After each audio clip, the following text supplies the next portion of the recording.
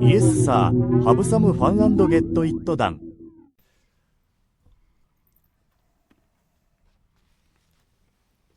Do you want me to introduce you in any sort of way? Just Riley is fine.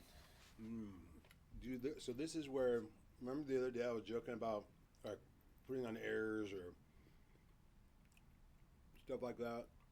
Mm-hmm. And the first thing that came to my mind was like some kind of supreme ruler of the, whatever. And Do we introduce you like that? no, but it occurred to me. I guess you're the supreme ruler of Art Party, ATX. Maybe. I'm not even sure that. I think I'm the custodian. I'm the steward of an opportunity, perhaps. I think that. That's a really good. That's a humble compromise from supreme overlord into a custodian. Well, remember I mentioned earlier that I oscillate between delusions of grandeur and insignificance. That could be a really good place to even get started with this. Yeah, so I'm going to do a clean intro and then give a little sense of like at least what I'm seeing of you and what you're about, and then we can kind of lean into that a little bit. All right. Cool. So do we like look at this then, or what it's mostly, especially because where the microphone is and just the nature of this, like if you're really just, I think the nature typically has been that people are just talking with me, and then there's any like you just wanting to be absurd or for like emphasis to like direct your attention towards the screen. All right. But like otherwise, like we're just learning as we're going here. Yeah, that's interesting. Yeah. I guess this is my first time I've ever sat down and been interviewed since I was like in high school from winning a wrestling thing or something. And that was pretty brief.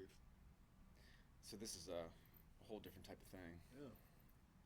Yeah, it's it feels right for me to just even be doing it my own way, because I don't really align, or like it would be so overwhelming for me to be in the idea of like showing up to somebody else's podcast and like having to sort of take on the flavor of this other idea versus like being just in that way within my own element and sort of like leading by that, which is just in essence like what I'm really wanting to do with this platform is like enter into the space of the artist and really be able to, through the container that I'm setting, allow for the artist to fill that in their own style and their own expression. You know what I mean?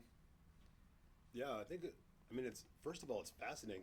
There's a lot of podcasts in the world, but I don't know of a whole bunch of them that are just like going around interviewing artists, like physicists and robotics and computers and different things, but there's not a whole lot. I've seen a couple fashion designers get interviewed, but not often do you like go and say, hey, I want to know what this artist is thinking.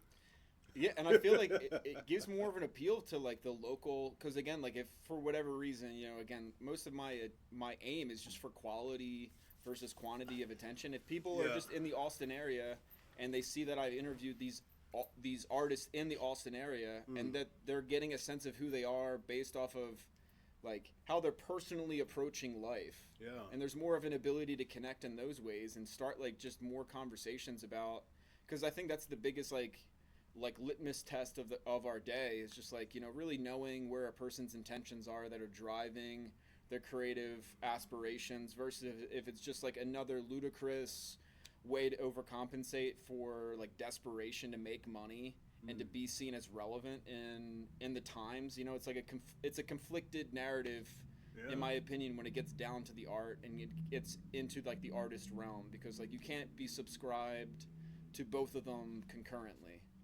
You can't? Insofar wanting to be remembered and having a profit motive and wanting to make an impact. Insofar as to say, if there's a recognition that what is potentially the needed movement of creative energy is to change the way that we're approaching society and approaching our communal experiences and like how that shapes culture. You know what I mean? I know it's maybe I'm getting myself a little bit more into the weeds with this in terms of the really the aim of it. I mean, I look at at my favorite like artists, and I always try to put things in like in my own framework, like in a historical context, right? So, like, what was the first artist that we know of was like a cave painting kind of thing, right? And that was probably something to like communicate an idea of like there's buffalo over here, or this is my cave or something, like a marker or a sign. And then you go to like jump forward to like a modern recorded area, and you've got like a Michelangelo or a Leonardo da Vinci, and those guys were super curious and masters of their craft, but they were definitely working for money. That was like a livelihood, right? They like went around and like worked for people, and but then they had their own thing. Like they would make enough money to be able to pursue their thing, and sometimes they get fired for doing their own thing instead of what was the commissioned function of it, right?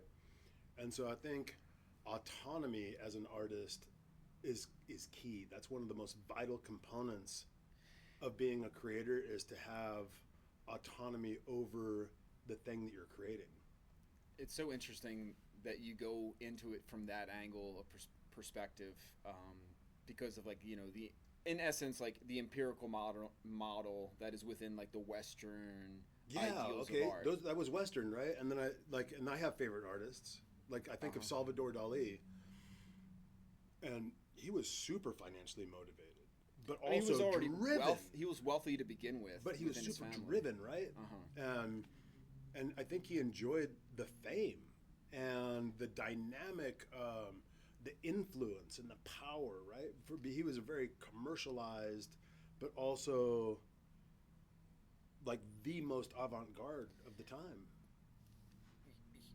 Yes, and we could say a lot about Salvador Dali, and like he was also like, I don't know if this is the correct word or if I'm just making it up, but even like just to play on those words that you used of like he was also like infantized, insofar as like he was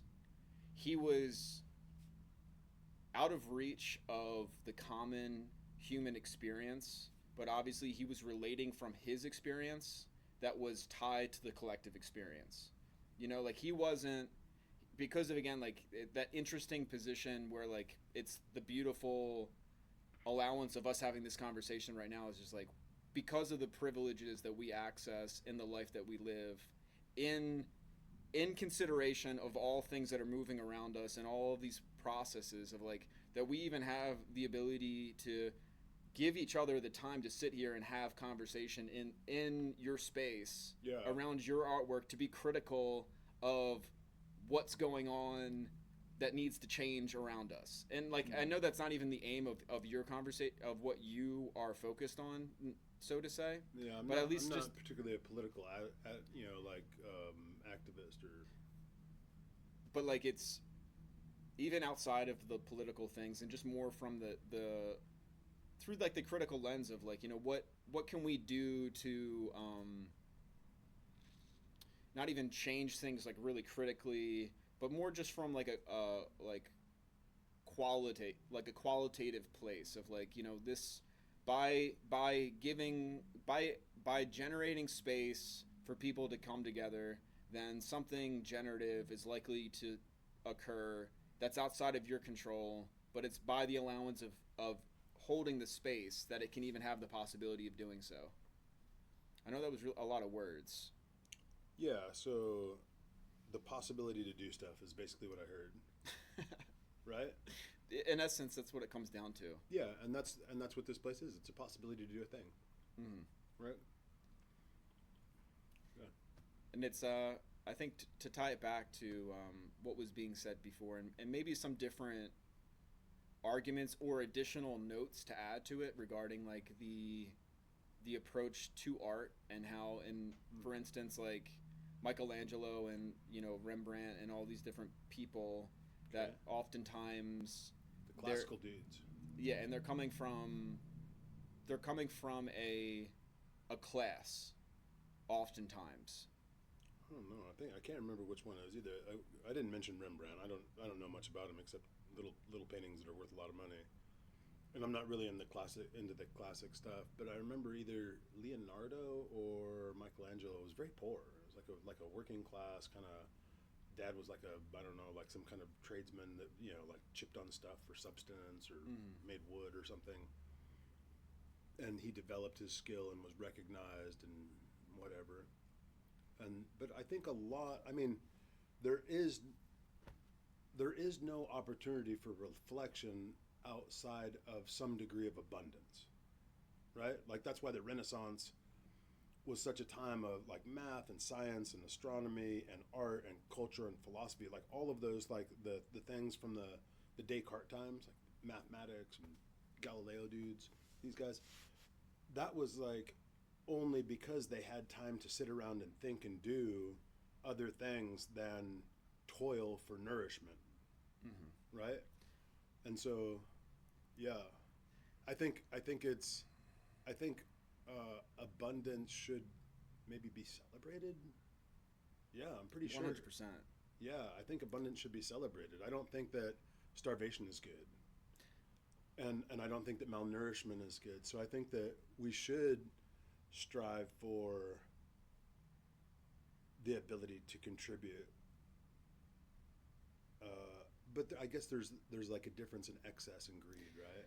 And I think that's Yeah. again always the silver lining and et cetera around all of these things regarding like what do we define as abundance, and then how can we recognize if that abundance has given rise to like tumorous growths because of its overwhelming development since, let's say, the Industrial Revolution, and that like we're in a phasal shift within humanity where like we need to maybe understand more of the art of consolidation and simplicity without throwing the baby out with the bathwater, and we don't need to revert to like Amish ways, and like because like technology is obviously integrated into our existence in really fundamental ways already, but also like it's just compounding upon itself, and like it's always that call towards like. And I think that this kind of ties really beautifully into what you're doing here, of like, for instance, just like celebrating the fact that again, like there's such an overwhelming abundance of everything at any turn if we really are wanting for it. But how can we maybe bring all of these processes and all of these procedures closer to into our lives and enjoy the craft of saying making our own fashion and making our own clothes. Now that access has arrived for each person to be able to incorporate for as long as they're thinking clearly and considering what's a few steps ahead of the system as it currently is. So I'm not sure I followed all of that. There was a lot there. I heard something about everybody could make their clothes and a process. Gotcha. Maybe simpler questions. Well, this is just or like smaller bite-sized packages to dialogue. Like I understand. that was just a lot for me. Like I don't know. I'm pretty ADD, right? Mm-hmm. And when you say like 20 or 100 words continuously, my mind starts to wander a little bit. I understand. And so I kind of got lost in my own thought, and I'm working on being a better listener, but I definitely got lost in that. I appreciate you being honest about it. Yeah. I'll keep tabs of that, especially as we're going, and this is it's like the interview has already started in interesting ways. So it's like in that type of way, I'm cool with just letting it ride, because I think that's the beauty of it. Yeah, I feel super zenned out, like almost like meditative. I guess I just worked out. I just exercised.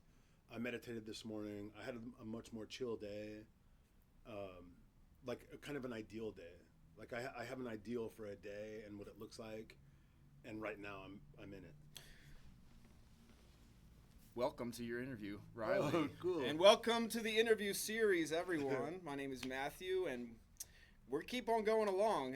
This is a late intro. This has basically been a preamble of sorts, and then you called attention to my own preambling ways.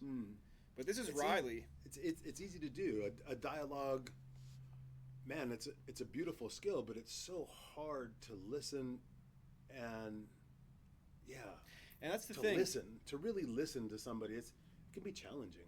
And when the worlds are weaving, not so much to say that they're colliding, because like that would, merit something that's out of control. You know what I mean? But the ability to collision and control. I don't know, man. So that makes. Can I riff on something? Go for it. That's what this is. So yesterday I was at the ballet. Uh-huh. I love the ballet. I always have. And I met this guy. I saw this guy was wearing a pretty wild outfit. He was an older dude, maybe 70-ish kind of guy. And I was like, man, that's a great outfit. And he comes over and says hello, and I'm Dr. So-and-so, and I'm the world's foremost astrophysicist in the study of asteroids. Whoa.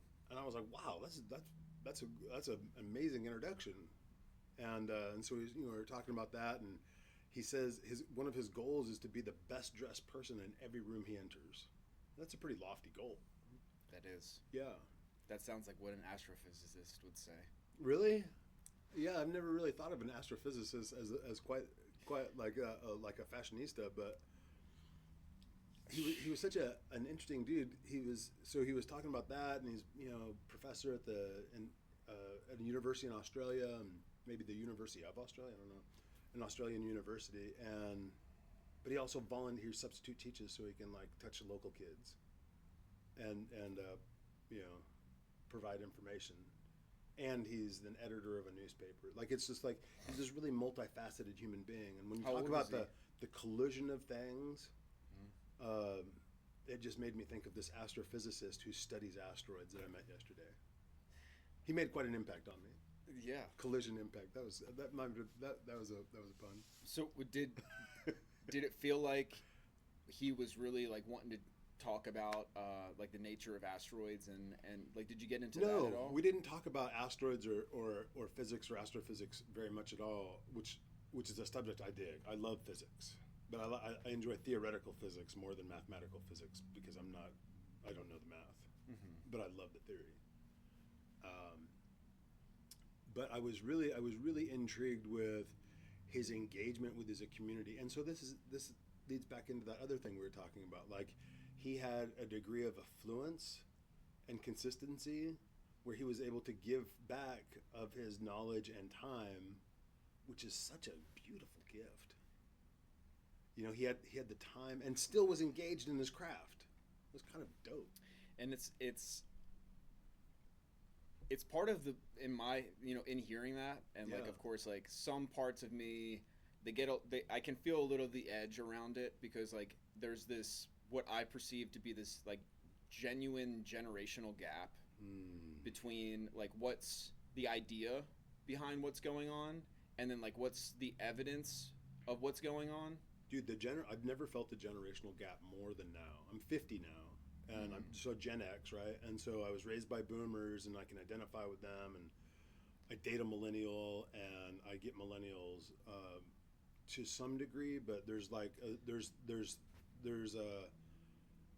the political correctness is really difficult for me, and some of the cancel culture stuff. I think of myself as a liberal, but I feel pretty conservative compared to some of the younger people I interact with. But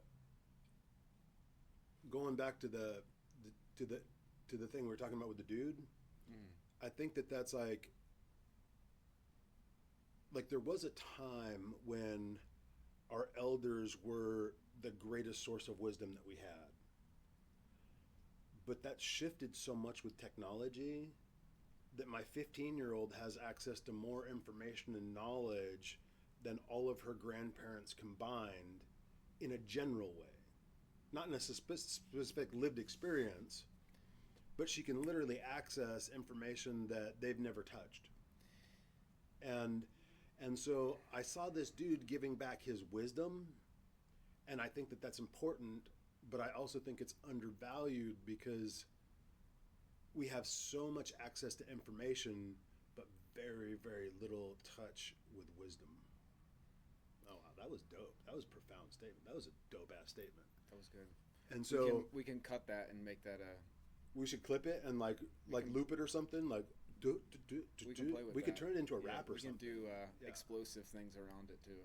Okay, I'll figure out that. Let's mark the time. What time was that? I'm just playing. The time is now. The time is always All right. now. Well, I'll Okay. be able to go through it at some point. Yeah. So I see these.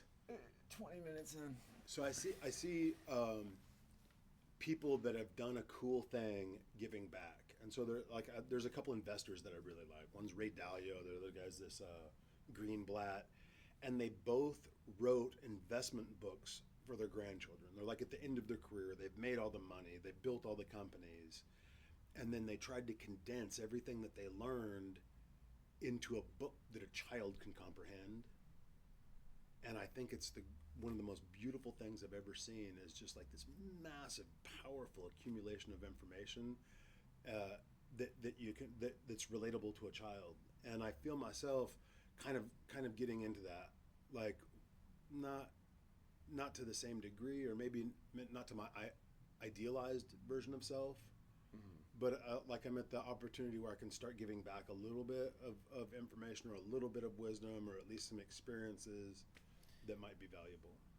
Because that's just that quality of life where it's pattern recognition that can only come with time. Yeah, and like you accumulate information, and then when you process patterns, it can become wisdom. And then once there's some degree of wisdom, that those lessons can be shared. And the devil's advocate that I'll share Yeah. in reflection of that is Yeah. holding tight to what is right is the illusion that causes confusion. Ooh, holding tight to what is right is the illusion that causes confusion. That's poetic, but I'm not sure.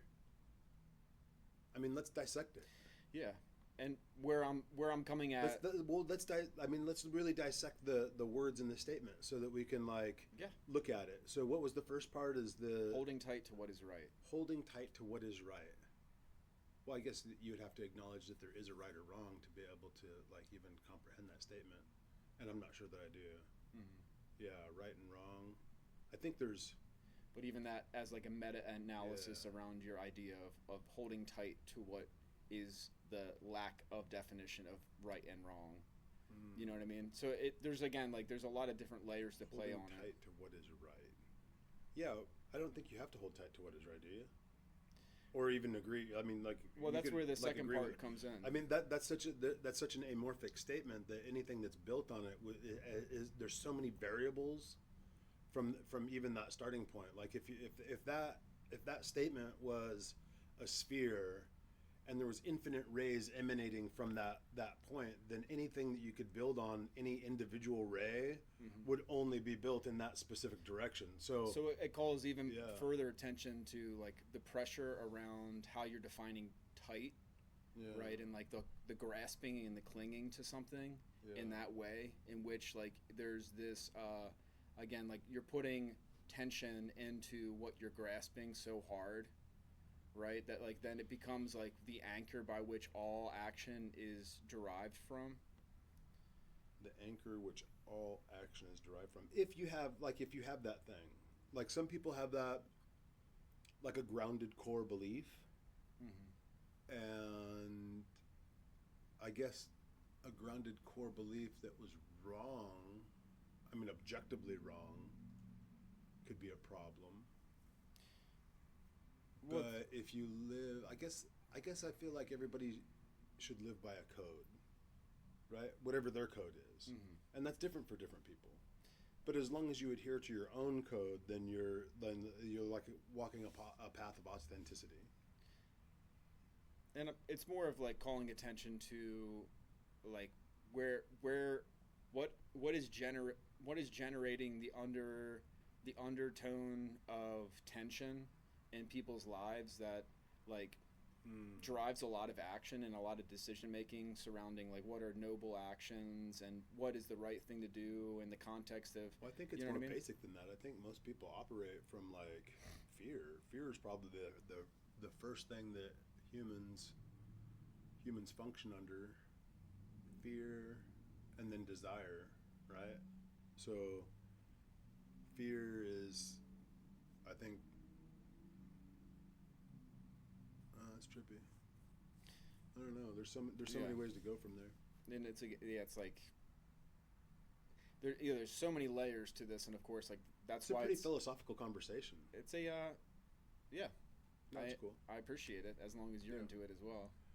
Well, I mean, I am generally more focused on the creation of art and beauty, and also the function of turning it into something useful. But man, I mean, I was a philosophy major in college,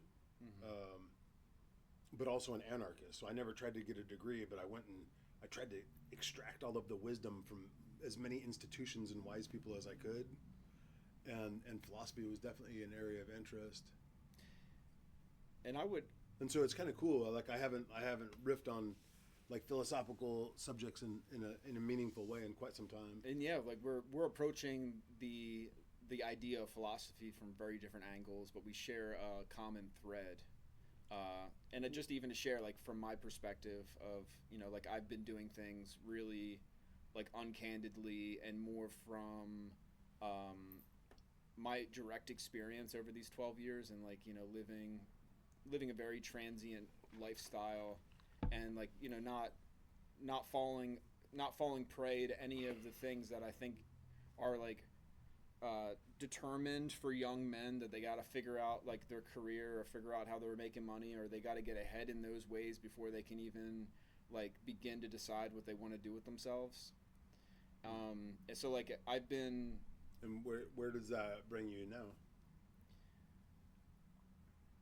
well, I think I've shared a little bit with you, with my partner and our two daughters, and like this phasal shift towards a different approach to community, and like the desire to integrate and to get more in the sense of like where people are coming from. And that's part of like what this interview series is really about, is just hearing where other people are coming from and their perspectives, and like what their aims are with their creative vision and their aspirations. And is there any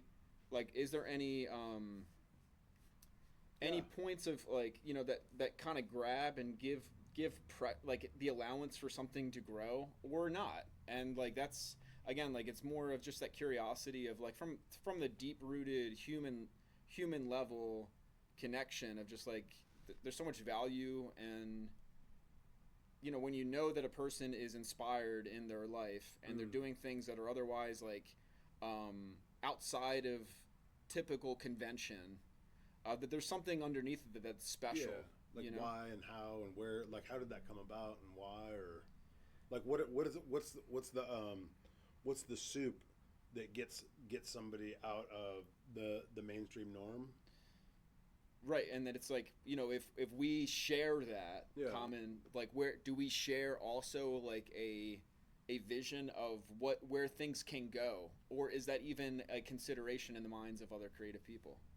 I don't know. I've been thinking about that more lately, because I mean, without the preamble of what this place is or what I'm trying to do, like I've I guess enough preamble. So I have a space, and I have the desire to make it a collaborative space. But some of the times that I've reached out to various artists, and it's been many. I've reached out to probably close to 100 artists now to come and with an offer of collaboration in a space of abundance and plenty. And I've had exactly zero off people take me up on it. I've had one or two people talk about doing it, but nobody's actually done it. And I've hosted some free things and invited friends, and they've enjoyed it. But as far as like other artists, I've said I have a space and I have paint and I have a lot of canvas. Would you like to come create with me? And nobody's done it. And so I think that maybe artists do have their own agenda, and they're like either protecting what they have, or not wanting to share, or so caught up in their own thing that they maybe, like, I don't know. I'm not sure I understand it yet. You're already very close to what I believe I observe, and again, like my travels and what I've tried to come into communion with different like artist groups and in many different ways of how that represents itself. Yeah. And like because of that, I've seen patterns, and again, like there's that interesting thing that, and I believe I have some close friends that are emerging in the general area that are artists and very talented, but I do notice that like what is the distinguishing characteristic within the artists that I see as friends and like or a higher caliber of friend versus like people that I just like respect what they're doing and drop in with them, is that do they have the capacity to grow beyond themselves in those ways of like a lot of the time, in my opinion and from my experience, it seems that a lot of artists recognize how healing art is. And it helps a lot with their emergence into themselves. Well, it's funny, like in some ways, I think that, wow, that's trippy. I never really verbalized this, and I don't want to offend anybody, or hurt feelings, but I'm generally operate on a honesty function, but I'm not sure.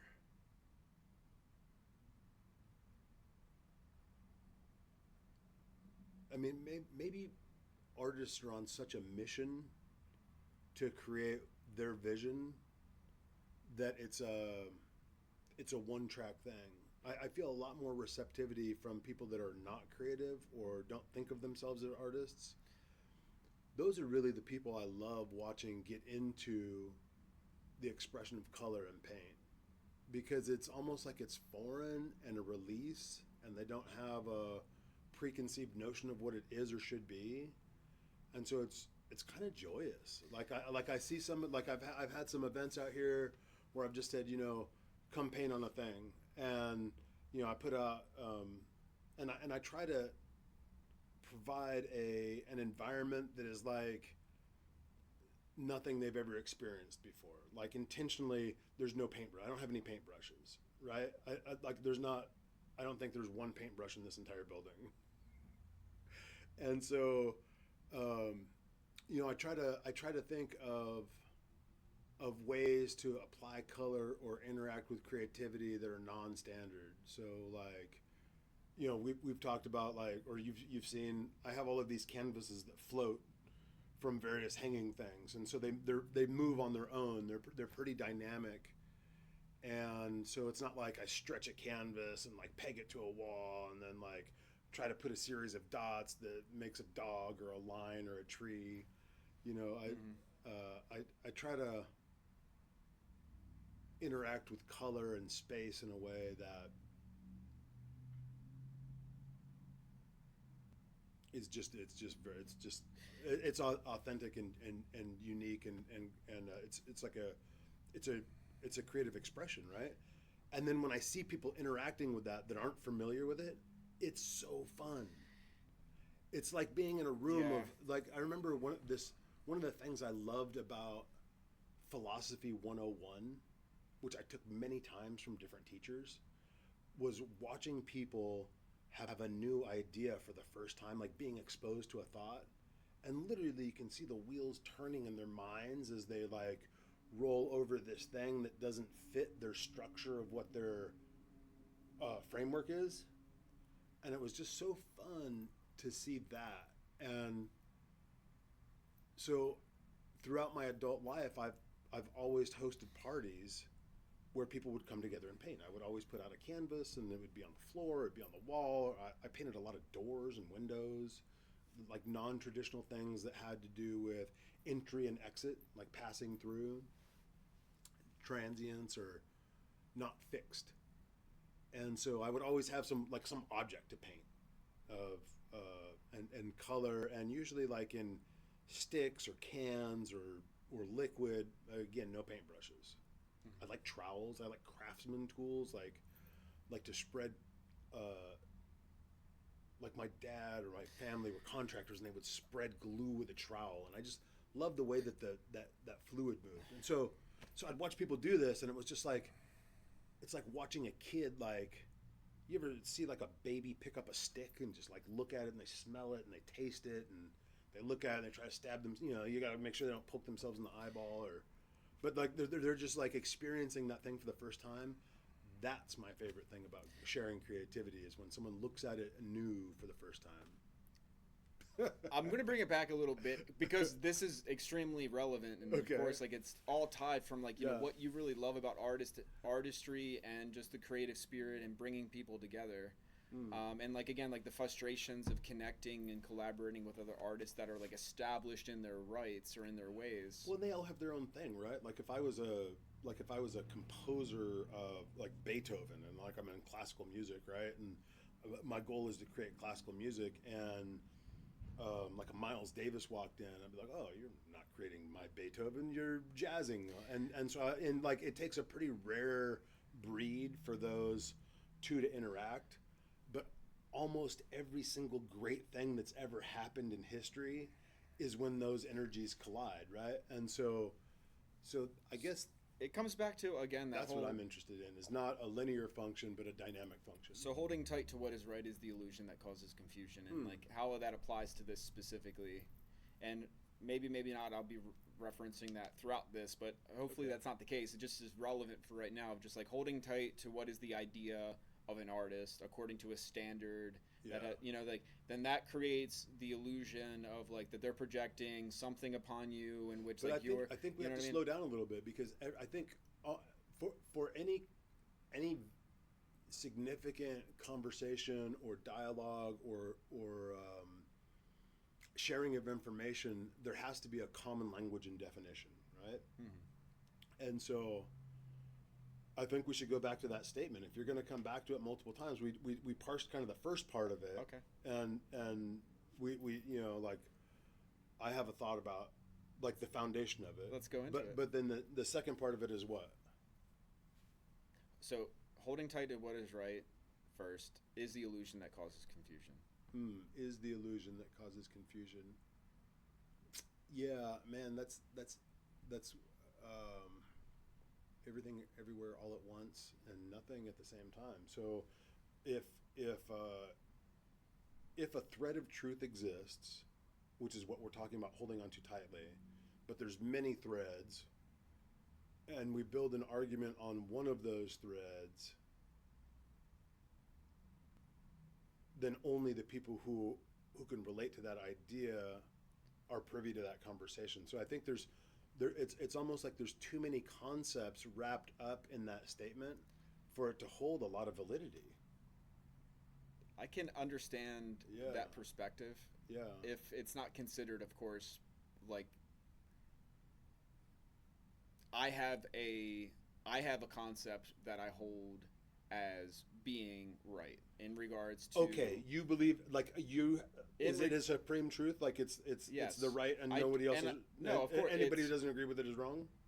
It's an arrival to that understanding that, in my opinion, gives a lot more allowance for life to happen.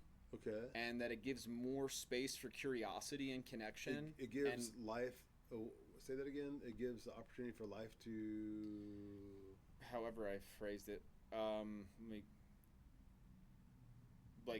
it allows for life to be just more spontaneous, or more like in an unfolding nature, allowing for it to happen, and being in like the inquisitive relationship. Okay, so let me unpack your supreme truth for you that you think is universal. Is that accurate? I believe. Okay. Yeah. So your supreme truth that you believe is universal allows for people to unpack information or experience differently?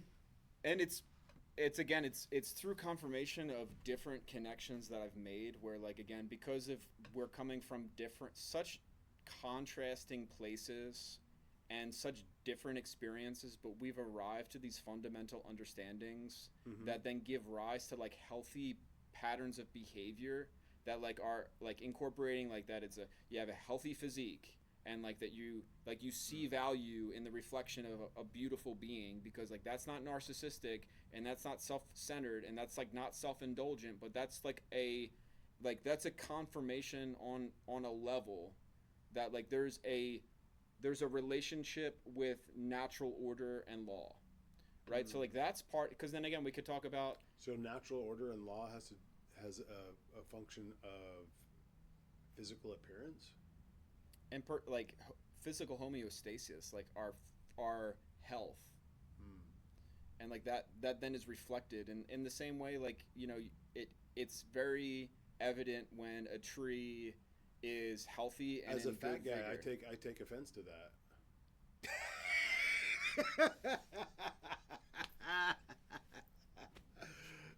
Yeah, you just define me as less perfect. Maybe in my physical being, I guess. But again, it's like even that of like just as much as like there's many different forms of animals and they're all really beautiful. Like I can I'm not holding my standard of my But physique are they to all you. beautiful though? I think so. What animal would you argue is ugly? Well, I mean,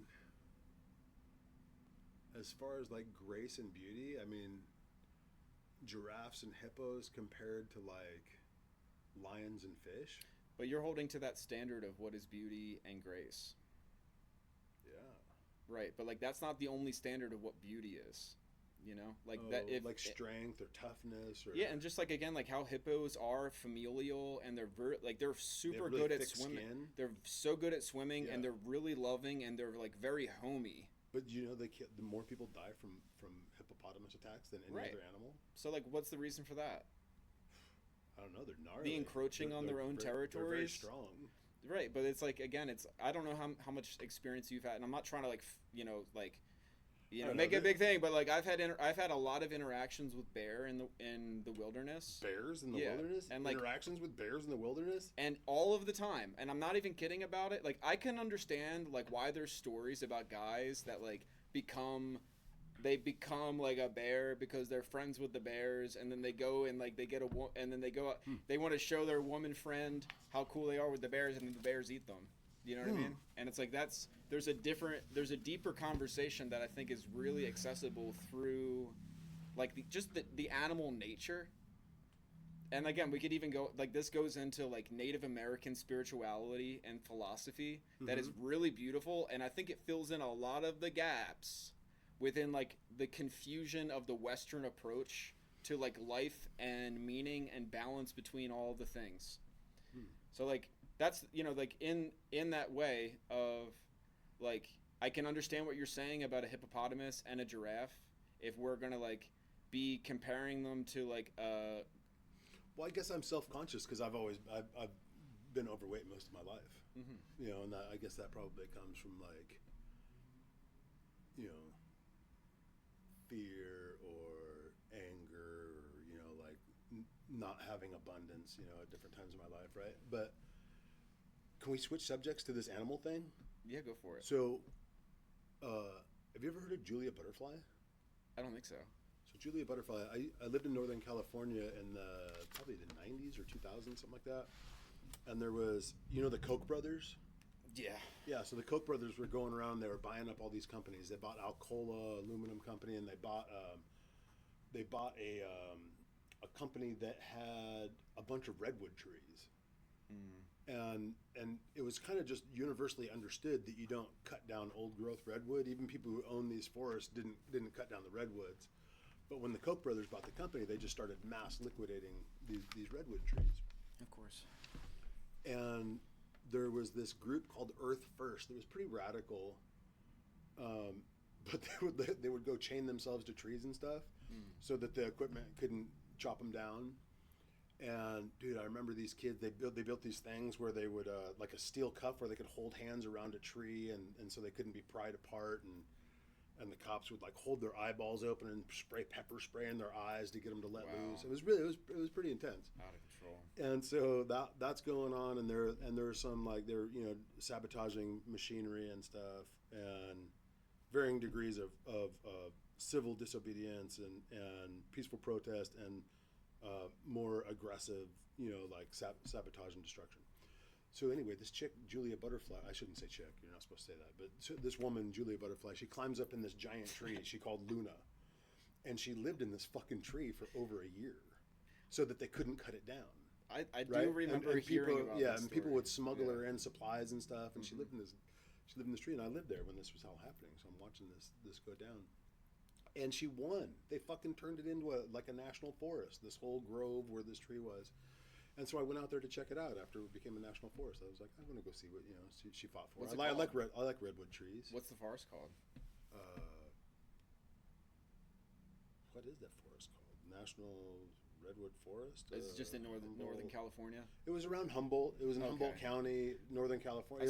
I spent a few weeks up through that area anyway. Just really special. I lived there, once or twice. You lived in Humboldt? I did. You got some Humboldt energy to you. Yeah, for sure. Yeah, so it was very different back then. Now I think it's kind of devolved into a less beautiful thing, but it was a pretty special place, and maybe it still is. I don't know. I haven't been there a long time, but it was a unique spot at the time, and I've lived in some really cool spots at different times, and so anyway, so I was there, and she succeeded. This thing becomes a forest, and I went the weekend it opened, and I'm cruising around out there with some friends, and I saw a fucking mountain lion, and I had some delusion that I was going to go chase this mountain lion. And I guess it went back to, you were talking about bears. Like, I always had this, like, as a young man, like, I would, like, if I was in a Mortal Kombat and I had a knife, that I would like to wrestle this bear and, like,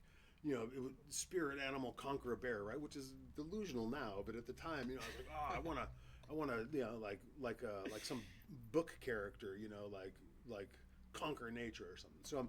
So anyway, I literally started chasing this mountain lion, and then it stopped and it looked back at me, and then I instantly realized that this was a terrible idea and that I should not chase the mountain lion. And the mountain and lion and I both agreed to go our separate ways.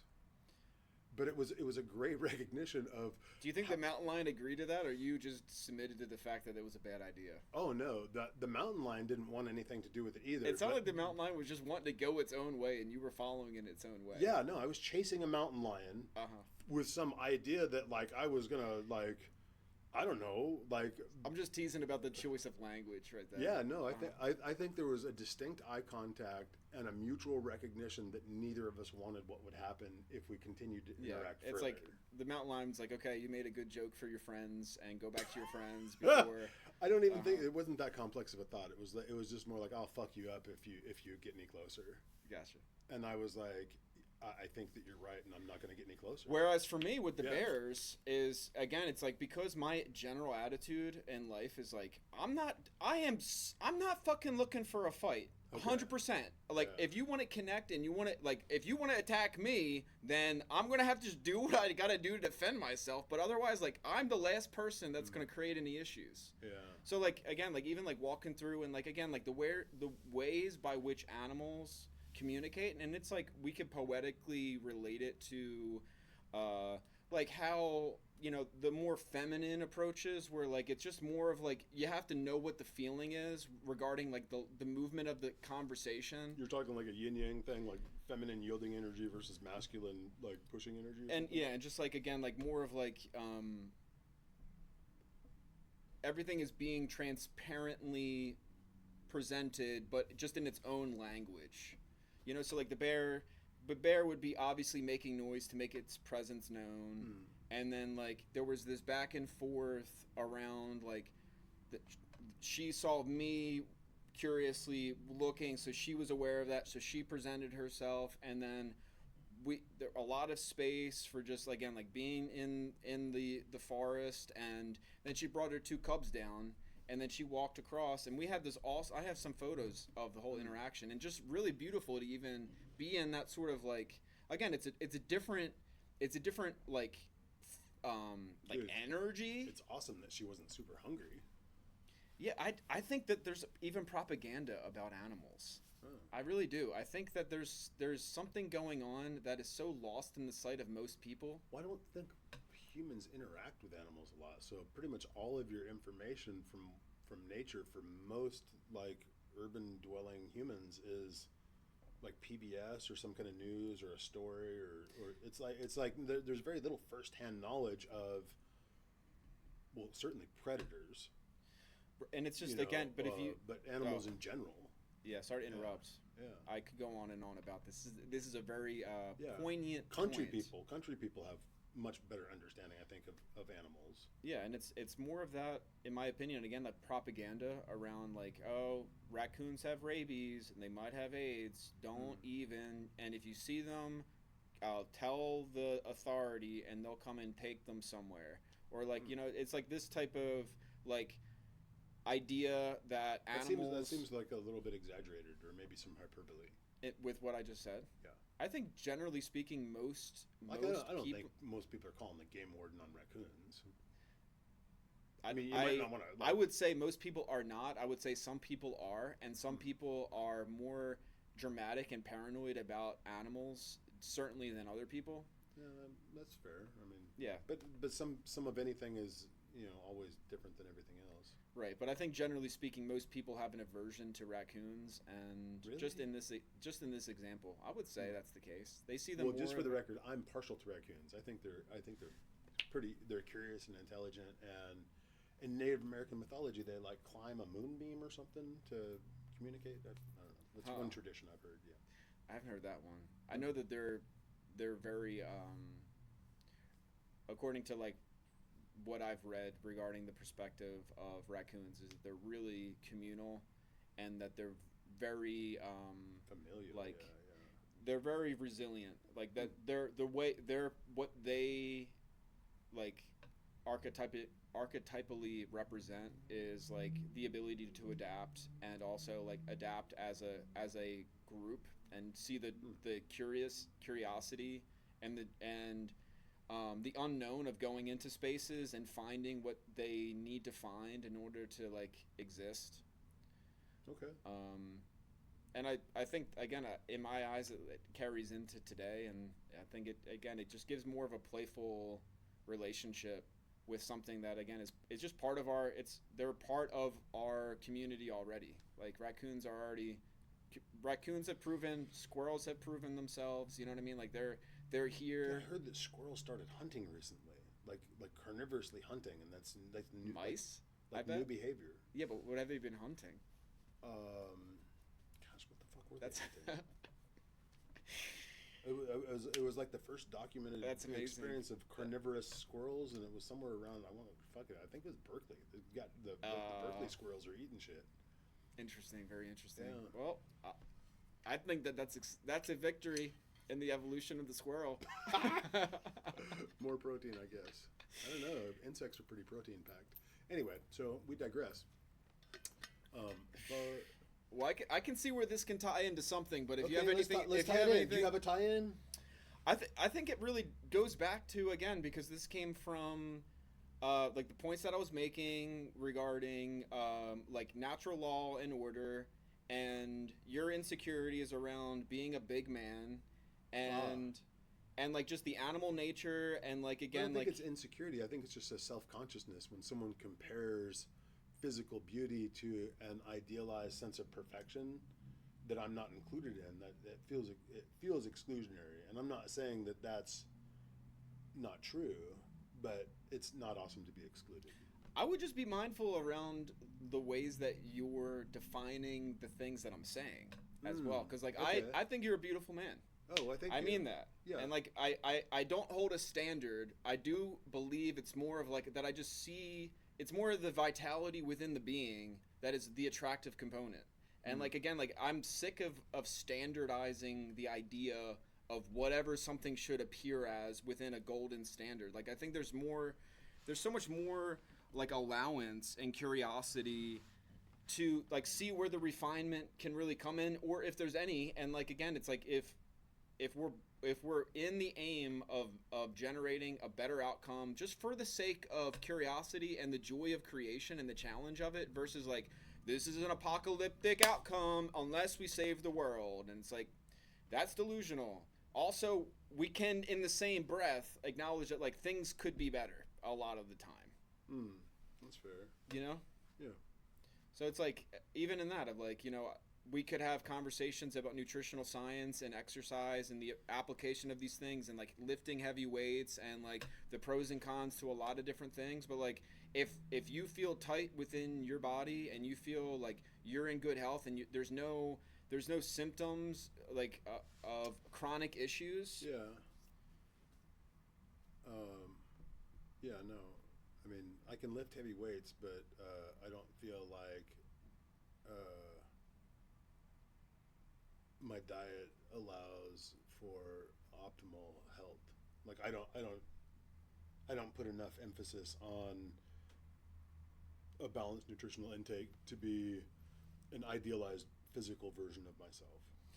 I have other priorities, Right, but and like, also proclivities towards sweets and fats and stuff.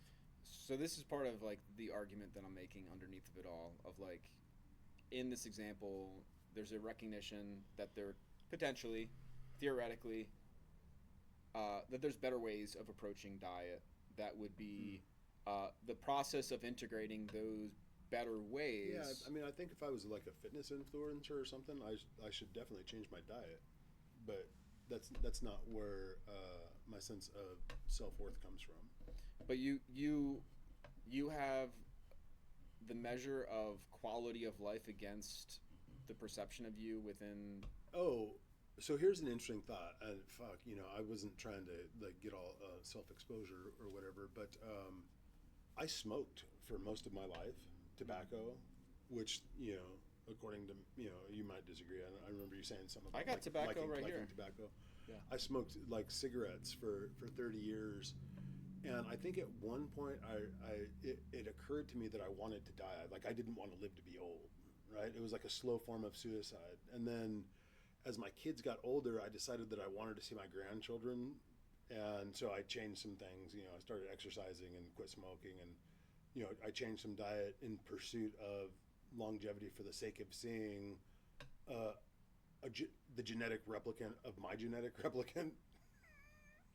So Gen X. Yeah, I wanted to see. I just wanted to see what it would look like, and maybe be involved with like some nurturing aspect or component. But so anyway, so I quit. But I didn't like abolish chocolate from my universe or quit eating like ribeyes or hamburgers. Right, because of like the higher. I'm doing this for my grandchildren. All of my sacrifices. For my grandchildren, it was for me.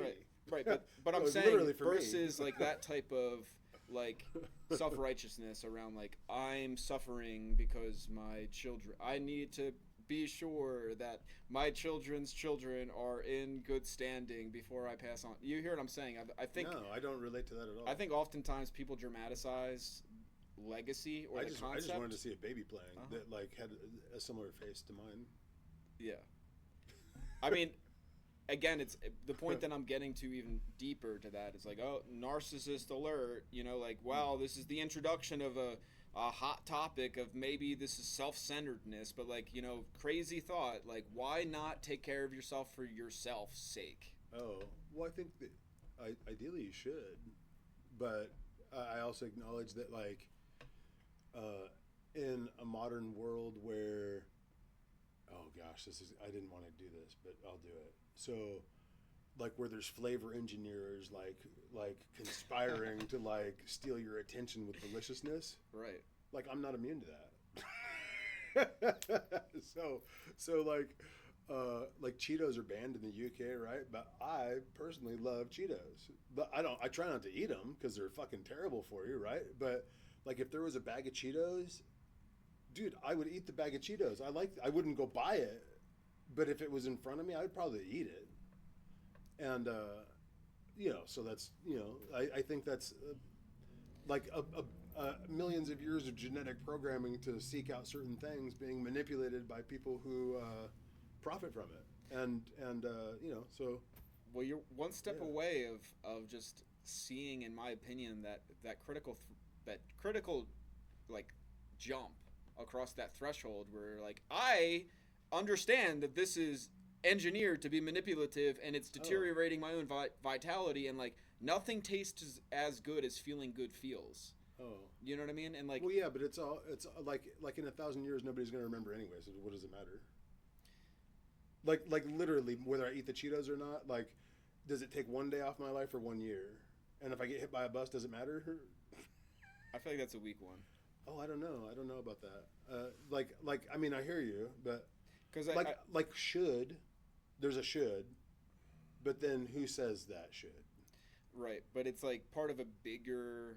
It's part of a bigger picture perspective regarding like the corporate arms of this one big beast that is tied to agriculture here's and pharmaceuticals. You know what I mean? Should I not be allowed to eat them, or should I just choose not to eat them?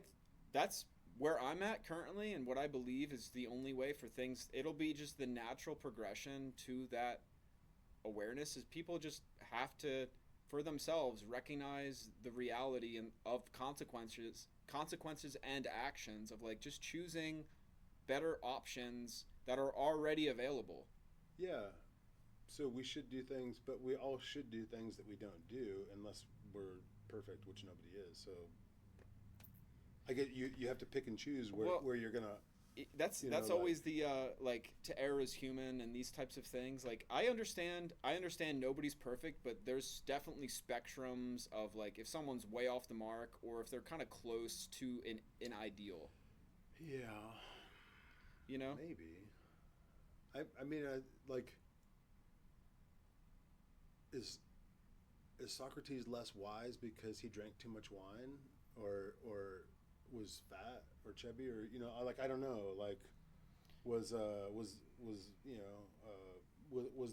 Salvador Dali less of a great artist because he was like anorexic or starved himself or something? I mean, I don't fucking know, but his art was dope. If we were and that's what we remember him for. I don't remember him for his like hygiene or nutritional content, but he made an impact on the thing that he did. Or Albert Einstein was like he's like a short, fat Jewish dude with gray hair. In the pictures that I've seen, and from what I hear though, he was like really attractive. Like people were attracted to him because of his charisma and personality, and he obviously made great contributions in physics. Maybe terrible contributions to the world, also from physics, but it doesn't diminish his contribution. So, yeah, I would say focus on the things that matter to you. I would say, in the context of all of those, that each of them is so dependent upon the context of the times that they were moving through, and also how it relates to the times that we're moving through. Right? So it's like each of those we could dissect specifically and like recognize that like, yes, a lot of the things that they did are worthy of them being like recognized through the annals of time. Simultaneously, like there's a lot of reasons why they had a lot of problems and a lot and yada yada yada and all of these different things of like there's so many other qualities of life that have come to be incorporated, especially through the advent of the internet, where it's hard to see, I think, for a lot of people that most of these individuals came as a they were generated as consequence of the momentum within their containers and like what they had exposure to within their cultures.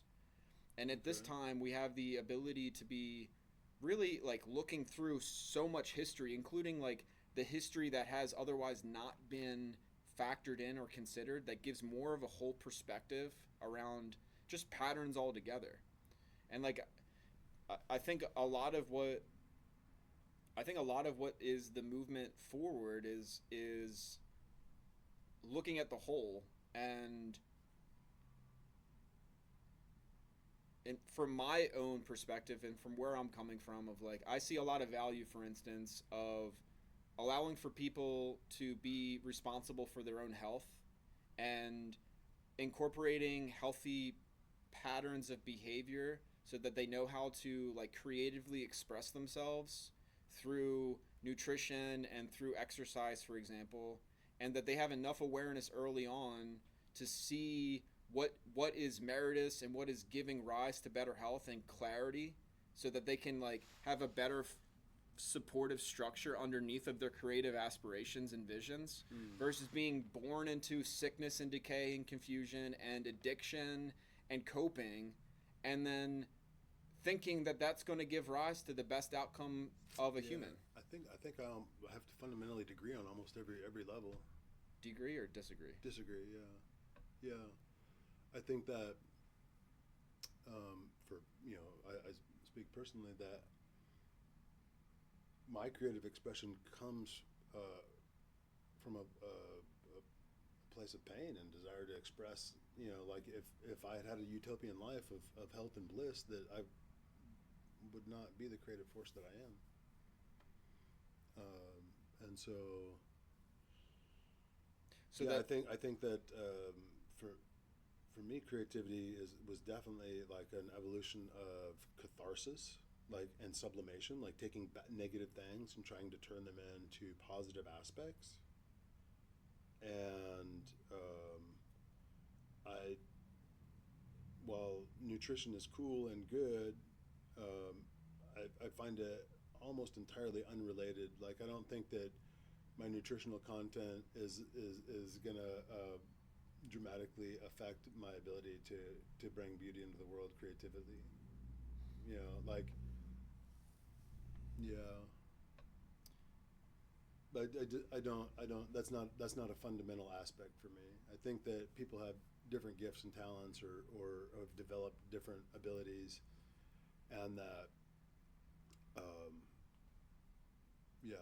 I think that they should focus on what's important to them. But I don't see like a universal thing of like,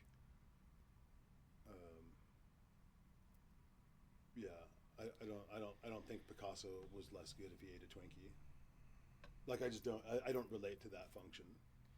Yeah, because I feel it seems like a diatribe of honestly a little bit of a diatribe of your own personal values in like relationship to your connotation of what you think art is or should be. I'm not really sure. Yeah, I think it has a lot to do. It has a lot to do with my interactions with people that are on that wavelength, so to say, about like that they've come out of like, again, like really a lot of confusion around like what to eat and how to eat it and how to regulate your gut biome and like have it really stable, and again like all of these different things that again can't be forgotten regarding like the mind gut connection.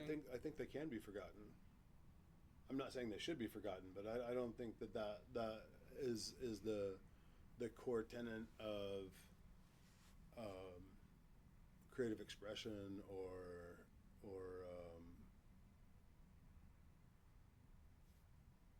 art or creativity or any of those kind of things. I think that's a personal choice on values and priorities, and maybe they might be more important than art or creativity, but I don't think there's a one-to-one correlation. I think it has a lot to do with from what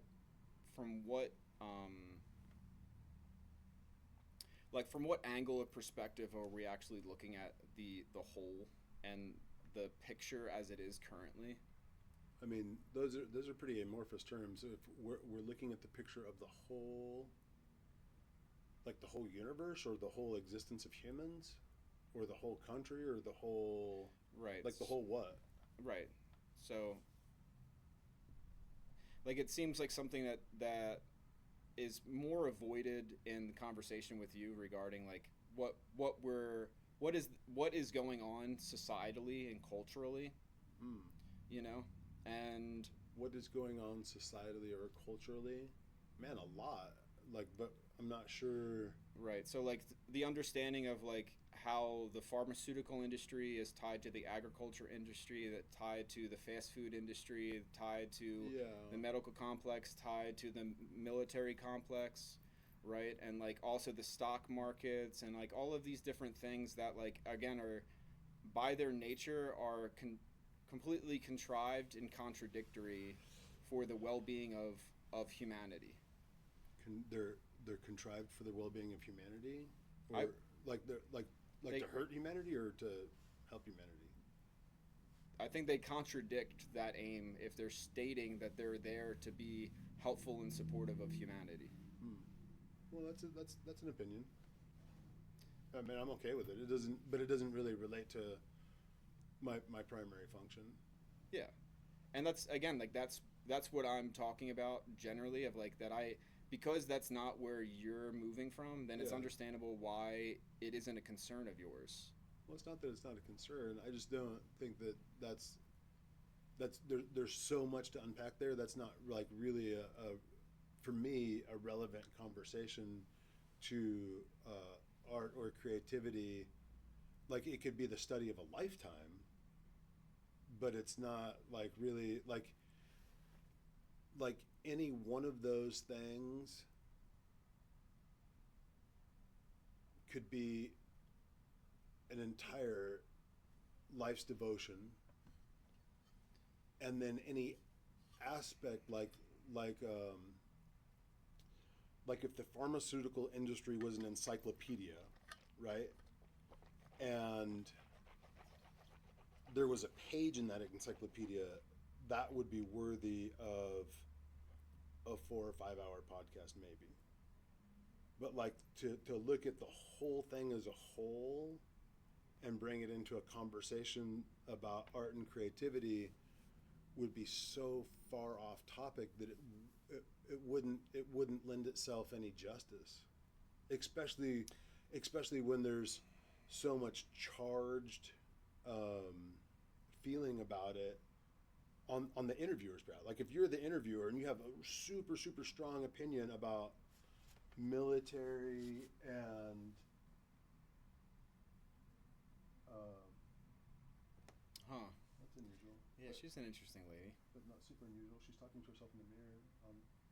Probably on drugs, I would imagine. I would imagine. She looks like she's zooted.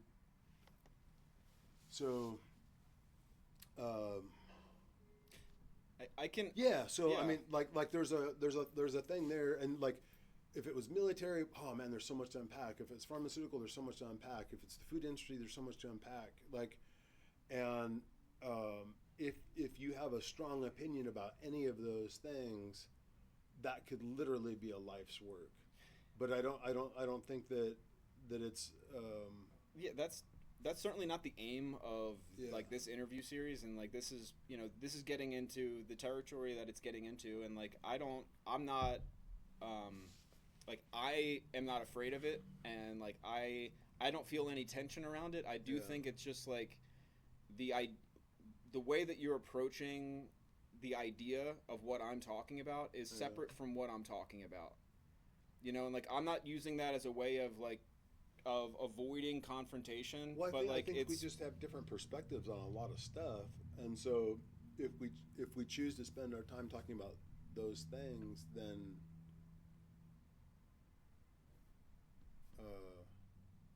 yeah. then it just doesn't. I'm not sure that would be fruitful to the core tenet. And it's like again, it's interesting to just witness for myself of like there's so many different ways of approaching these conversations, and so many different people have so many different perspectives, and there's Yeah. so many different opportunities for collaboration and many different like experiences because of just different types of exposure. Yeah. You know what I mean? And like that's and again, it's because of like where we've come from in our life story and our journey, and like maybe that's a good way to kind of like lead into the first question, Okay.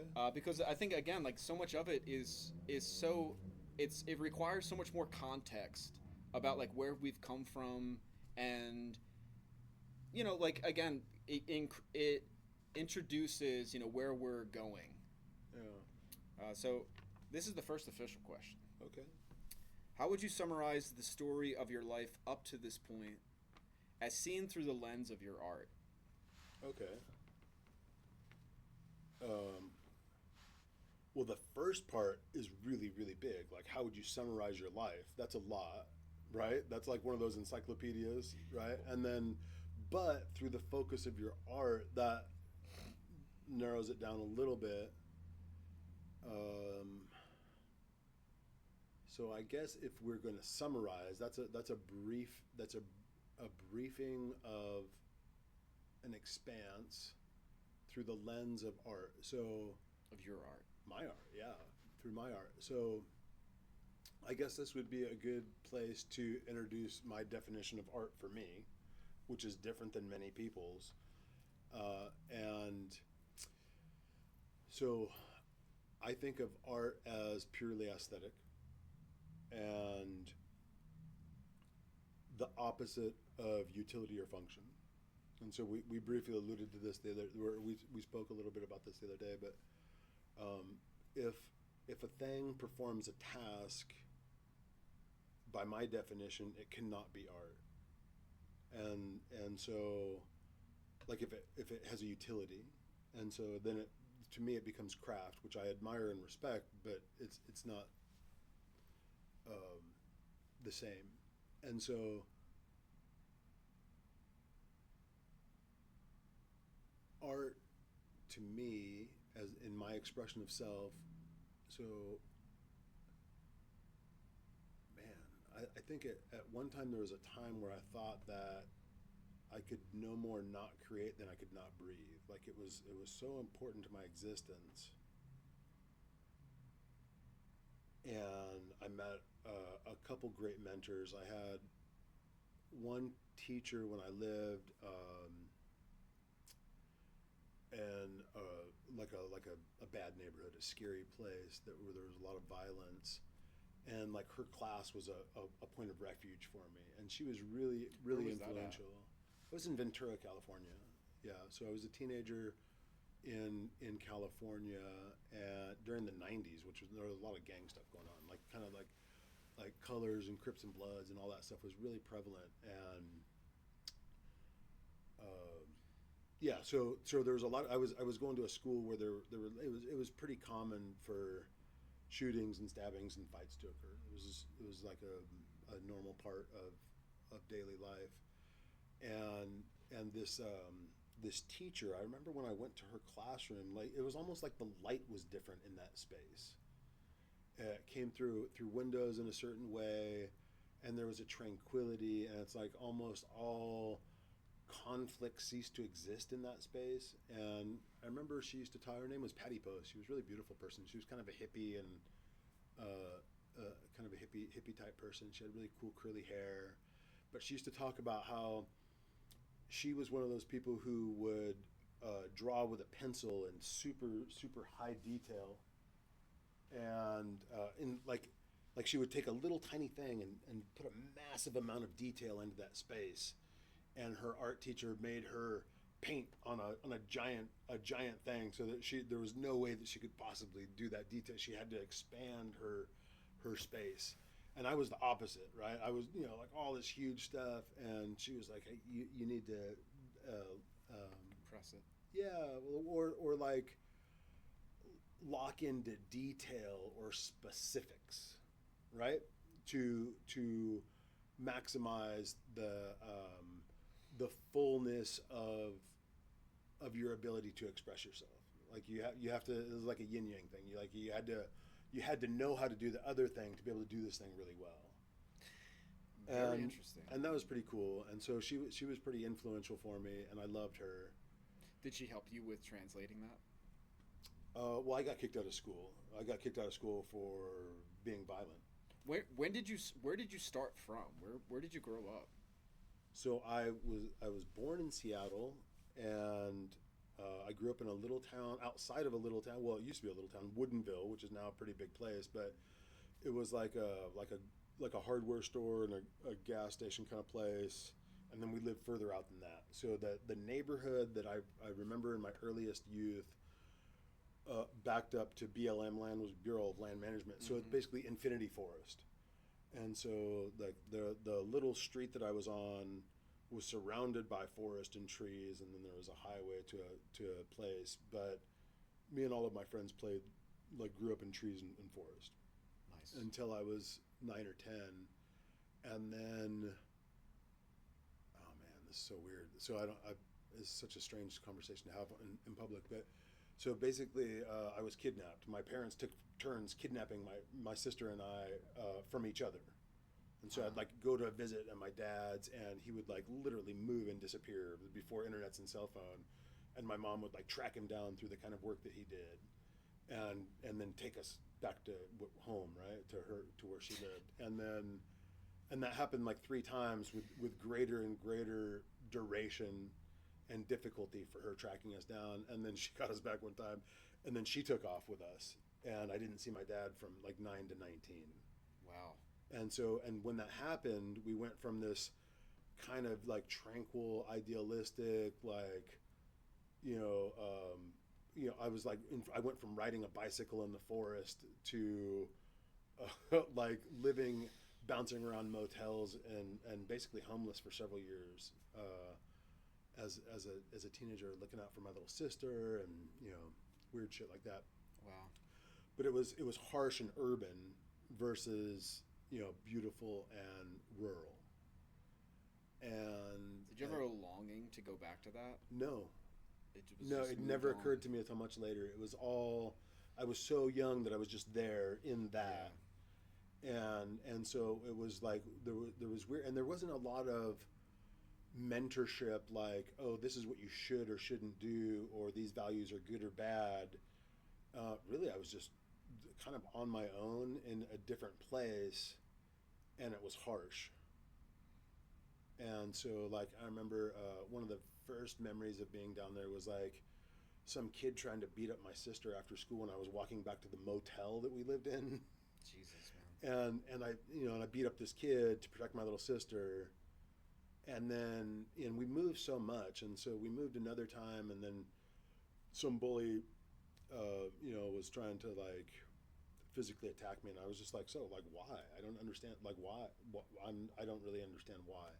And then I moved again, and in moving so many times and having to prove myself or protect myself,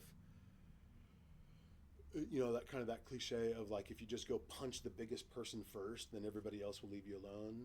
So I became the bully, right? And so I'd moved to a new place that was harsh, and I would just go beat up somebody, and then most of the other people would leave me alone, physically, safety wise. But then that attracts other people who are violent, and there was not many male role models, right? And so, in fact, I didn't even know that 2-parent families existed until I got to college. Like, wow. I thought everybody was raised by single parents and dads didn't exist. Damn. And so, it was just it was a harsh reality of and so it drew in a lot of really violent people into my world. And so that teacher was the first one that broke through that shell that was developing in those pivotal years of my life, right? So I was like, from like 10 to 15, my world was getting harsher and more violent. And that was the first time that I saw tranquility. And it happened to be in a relationship to an art teacher. And so that I got kicked out of that school and many others. Quick question for you. Yeah, go for it. What was her age in relation to your mother's? Probably pretty similar. And then what was your mother doing during all this? My mother was working, trying to provide for 2 children with very little resources or education. Yeah. Understood. Yeah. She was working, and I think that she had a hard time maintaining consistency, and so there were periods of prosperity and abject poverty that were somewhat cyclic. And so like build up positive, and then crash and rebuild, like lots and lots of that in a really short, like a high like a frequency that had a lot of so you're pretty amplitude just to volatile. environment. That Yeah, was dude, just I lived really in literally under 100 different roofs in like 2 or 3 years, and Crazy, most of them dude. motels and shared rentals. Because remember, she took us from our other parent, and fled the state, and so she was always worried that CPS was going to like take us away from her, so and so her maternal instinct drove her into this underground existence of not having her name on a lease. And so she was always in constant fear of so like I took off an entire year. I didn't go to school. mm, I didn't enroll in school, and then we would like do these shared rentals where we'd like rent a room in somebody else's house, so we didn't have to be on the lease, or places where you could pay cash at a motel kind of stuff. And so it was like paranoia and desperation sort yeah, of bro. as the foundation of family and home. Yeah, and loss and change and fear and and again these like fuck man, such terrible neighborhoods. So anyway, so all of that stuff is going That's on. wild, dude. Yeah, dude, Just wanna take a moment it for was your pretty childhood. trippy, Yeah. like so. Yeah, so there was this like I think back, and in reflection, of course, it's very different than being there in that moment, right? Like I think of that first 10 years, and I summarize it with this one experience where I climbed this really tall tree, and it was surrounded by a canopy of taller trees, and it was so beautiful the way the light came through the canopy of the forest. And it was almost like how green can turn to gold through sunlight in the forest. Like if you've seen it, you know what that looks like, and it's just like And the feeling of it too, of course, just like yeah, it's just being so so transportive. it's almost I Yeah. mean it's like it's heavenly, it's like divine, right? The, And the so way it's the so light, yeah. yeah, and I'm in this tree, and the tree's swaying in the breeze, and it was like all of the chaos that was at home with fighting parents or financial problems was somewhere else, and I'm in this tree, and it's rolling in the breeze, and the light is pristine. Like that's how I think of that part of my childhood. And then the next phase of like 10 to 16 was more like gladiator school, and like just looking at the examples, and literally thinking that the coolest thing that a human could do was to kill somebody. Like that was the pinnacle of what was awesome in display of power. Like if you killed your enemy, that you had so much juice that nothing could touch you. Like nobody could hurt you if you're the killer. If you're the predator, you're not the prey. And so this art teacher broke through that for just a moment. How long would you say, like, at what age did you say that idea was like the pinnacle of your thought? Well, it escalated. It escalated from fear to like a defensive function of like beat up the first person that you see so that everybody in this new place knows that they can't aggress you, to drawing in a community of violent humans Gotcha. that were also in various stages of poverty or trauma. And so it escalated from that 10 to 15, 16, and then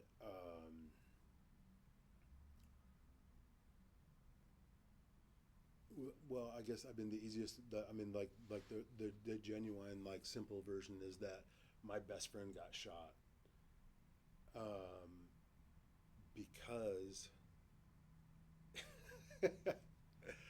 So this is kind of a funny story that exemplifies this time. Like all my friend group was so intent on being the toughest and craziest and coolest badasses, right? Of violence.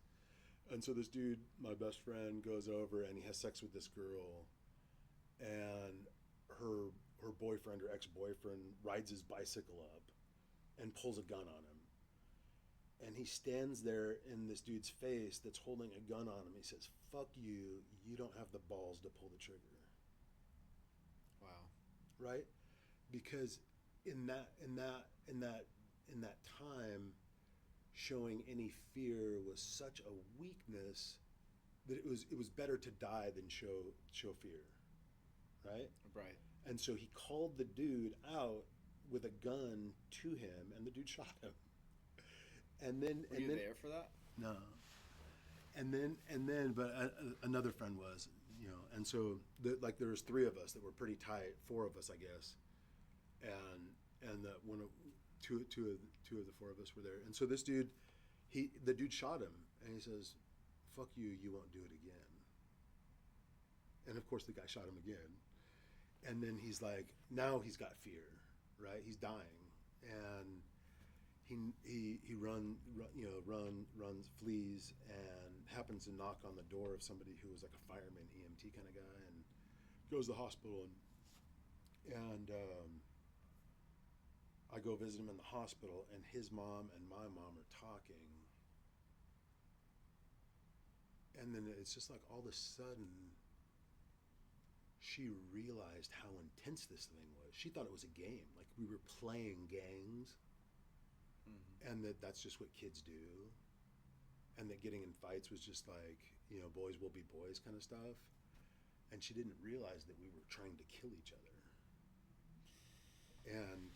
And so we're in the hospital with my friend, being patched up, and she realizes, it just like dawns on her in that moment, how violent this area is, and in the world that we live in, and that I've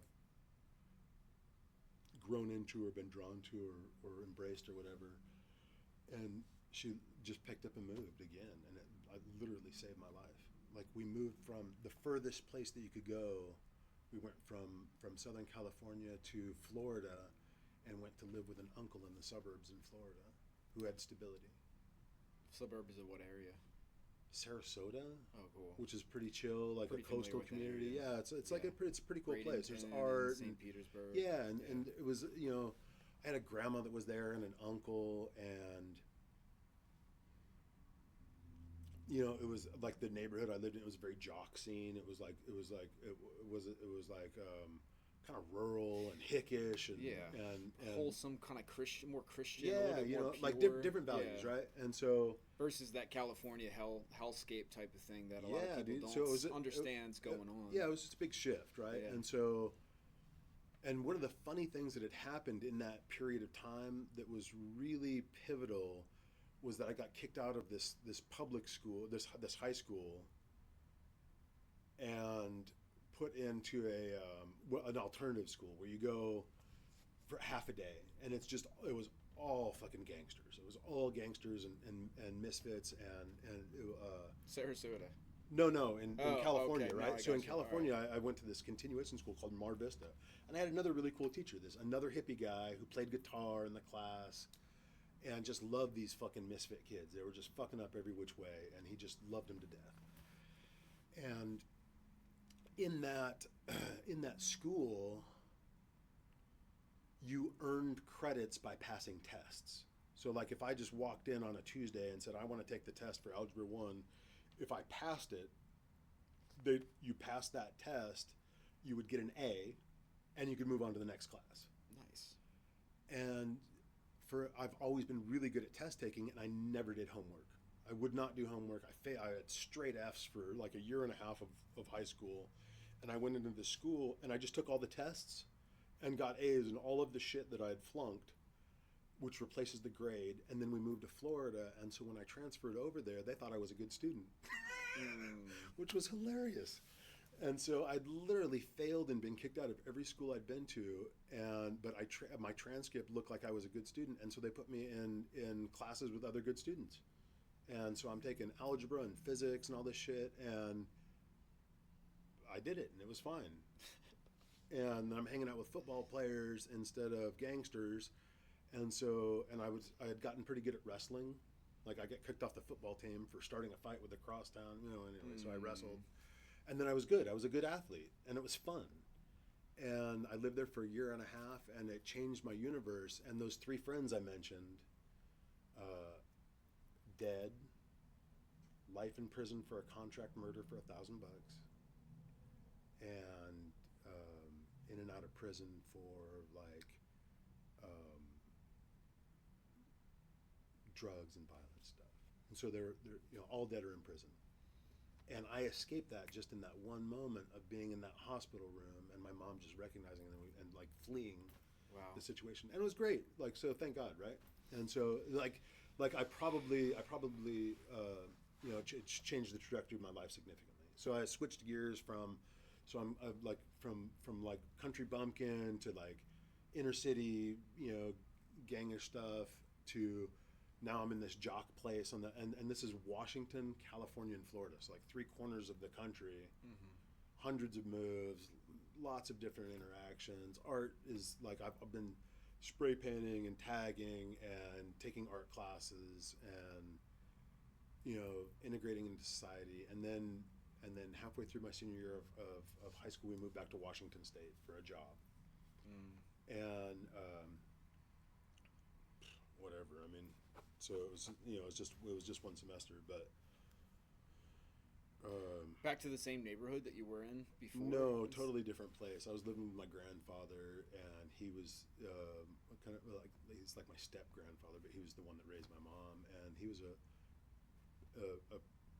interesting character. He was a mean guy, but he was also very kind. I guess that's a weird juxtaposition. He was a fighter. He liked to fight, and he was very aggressive and had a terrible temper. But he was also like a mentor to a lot of people. Like he used to take guys out of prison. The state of Washington at that time would take, if you hired a felon, the state would pay half of their wage. And so he would hire this low cost labor and teach them trades.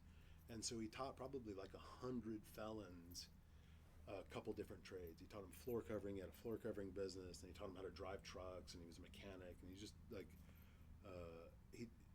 but it was like selfish and altruistic at the same time. Was he a veteran? Yeah, he was. He was in the Navy. Yeah, he was in the Navy at some point in his youth. Yeah. Gotcha. And he was also homeless during the Depression. Like he grew up in a riverbed community of like single parents that were like during the Depression. Like he said, it was the funnest time of his life. Yeah. He literally grew up with a pack of kids that didn't go to school during the Depression. Yeah. A lot to say about these things. If you want to keep on going, though, it's a great great story. So anyway, bounced around college and like wasn't a really good student. Still in Washington? Yeah, so I graduated from high school in Washington, and then I went to the cheapest university in the state of Washington, which was Washington State University. And because that's what you're supposed to do. So I just went to college, and I liked philosophy, and I liked art. I took art and philosophy classes. I didn't really know what general education requirements are, and I didn't have money for books. But I got the tuition and took loans to like live there and have food. And it was the first time I ever met 2-parent families, which was dope. Like I met kids that were from 2-parent families, and they were pretty kind and like cool and stuff, right? And like Leave It to Beaver normal. Like, oh, these guys are nice. I like them.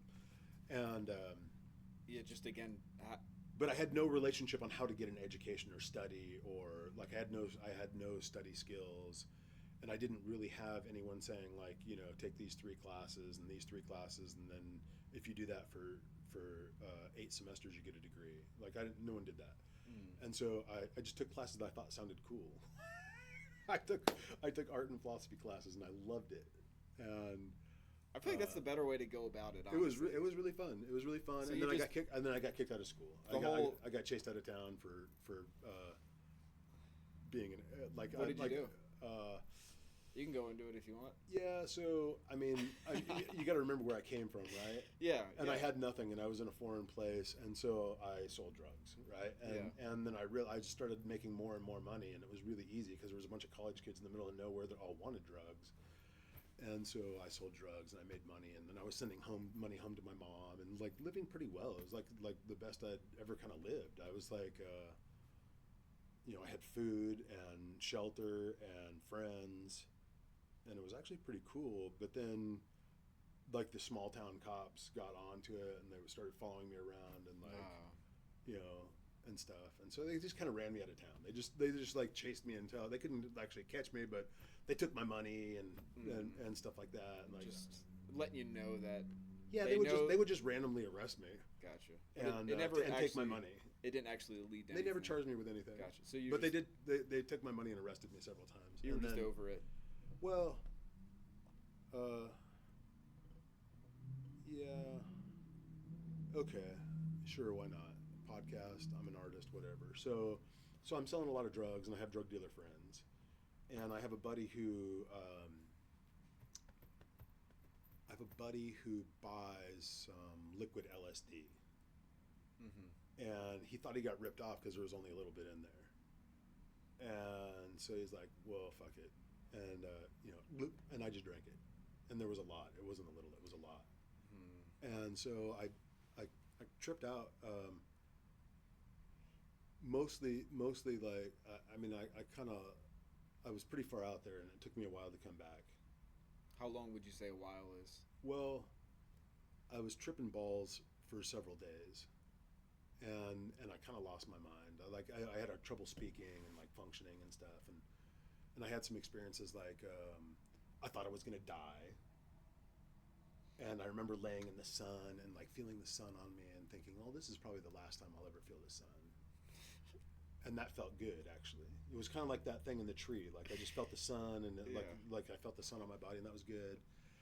And then, I think I realized that I had been molested as a kid, and I just showered and tried to like bathe and wash myself, and then I dressed in all white, and I felt like I was gleaming like an angel. I felt like truly pure and clean and angelic, and that was pretty cool. Was this the first time that you took acid too? No, Okay. I had taken it many times. Gotcha. Many times. That's why you. And I was kind of like, so here's the thing. Like I was kind of an inner astronaut. Maybe I was like taking people on trips, and I was like the guru, the LSD guru guy of our group. And in university. Yeah, in university, and I would like, help people that were having bad trips come back and stuff like that. It's very clear that in university, based off of your experience, and then like the I don't want to insult anybody, but just like more of that like white bread life that like allowed for a person to go into university, but from where you came from, that you would be seen as a wise person. Yeah, I just had more experience, right? And I had more experience and perhaps more confidence. And I guess in that situation, I had a lot less fear because there was nothing that was new or scary. Like a lot of these guys had moved from like whatever suburban existence they had to a new place, whereas I was always in a new place. And so it was very normal for me to be in a different new place. And this was a less scary new place. And so anyway, so I'm doing this thing. I've been on many trips, but I was in conflict with myself, and so I had not used a psychedelic, which I think of as like, I always think of psychedelics as like a mental mirror. Like you see yourself more clearly because there's nowhere to hide. You're in your own mind, right? And so I saw I had been I was living a life that I didn't respect in some ways, and I had put off being in a psychedelic place for some time, and then I took this massive dose, and I had a number of realizations, but also was really far out of touch, and so I took some money and I gave it to my roommate, and I told him to take me to the airport and buy me a plane ticket. And I went to the most remote place I could think of, which was I had an uncle in Durango, Colorado. And so I went to the most remote place that I could think of, and the whole time I was like scribbling notes in this book that I just found the other day. And this is still while you were on an acid trip? Oh, bro, I think it took 6 months to really wear off. Yeah, like to so really. It was a propellant for you to do these things. Yeah. So how many days after you took it initially? You dropped the bottle. I think it was about a week. And then you from went to that Durango. to Durango. That's wild. And when I got there, I was like really having trouble like speaking and like forming coherent sentences. There was a lot going on in my mind, but nothing that really anybody else could relate to. Right, Pandora's box, and in some element. Yeah, and like I was like discovering the secrets of the universe. Like I was looking at people and putting connections together that I just hadn't perceived before, both externally and internally. Like so many things, very personal things. But like I realized, like I had always wondered if I was straight or gay because I was molested by dudes when I was young, and so I thought maybe I'm gay. And I moved around so much I didn't really form relationships with females, or I didn't have any relationships in high school. And I was in this college, and I remember like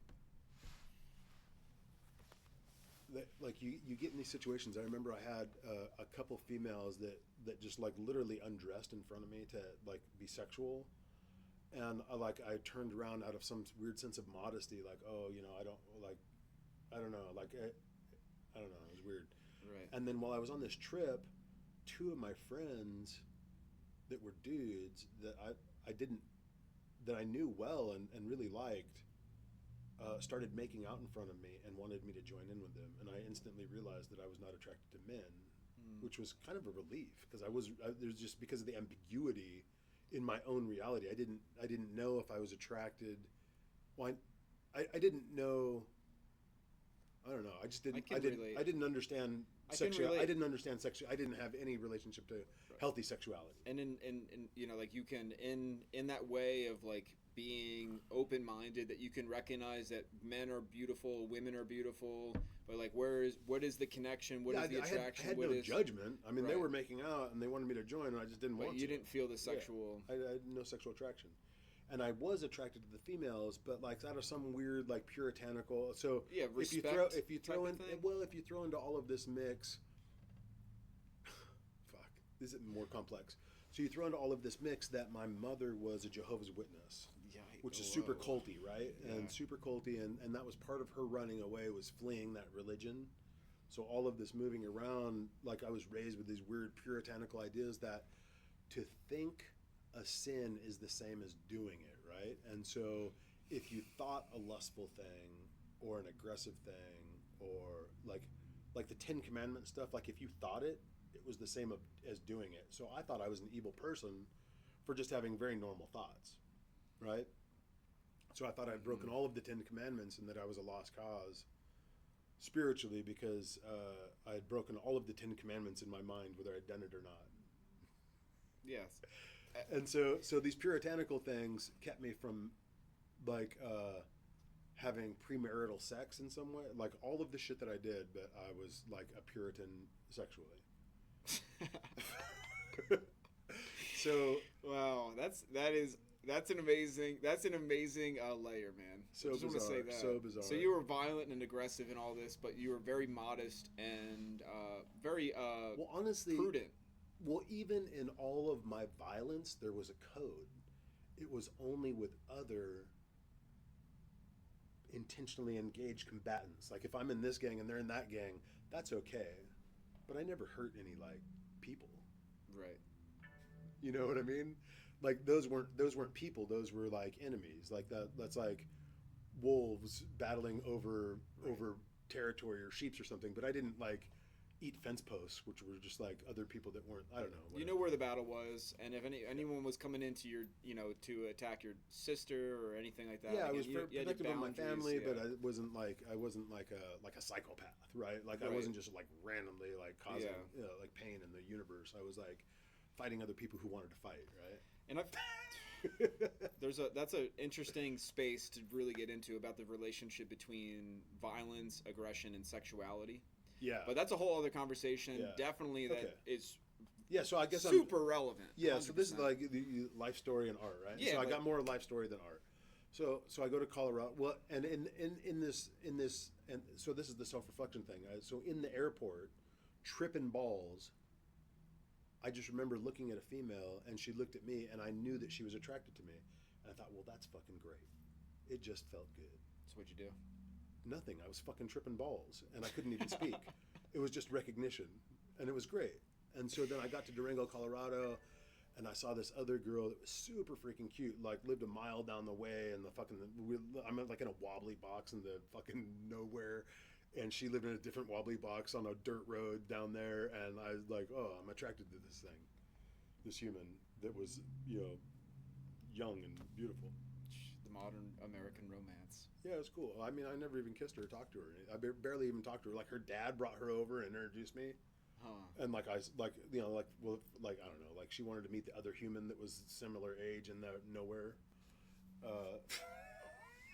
So how'd that go? Anyway, it didn't go anywhere. But but I mean it was So how cool. old were It was you cool at to this think point? it. Probably like 19. Okay. Yeah, and so I basically recuperated in Durango, California, or Colorado into back into just like normal conversation and integration. And what does a human do when they're lost and aimless? They look for something familiar. And so I moved back to Ventura, California, where all of the violence had been, but it was the place I'd been the longest in my entire kind of adult life. And so I moved back to Ventura, and Even above Sarasota, though. You I was only in Sarasota for a year and a half, and I didn't really like my uncle was there, my grandma was there, but I didn't really know anybody. It was just it was a brief stop. Okay. I don't know. Versus 10 to 15, you were saying for Ventura. Yeah, I was probably in Ventura for 2 years, and my mom was there, so I went to live with my mom. Oh, gotcha. And so I enrolled in a community college, but now I'd been different places, and I still thought the education was cool, or like maybe an escape or something. And I met this sculptor named Ellis Jump, who was so fucking cool. He was old and wise, and he had like a gray beard. He looked like a fucking Greek philosopher. And he was from an affluent family. His dad was a brain surgeon, and he had inherited this really cool house. It was like in an orange grove, and he taught sculpture at this community college just because he loved teaching sculpture. Nice. He liked sculpting, and I think he basically bought the sculpture department for the school. Like he brought all of his own stuff and like air compressors and tools, and it's pretty lucky for you. Oh, it was dope. It was a dope connection. And so and so it was unique because as a kid it was a super gangstery place for me. But as a little bit older and somewhat separated, going to community college, there was a lot of affluence around that area, right? And so there was a lot of teachers at this school. Like I had a philosophy teacher who also taught at the University of Santa Barbara, and he taught Chinese philosophy. And so I took his class, and he was great, and I loved him. His Professor Liu, he died, and I mean I looked him up. He passed away young, but he was a great teacher. And I had this other guy, Colmback, that was like this really like psychedelic hippie biker guy that was like tattooed from head to toe and covered everything up. I don't know, wacky dude. But like he was kind of a culty figure, like everybody followed around from class to class, like, you know, and I don't know, I took one of his classes. So I'm taking philosophy and I'm taking art, and somewhere in there I got my first job in sales, and I sold carpet at a carpet store. And I bought a suit, and it changed my life. So I bought a suit, a Pierre Cardin sport coat, and a pair of slacks, and a pair of Allen Edmonds shoes that I had for damn near 30 years. Those shoes lasted me so long. $400 pair of shoes, right? Nice. And the sport coat and a tie and a shirt, and I go to my first day at this carpet store to sell carpet, and a 30-year-old man opened the door for me and says, "After you, sir." And I had been like this hippie thug gangster, like I'd been anything in my life except sir. And I put on this appearance, and people treated me different. And I realized in that instant the power of perception.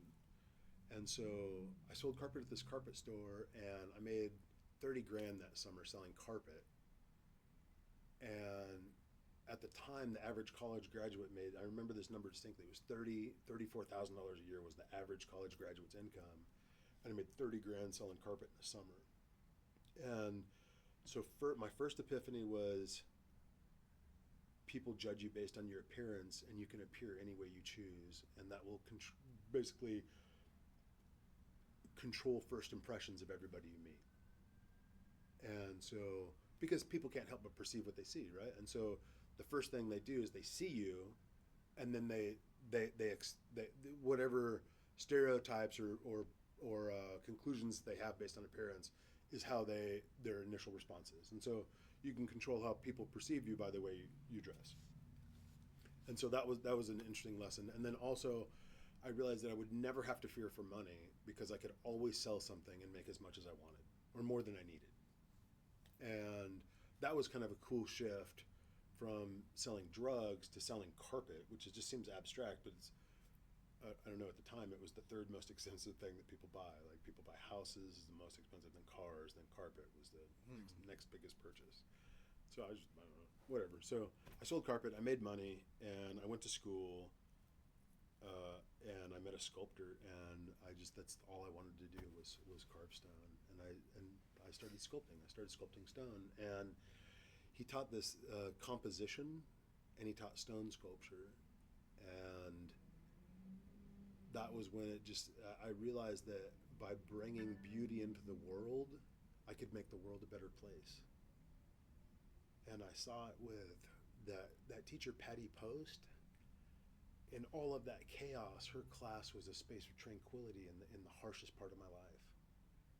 And then this beautiful dude who made these three-dimensional objects, and then they're just abstract. They're fucking polished rocks. They're fucking shiny rocks that are shaped in a way, but they were the most beautiful thing I'd ever seen, and they were just so fucking pure. They were pure expressions of beauty, and they literally were inside of a boulder, and it was all in there, and all you did was let it out and polish it, and then it was just like the most beautiful thing I'd ever seen in my life, and I could make it. It was so cool. And so that was kind of the transition from the former life into the beginning of my adult life, was creating beauty and lack of not having fear of having enough.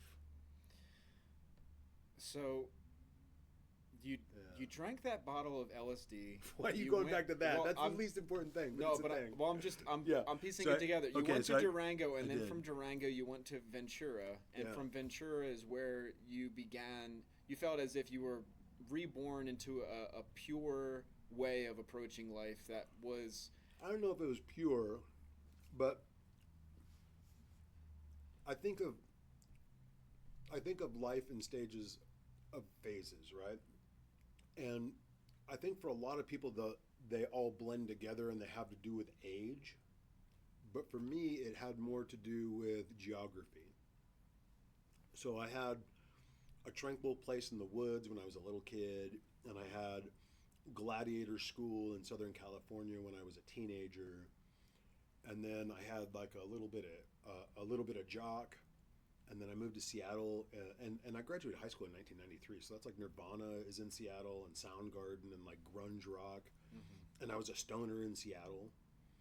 And then I moved over to this Washington State University, and got involved in psychedelics and philosophy, and like started expanding my mind, and then went way too far, and then went back to a very rural place. To kind of find myself, and then I went back to that urban environment, but now with a new perspective, right? And so I'd been more places, done more things, and I didn't really have any more. I didn't have any more aggression. Like I still lived in the same scary neighborhood, but I didn't interact with it in the same way. The one friend was in prison, and the other one was a pimp now, before he died, and one was in prison for beating up somebody, tying him up and leaving him for dead, and he didn't die, and so he went to prison for it. And so all of those people were out of my life, and I was on a different trip, right? So I was like, I could project an image, I could make money, and I had found beauty.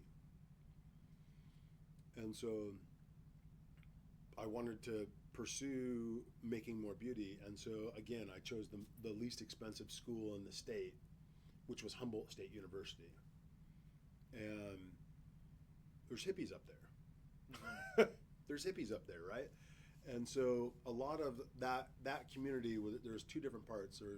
Gosh, this is a lot of rambling. Am I just rambling, or is it? I mean, this is the flavor of it. I don't know. I don't mind it, man. I mean, there's definitely all different things I could jump in on, but like I'm tracking with you. So let's riff on it. Yeah. So I moved to Northern California, and there's a old rural part of that community that goes all the way back to the Dust Bowl, where these farmers from the Midwest moved there and were loggers. And then after the 60s and the Summer of Love, all of the hippies that left San Francisco moved up there for a back to the land movement. And there was communes and hippies growing weed. That's where all the weed in the U.S. came from before it was legal or decriminalized, right? Just saying this, twice when I was in college with my partner, we would drive from Philly to Humboldt County and pick up and bring it back to Philly. Yeah. So just like I have a relationship with Humboldt. That's where most of the weed came from. And, so I go up there to study art and philosophy, and I learned how I got in. The program was very different. So I'm sculpting stone, but their sculpture department is built around metal. And there's a guy named Mort Scott who's teaching. They had a beautiful foundry. Bronze and aluminum. So I learned how to do bronze and aluminum sculptures. And he didn't like me because I carved stone, and he thought that metal was better. I thought the stone was better. But they're different energies. Like it's like a yin and a yang. Like stone to me was always like you take it away kind of gently, like one little rock chip at a time, and you polish it, and there's this beautiful thing inside. And metal sculpture was always like banging a hammer, like a blacksmith with fire and intensity, and it's very aggressive and dominant, right? And so there's like really different energies. But I did both.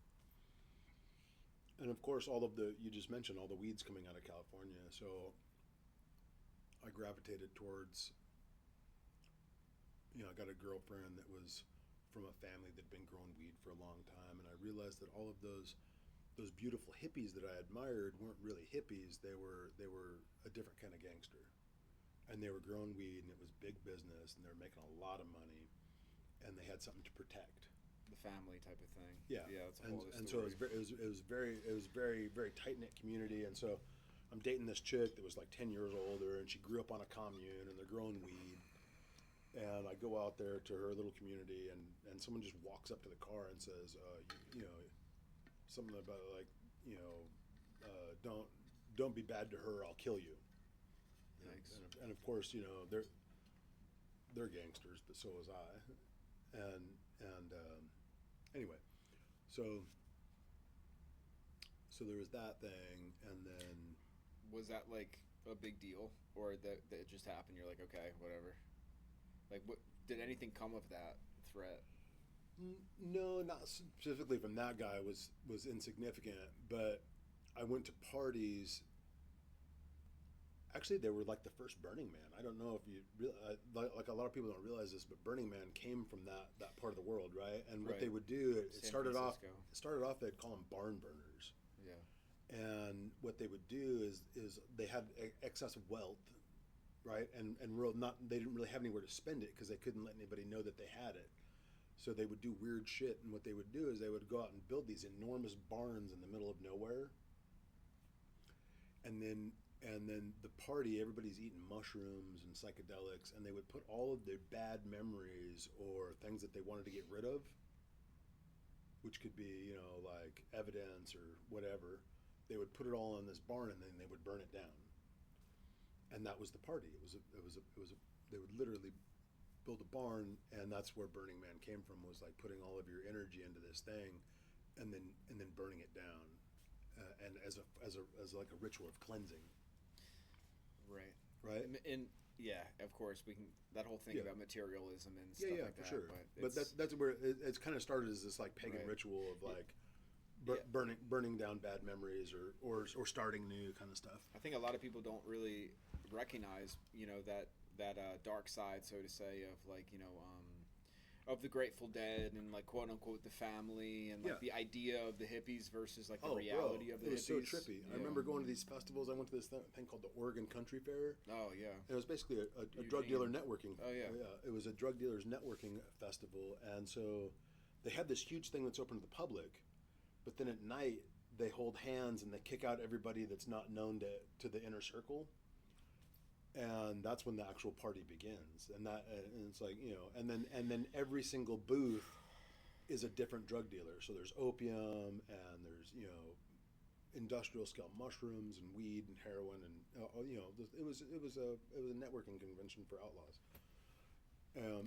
It was kind of, I mean, it was cool, but like whatever, you know. Yeah, the whole, again, there's a lot to say about the culture of the Pacific Northwest, and what is this, what's going on above the surface and what's the underground, and again, just gives a lot more. I think it gives a lot more texture to just understand like why different areas are so different. Just you know what I mean, like because of sure. Like people don't have enough time. There's a lot of fear and mistrust, but also like insular things. But it was, I started off idealizing hippies as like love and freedom, and then realized that it was just a different kind of gang. Right. Largely for me, that was my experience of it, and so it was kind of a little bit disillusioning, but so whatever, and then. Yeah, I mean, we could go on and on. Even any of these things have endless trails to explore. 100%. Yeah. Even just that whole. So you recognize the illusion of the hippies, and you were in your situation in the Humboldt County. Yeah. With your woman. Yeah. So I got busted for moving a lot of weed. From where to where? In the wrong spot, in the wrong place, and so. Anyway, long story short, it was a pivotal experience, and I realized that I could either get deeper in debt to that community and embrace that lifestyle, or I could make another change. And this was another one of those pivotal moments. And it's trippy because I probably don't give my mother enough credit. She fucked up a lot of stuff, but there's both those times when she moved me out of Ventura, saved my life, but she also put me there, right? Mm-hmm. And then this time, she didn't know what to do with me. I was running down the wrong road. I was hanging out with gangsters and drug dealers, and again, fuck, why would I do that again? Anyway, so I did it again, and she calls my dad, who I haven't seen in 10 years, and said, I don't know what to do with him. You pick him up when I got out of jail. And he drove me from Northern California to Texas. Mm. And while my dad is and was a fuck up, he came from a pretty good family. And I had a bunch of respectable uncles and a family in Texas that went back to like the founding of the Republic of Texas. Hmm. And so they were like one of these, they've been in Texas forever, and they had values and morals and a sense of freedom and autonomy, but in a way that was respectful. Like, I don't know, it's weird. So anyway, I moved out here, and where about in Texas specifically? Austin. Cool. Yeah. So I came to Austin from all of that experience, and my dad's family was like from West Texas, and before that, like Waco and Salado area. And so I was here, and I got a job, and I was working, and I had a house, and I had a truck, and I had some pretty cool furniture, and everything was going so good, but I lacked a sense of fulfillment. I was working in a trade with my hands, which was pretty cool. But one day I just decided to give away everything I owned and hitchhiked across the country. And to where? To Coeur d'Alene, Idaho.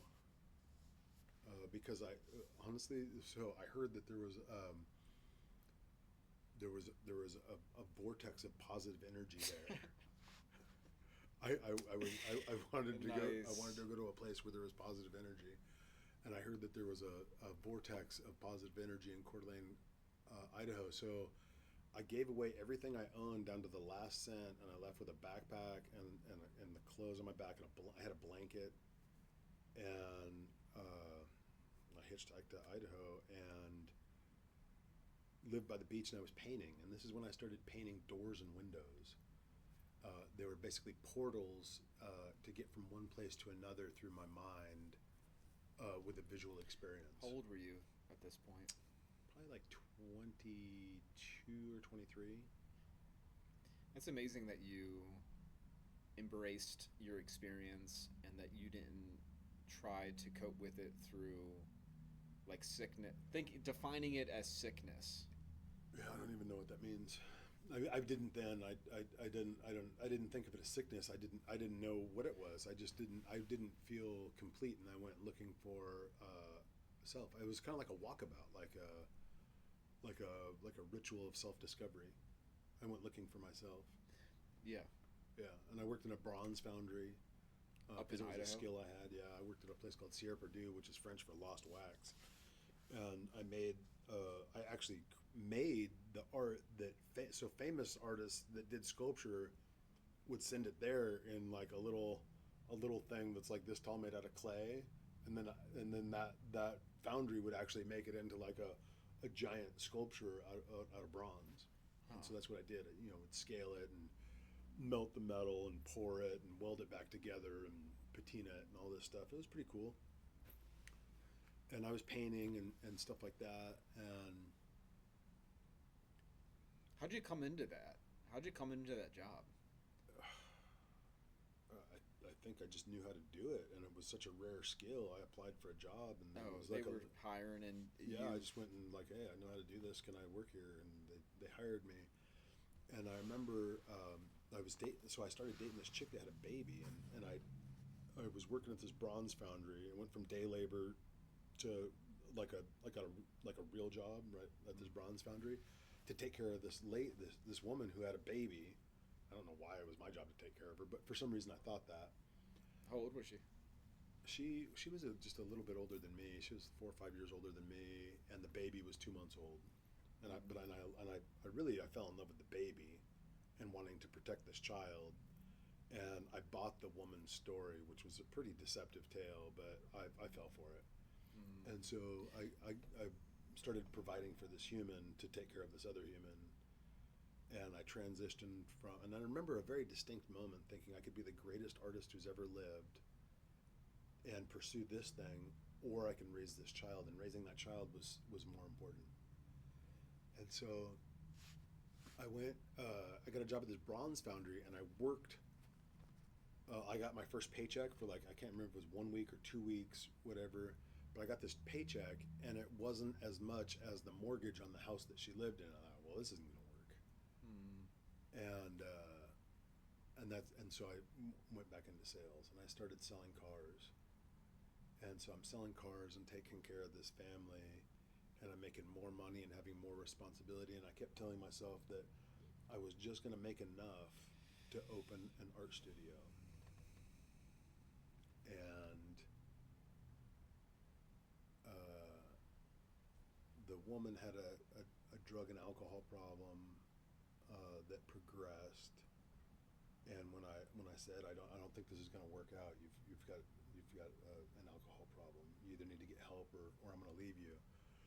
She quit taking birth control and got pregnant, and so now I had a child with her and this other one that I was raising, and so I did my very best to make that work. And so I just dove into financial. I thought if I provided enough financially that it could make life better. And so I made more and more money. I sold more cars, and I just got caught in this partly materialistic, but really it was a provider role. I was providing for a family that I wanted to give them, my children, a better experience than I had. And Idaho's pretty. I mean, it's rural, and there's it's family values kind of place. It's kind of sweet and sour because it was moving from that love for these children, and simultaneously it was I got moved manipulated by deceit and desperation Yeah, to for keep sure. you in a position where you didn't really want to be in. Yeah, but I embraced the responsibility because I had been abandoned. My father had abandoned. Right. Wasn't there for me, and my parents were not good parents.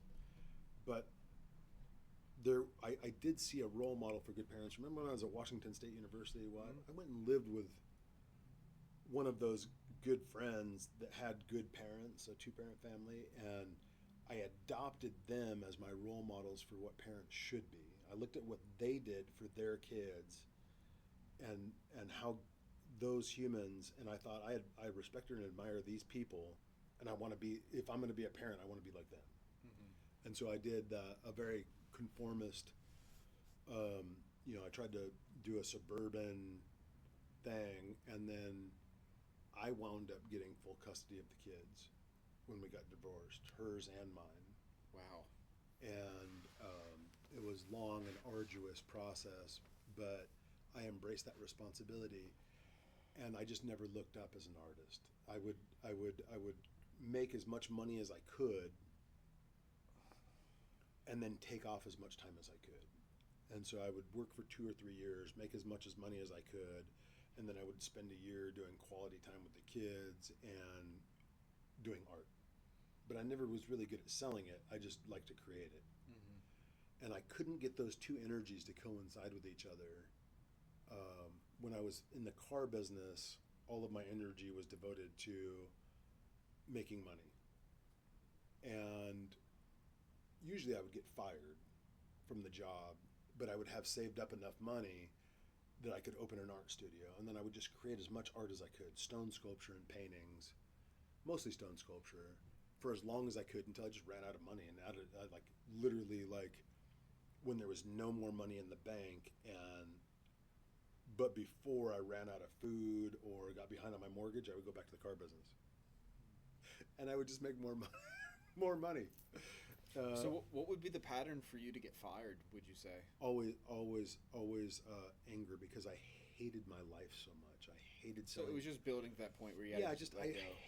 I hated my life because I was doing something that I didn't love for money. I was literally trading the minutes of my life for to provide for people I cared about. And I never resented the kids, but I hate that I had to trade my life for money to take care of them. Yeah, it sounds like an interesting relationship behind desperation and compromise and that underlying motivation. And then, of course, like when you would rise above that desperation, then you would see that you don't want to make that compromise anymore, and fucking again then But I ride that. don't even think it was that conscious. Really, it wasn't really that conscious. It was just I did what I had to do, and then I would find myself not having to do it, and then I just did what I enjoyed until I couldn't afford to anymore with the responsibilities that I embraced and loved. And so then I would just go back and do the task. And somewhere in there, I went back to school. Like when I was in my 30s, I went to a great book school in Chicago that had a weekend professionals program. So I'd fly up on Friday night and take classes all weekend long every 3 weeks. And I did that for 3 years. And it was so cool. It was a great books study. So it was basically I can't remember, it was the 44 most influential books of Western culture. And so it was a first principles kind of function of literally I learned math from like the guy who wrote geometry.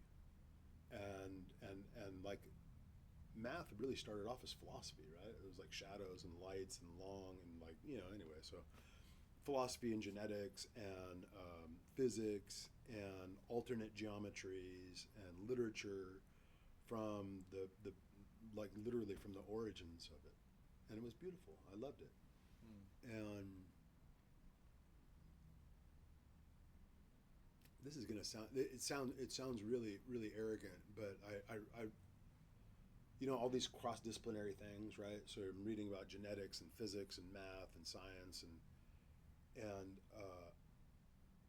this school, you go for 3 years, and then it was the only school in the U.S. that I know of where you had to basically do they had what they called a senior thesis. It was basically like what you would do in a PhD. You would write a dissertation to get to your senior year. And I wrote a dissertation that it was the reconciliation of Newtonian mathematics and theoretical physics which there was a big gap, like that algebra and physics didn't match up at the time. And I came up with this theory that it was gravitational waves were the thing that reconciled these two things, because they were both completely true, but there was a missing element. And so I figured it just made sense to me that there was gravitational waves that affected the way particles behave, and that made Newtonian math work with Einstein's theory of relativity. And they kicked me out of school. They didn't. Fuck. They did. They. It didn't make sense to whoever read it, and they didn't let me go to the senior year. And so I spent another 3 years of education and was denied entry into the final stage. And then the CERN Hydro Collider was this thing in France where they smashed protons, and they discovered that the thing that united Sweden or Switzerland, maybe. It's right at the border of France and Switzerland. It's definitely a weird place. It has a lot of interesting energy. Yeah, well, it's a joint research center. So basically, all of the most affluent Western civilizations funded this thing to be able to learn the next step of physics, right? And they were worried it was going to create a black hole. But what they accidentally figured out was that gravitational waves are what reconciles Newtonian physics and the theory of relativity. And so it was like a few years after I got failed on this paper for not making sense that they discovered that that's exactly what it is. And I was just so fucking bitter.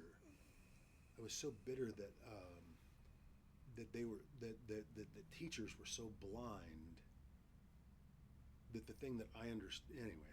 It kind of fucked me up. It fucked me up a little bit that I was so angry that that the teachers didn't figure out the thing that the student got. So again, it's that interesting consideration of institutionalism versus rationalism. Yeah, and so I think, but it increased my bitterness towards money, because now I felt like I was smarter than everybody else, and yet I didn't have the prestige of being a professor or a doctor or having a PhD. I was a car salesman. But I made more money than my doctor and my lawyer put together. And it pissed me off that my doctor and my lawyer were more well respected, but that I was smarter and made more money. But, you know, it let me put my kids in the best school districts, and they got a good education and all those kind of things. And so when my daughter graduated a couple years ago with a degree in neuroscience, and she graduated college with no student loans, and that was the biggest victory of my life, was getting a kid all the way through an education in a respected field where she could go pursue the things that she loved and had been raised in safety and consistency with good values. And she's one of the coolest people I know on the whole planet. And so my reward to myself was to sell everything I had and open this art studio. Wow. Yeah. So that's the story right up to here. That's it. That's where I'm at right now. And so the daughter that just graduated, is she your biological? Yeah. So how old is she? 22. And the one that you had adopted, she's 25. She took a little bit different path. So custody things in Texas are a little bit weird, and they're different by county. But I got full custody of both of those girls when they were little, and so the 22-year-old lived with me from the time she was 3 all the way through college as her sole single parent. Her older sister, because she wasn't my biological child, when she was 12, she didn't want to follow the rules of the house, and so she chose to go live with her mother. And just through some weird functions of the legal system,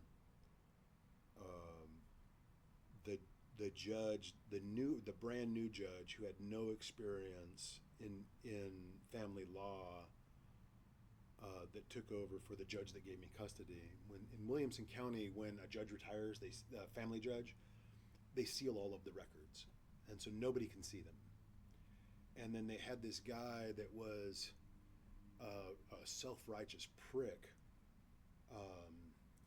got that position in that court as the family law attorney, and he had no experience in family law. He was like an attorney who worked on small claims court or DUIs or something. Just out of he just had no experience. No he had no experience with yeah. family law, and he couldn't see any of the stuff that had transpired up to that point, and why I had custody of those kids. Yeah, because otherwise it makes no sense for a judge to decide for you to be in custody of a girl that you have no biological tie to, right. unless it's extraneous circumstance.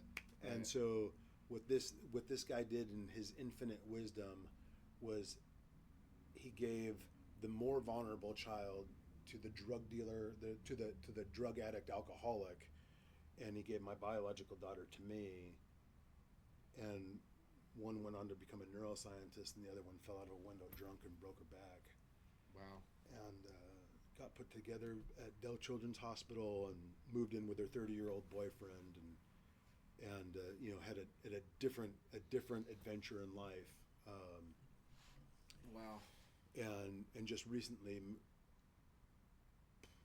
was in a kind of a bad relationship in Arkansas, and so I went and picked her up and moved all of her shit out here and brought her back to Austin. How's she doing? She's doing pretty good. I mean, she's working in she's a assistant manager at a fast food restaurant, and okay, doing okay. She's living a young person's life,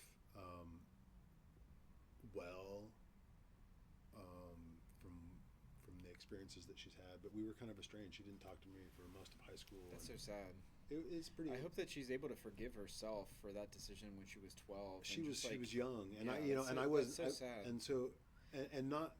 It's not like I was blameless. I was overly harsh and strict and didn't realize I was a parent to two daughters, and I didn't realize how to do it perfectly, and I pushed her away by being too strict. Yeah, and she ran to freedom, and and then just changed her trajectory. It just radically changed her trajectory, and hopefully, like, I think she says, I think that the values I instilled in her as a young person, transcended the time and came back around. But that's her story to tell. I mean, it's just that, again, it's a conversation that has no end or definition regarding what is fate, what is free will, and of course, like, it's so much about how much environment plays, what role environment plays in the development of a human. And it's so interesting if even just because there's different genetics, right? But there's also different environmental factors. Because of how much there's two art teachers were able to have because of the contrast that they offered you, that even though you weren't even having that much exposure to them, that they shaped a big part of you, because of, again, like a standard that you saw, because it was accessible and that you lived it to some degree, that you knew it was possible to even like strive for that as an outcome.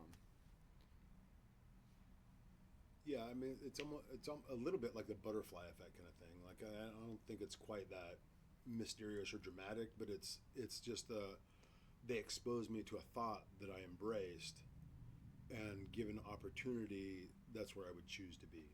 Mm-hmm.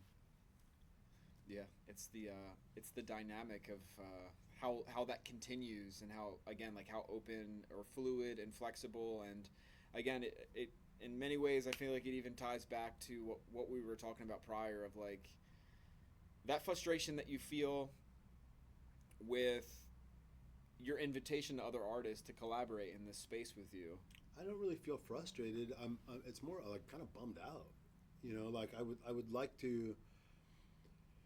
Man, that's a better way of saying it. Yeah, I mean, like it's kind of like those professors, right? They exposed me to a thing that I love and embrace, and so I'm at this spot where, like, I'm not wise and I'm not Socrates and I'm not awesome, but I have something to give and I would like to share it, and I'm trying to make space, but I might be too much of a jerk for other people to enjoy being around on a daily basis. You know, I'm like, it could be that maybe I'm too set in my ways for them to be able to enjoy being here. I don't know, but I've extended the the idea of sharing a creative space, and I would like to encourage creativity to happen in this space. Well, But I'm not exactly an expert in social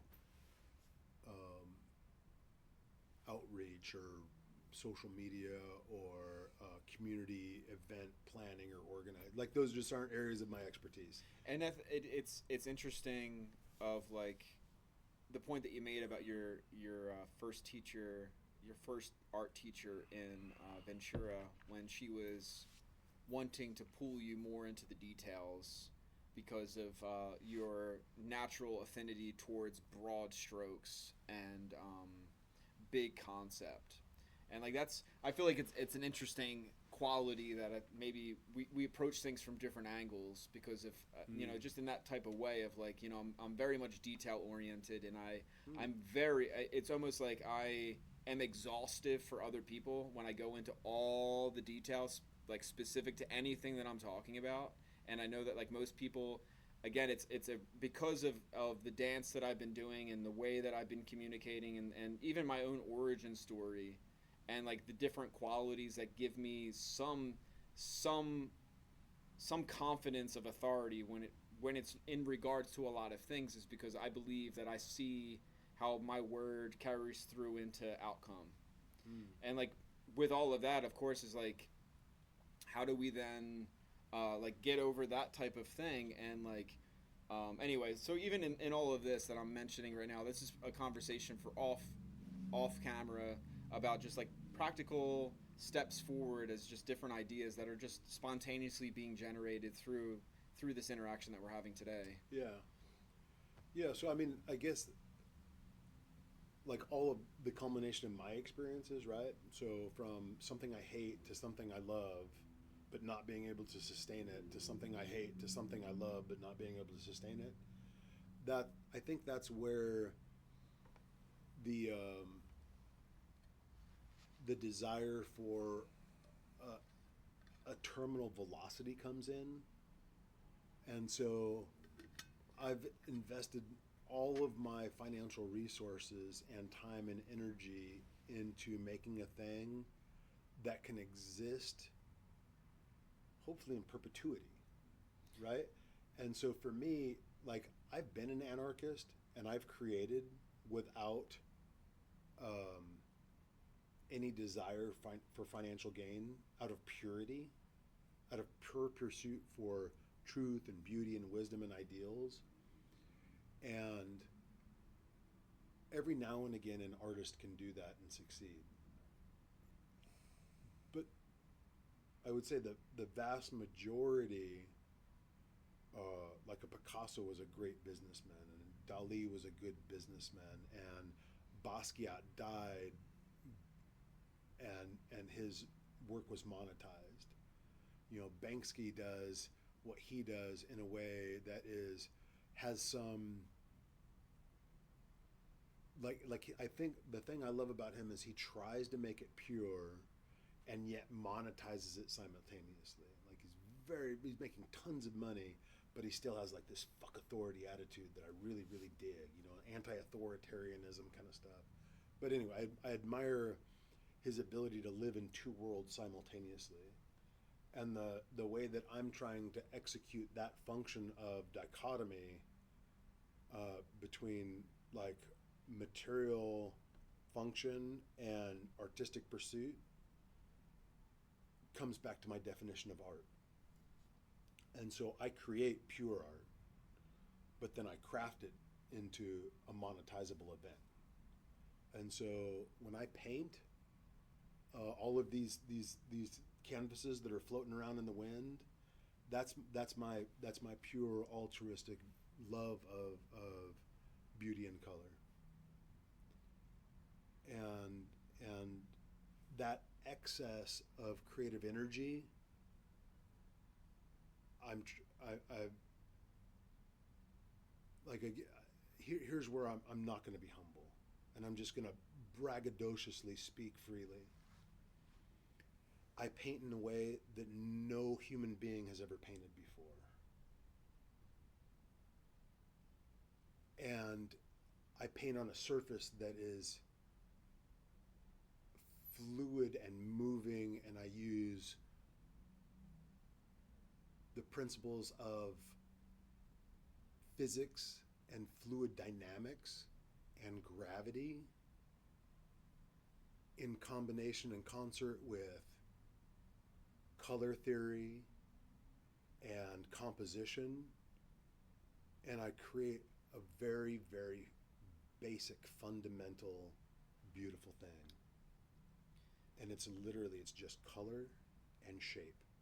And I try to peel back all of the story and all of the propaganda and all of the judgments and all of the rights and wrongs or this is and that's, and I just make a thing that's beautiful and adds color to the shittiest part of town.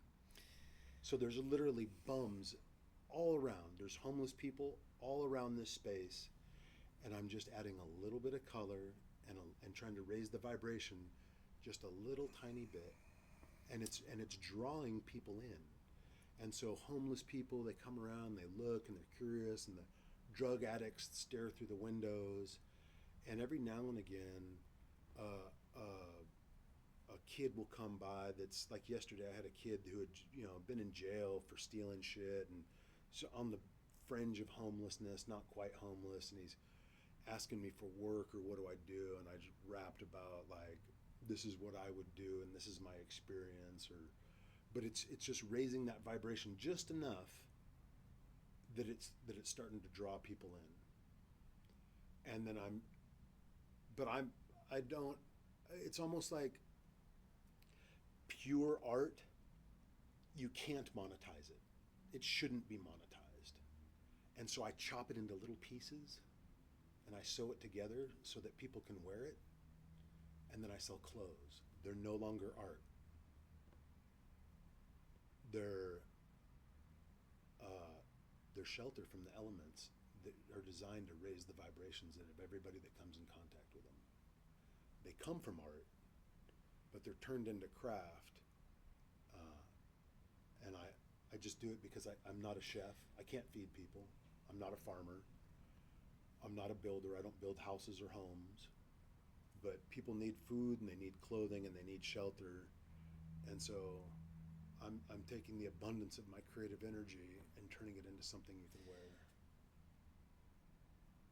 And it is 100% such an untapped space in reality. Even though there's so much fashion and all this stuff, what you're doing is so wholesome, genuinely. Maybe. I hope so. I'm just telling you it is. You want to argue with it, but I'm not telling you. Yeah, I appreciate that so much. Like people tell me that this thing is beautiful, and I'm shocked every time because I'm really not sure. I'm just trying to do a thing, and people say, "Oh, this is beautiful," or "I love it," or "I like it," and I'm like so fucking honored. So just a little note to the audience for whoever you are. Hey, thanks for riding this with us. There's a Walmart right over there. There's a highway right there. There's a Chick-Fil-A right there, and we're inside of a bank. So there's a lot of layer, and of course, like you can't come down this road without seeing at least 10 homeless people doing all different types of things with carts and boxes and shit. And like, I'm not talking smack. I'm just saying, like, you're in a real hot area, 100%. A lot of movement, and people, again, like as I mentioned, like just bringing you up, like, oh, I'm gonna go hang out with Riley, have a conversation with Riley on Mondays. And I said, where are you were? And they're like, oh yeah, I know about that spot. I know. I've crossed paths with him once or twice. Well, I took a discarded space. This place has been vacant. And it's it was vacant and unloved. At one point, the windows were broken out, and there were people living in here. And it was literally like a bank, And so I've had this career in finance and cars and stuff, and so it's really weird and ironic to be here in a bank creating art. I've got an acre in South Austin, next between a Walmart and a Chick-Fil-A, and I'm literally making the least commercially viable product on the planet. And so I look in the entire world. I've seen a lot of people paint on clothes, but in the whole of the known universe that I've experienced, I've never seen anybody making clothes out of giant paintings. And so that's what I'm trying to do. I'm trying to add color and beauty in the world, and hopefully you know, create something for people to wear that is cool. Well, I mean, if let's wear colorful, cool shit that comes from a place of love, you know.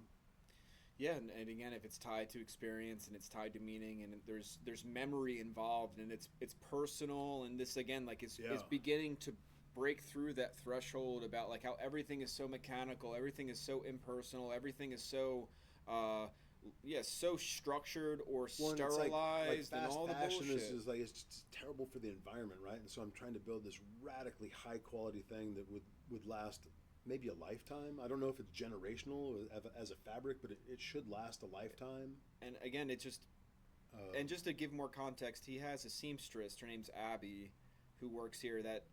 You're working just with canvas, correct, or denim? Or... Yeah. So I work. So I buy all natural raw fibers, in linen, in canvas, which is just 100% cotton. It's just a so denim is 100% cotton, and canvas is also duck canvas is also 100% cotton. It's just a different weave, right? Gotcha. And so I paint different weights of canvas, just cotton, and some linen, and then it has a different weight and a different feeling to it. So it feels light. And that's kind of how I started with the clothing part of it. Was I was just making so much painted canvas. I had just so much of it that I took it to a tailor and asked him to make me some clothes out of it, and it was so freaking comfortable. I never wanted to wear anything else ever again. Do you want me to grab this jacket and you can just explain a little bit of it? Sure. Because you can. Yeah. Oh, maybe it's over here. So, this jacket, probably one of these. The one that you were showing me. The colorful one. Yeah. Yeah. So I guess there's a couple. I'll grab two.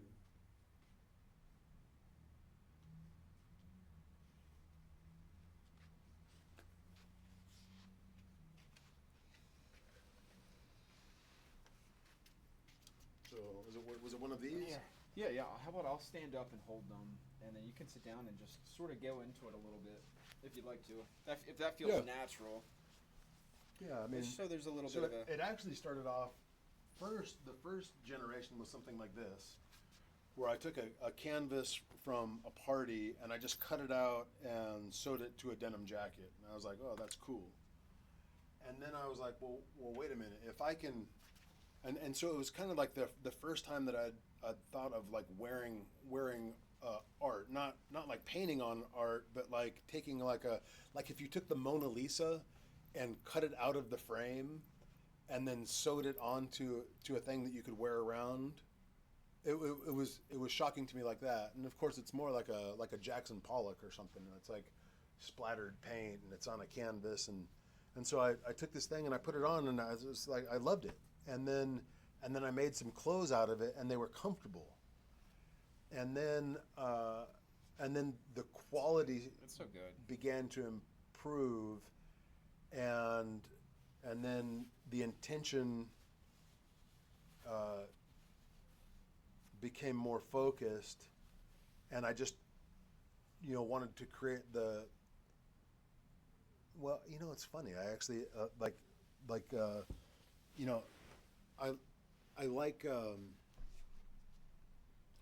like things, I like good things. Like quality is great. right? So a good quality thing is better than a low quality thing in my mind. And so when you think of high quality things, a lot of times it's associated with a brand, right? And so like Nike is probably the most recognizable brand. But in luxury and fashion, I think of like Louis Vuitton and Gucci, right? But they're hyper expensive and they try to be elite and exclusionary. And then right now in the world you have like what I see as a movement of custom one of one fashion. And I think it's really cool to have these organic, like I saw this kid that was taking thrifted blankets and making jackets out of them. I thought, this is so dope. This is so dope. And then I started seeing that more in my algorithm, in my feed. I would see people who are making cool clothes out of disregarded items. And that's part of what engaged me to start making clothes out of canvases and paintings. And then I thought, well, if I'm going to do a thing, I want to do it to the very best of my ability. I want to make the greatest thing that I can. And so I thought of the pinnacles of luxury in my mind are like Louis and Gucci. So I wanted to make something that's better than that. I wanted to make something that's higher quality than what we associate with the highest quality things. And the only way to do that is to make it by hand and to make it as with as much attention to detail as possible. But then I wanted to make it more affordable. So if I can make something that's better than the best at a fraction of the cost, then I feel like I'm doing a true service that does justice to the ideal. And so that's become my motto is to make something that's better than Louis Vuitton for half as much money. And it's relevant. I hope so. Like I feel like honestly, what you're I'm not just saying this to say it to you because we're having this interview, but like genuinely, even just from that first interaction and coming in here, of like you make me curious and interested in getting into it. You know, genuinely. And it's like never even a thought. Of course, like it's in my mind of like, shit, fashion is definitely something that's hyper relevant. And like, again, like even that theme about appearances. Well, it and goes all of back to these that whole architecture. perception of images, right? And so if I put on a suit, then people think of me as the boss or the politician or the banker or the CEO, right? If that's the image I present.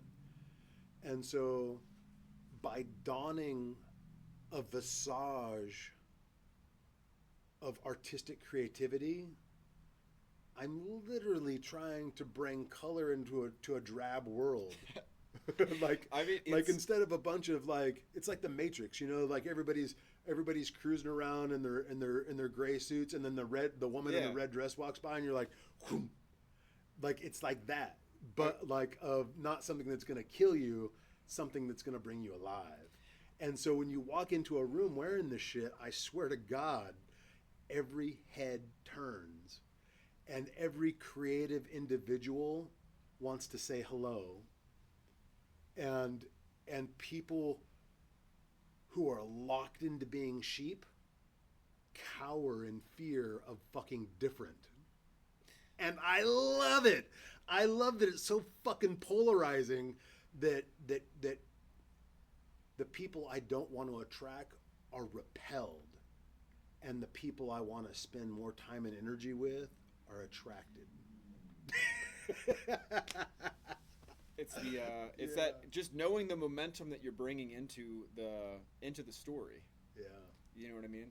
And like, yeah, it's so easy to see it.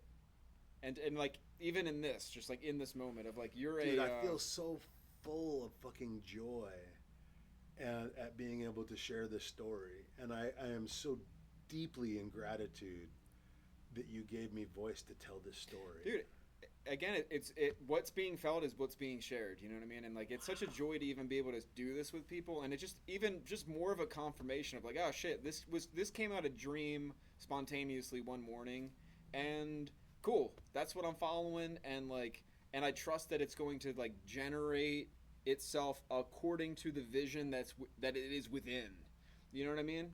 And it's like, oh man, like wow, like okay, maybe strategy is going to need to come into something, but like if it's fueled by like desperation and this like weird relationship with adrenaline where like I'm kind of pretending like I need to keep my one foot in this side of reality, it's just like actually like this makes way more sense because like it is unfolding within its design. Nothing needs to be anyway. You heard what I'm saying.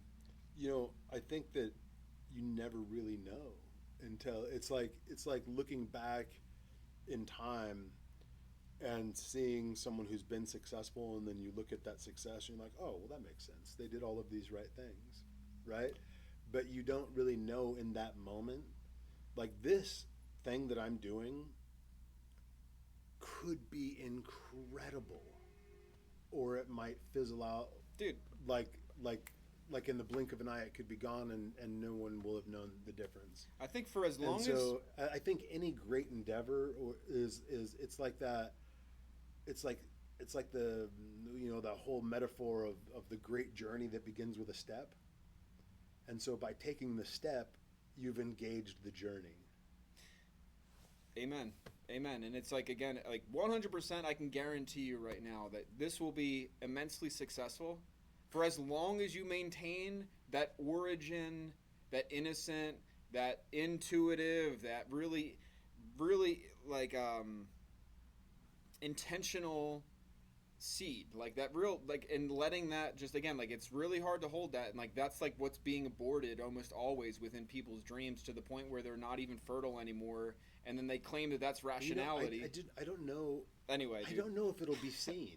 You know, and I think that's part of the human condition is having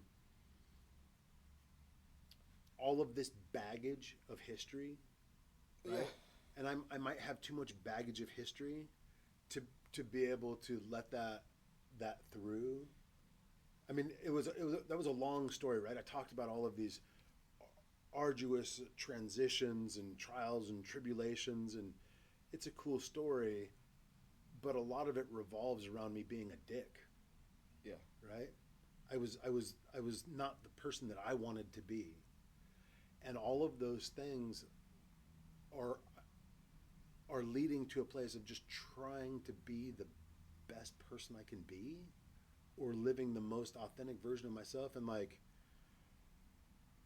through meditation and prayer and devotion to a higher purpose, I'm trying to like make amends for the failures of my youth, and hopefully transcend the harshness of my appearance or disposition with a product that's hopefully pretty pure.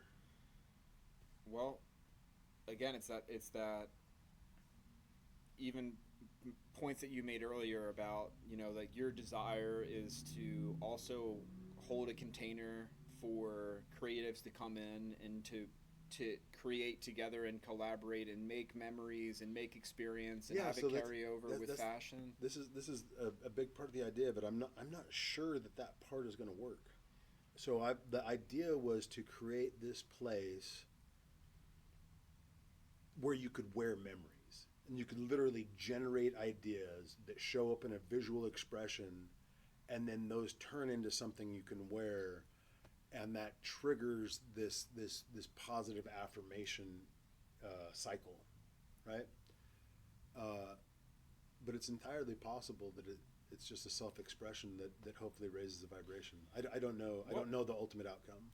If at least where I'm coming from, looking in, and just like, I think one of the biggest challenges, and again, it kind of continue because it's part of this whole conversation is really the, like, it gets to a point within a creative's journey where they have to like recognize that it's a voluntary decision to become involved in collaboration, because like it isn't tied to survival and it isn't tied to desperation, but it's tied to like a genuine curiosity to see what comes, and like also again like in those places that you saw, because like your space that you're named it so far is ATX Art Party, right? It is, but it won't stay that for forever. Right, and yeah, we were like, playing around with like something bank related or something like that. But well, I think the place is the bank. I mean, this was a bank, debanked, unbanked. I don't know. It's a bank. I've heard someone say Bank Z, Bank Ski. It's none of those things. It's this place doing this thing. But ATX Art Party is the website, and it's the Instagram, right? That's where if somebody wanted to like see it, that's where they would go right now. But one thing is for sure, as long as I have this space, there will be canvas and paint. And if people want to put color on it, the invitation stands. And if they don't, I will. And if they want to come play, I'll be here. I love it. And I guess we're the next point, of course, because I'm definitely in the same. Like I'm definitely I feel like I'm leading this towards something. Maybe there's a little bit. So I'm just letting you know, totally transparency. But I'm also being playful with you, and it's like, is there space for you to make more room for collaboration to happen in here in a more structured way? Possibly. So I have thought. I mean, thoughts are fluid, right? Actions are tangible. So right now, what I know is that I'm making art and trying to make it into apparel. And on the business side, or the function of perpetual existence in a financial world, the idea is to share it with as many people as possible via the law of attraction.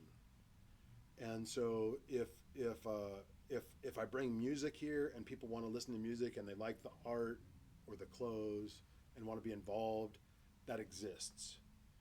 If people want to collaborate and this space becomes a boutique or a retail kind of place where people can buy stuff, I was walking around South Congress yesterday and I go look at, if you had lots of money and could make a really cool place, what would it look like? And so I love Aviator Nation, right? I love the way that they merchandise and have their layout. And I went in Imogene and Willie, which is, like Willie Nelson's place. And it's, there's all this shit in there. And you go to the Yellow Rose, which is Kendra Scott's place. And there's all this, and I don't mean shit, I mean just stuff. There's just like every wall is packed with nooks and crannies of trinkets and items, and some of it's made here, some of it's made there. I don't know, but it looks cool, right? Yeah. And so I would like this place to look cool. And if there's stuff from other people, maybe, I don't know. But I definitely want it to be a place where people feel like they can come express creative energy and be involved in the creative process. And so I've thought about like inviting bands to come rehearse here, or filmmakers to come film with a unique idea of like, what is this otherworldly place that has color,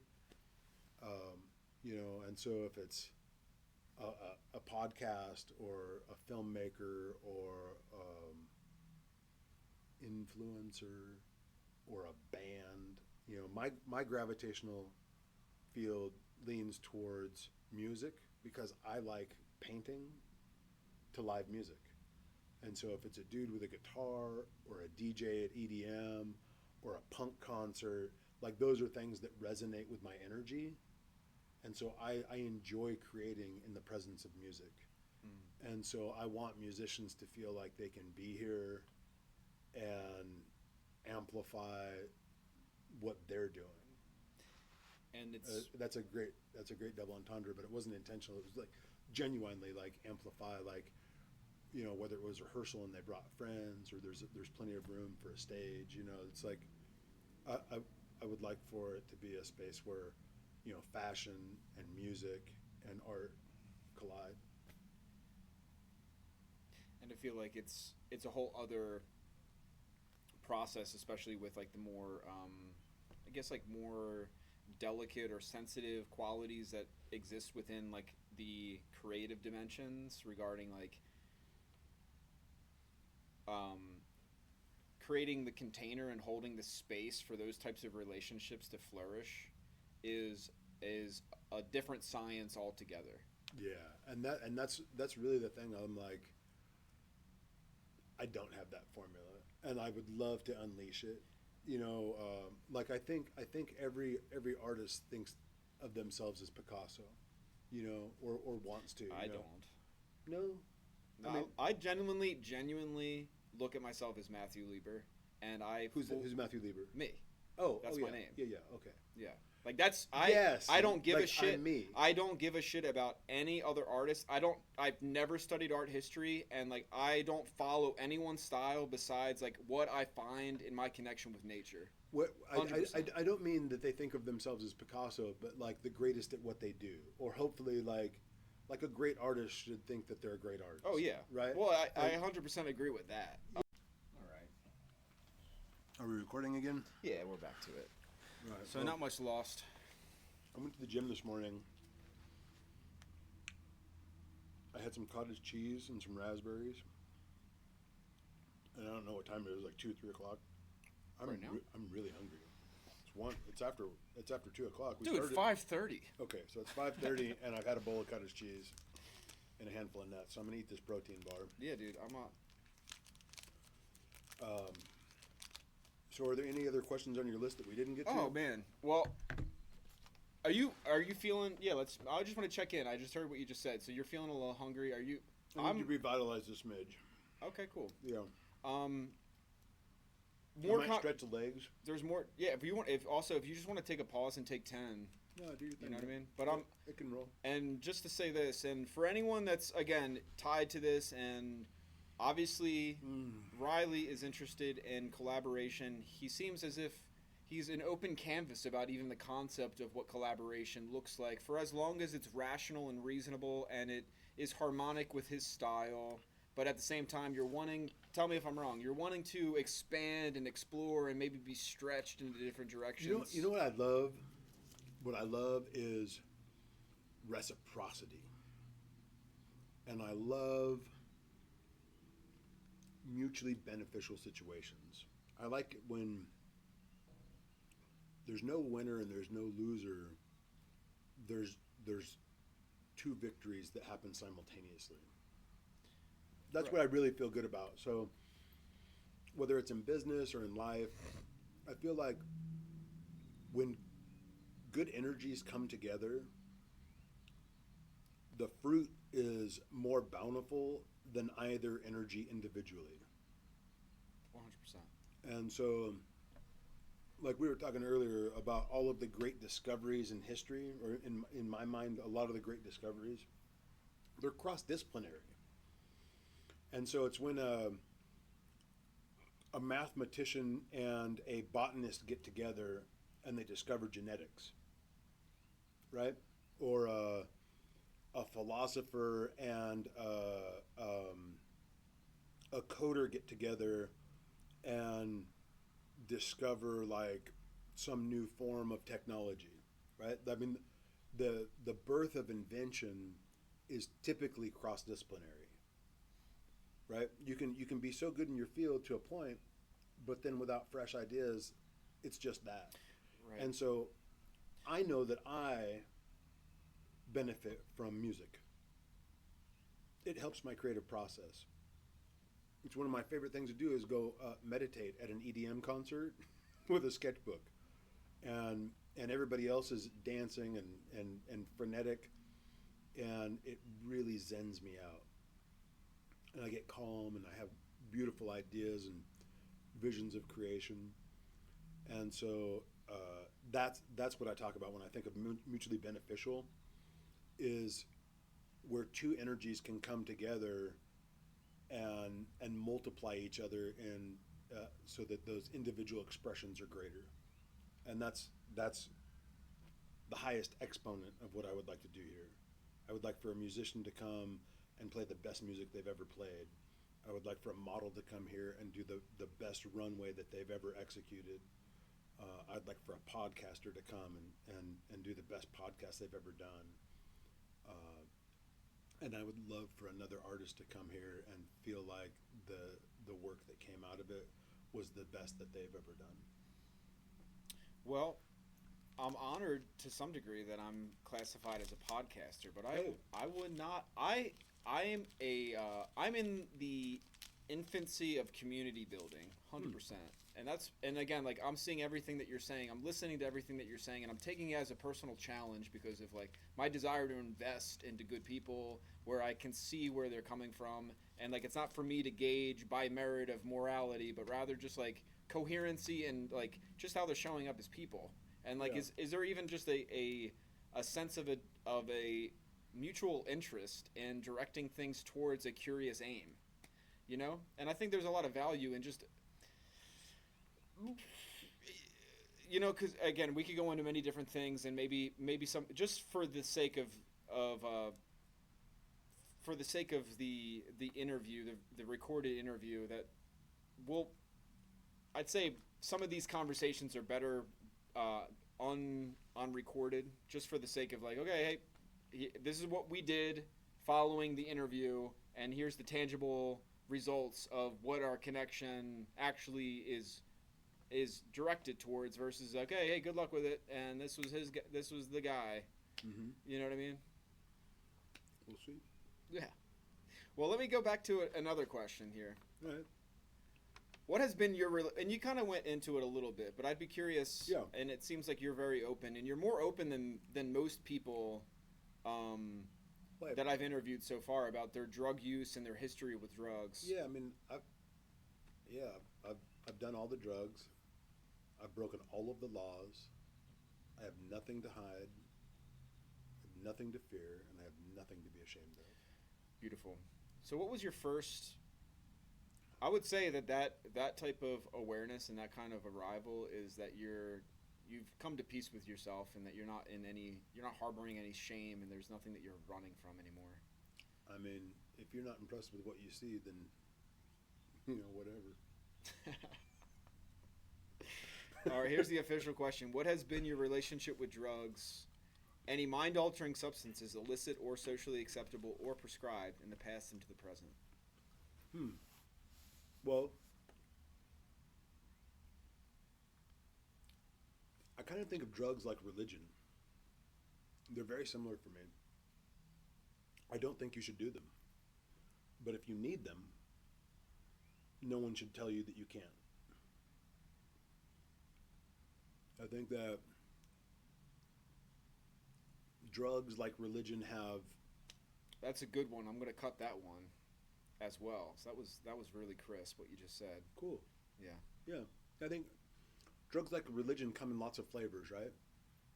And some are more beneficial or less harmful than others. I don't think you should do things that make you dumber. I don't think you should do things that make you less kind. I don't think you should do things that make the world less beautiful. But I think that almost everybody should be able to do whatever they want that doesn't harm someone else. So I think of drugs in kind of different categories, right? I think that there's, like, it used to be just hippie drugs and yuppie drugs, right? Things that make you go fast and things that make you go slow. And to me, things that make you go fast, we're always trying to get to the next place or the next thing and not being here now. And things that make you go slow, we're trying to stretch out a time that you enjoy beyond its natural existence. And I'll preface this with the fact that I have a tenuous relationship with time. I don't function outside of now very well. I think that psychedelics are like a mental mirror. I think they strip away all of the flesh and let your brain see itself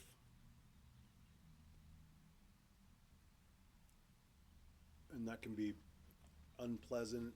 It can be beautiful. It can be vitalizing. It can be terrifying. But kind of like meditation, I think that things that happen in your mind are as real or more real than anything that happens externally, right? Like they talk about how people see an accident and there's four people on four corners in an intersection. They all see someone else at fault and they see things differently and remember it differently. But when I have a thought, it's almost like Descartes, I think therefore I am, right? So if I have an idea, then it exists in a specific reality that I'm aware of. And so I think some of the realizations that can be had in an altered state can be as real or more real than anything that we've experienced through our external senses.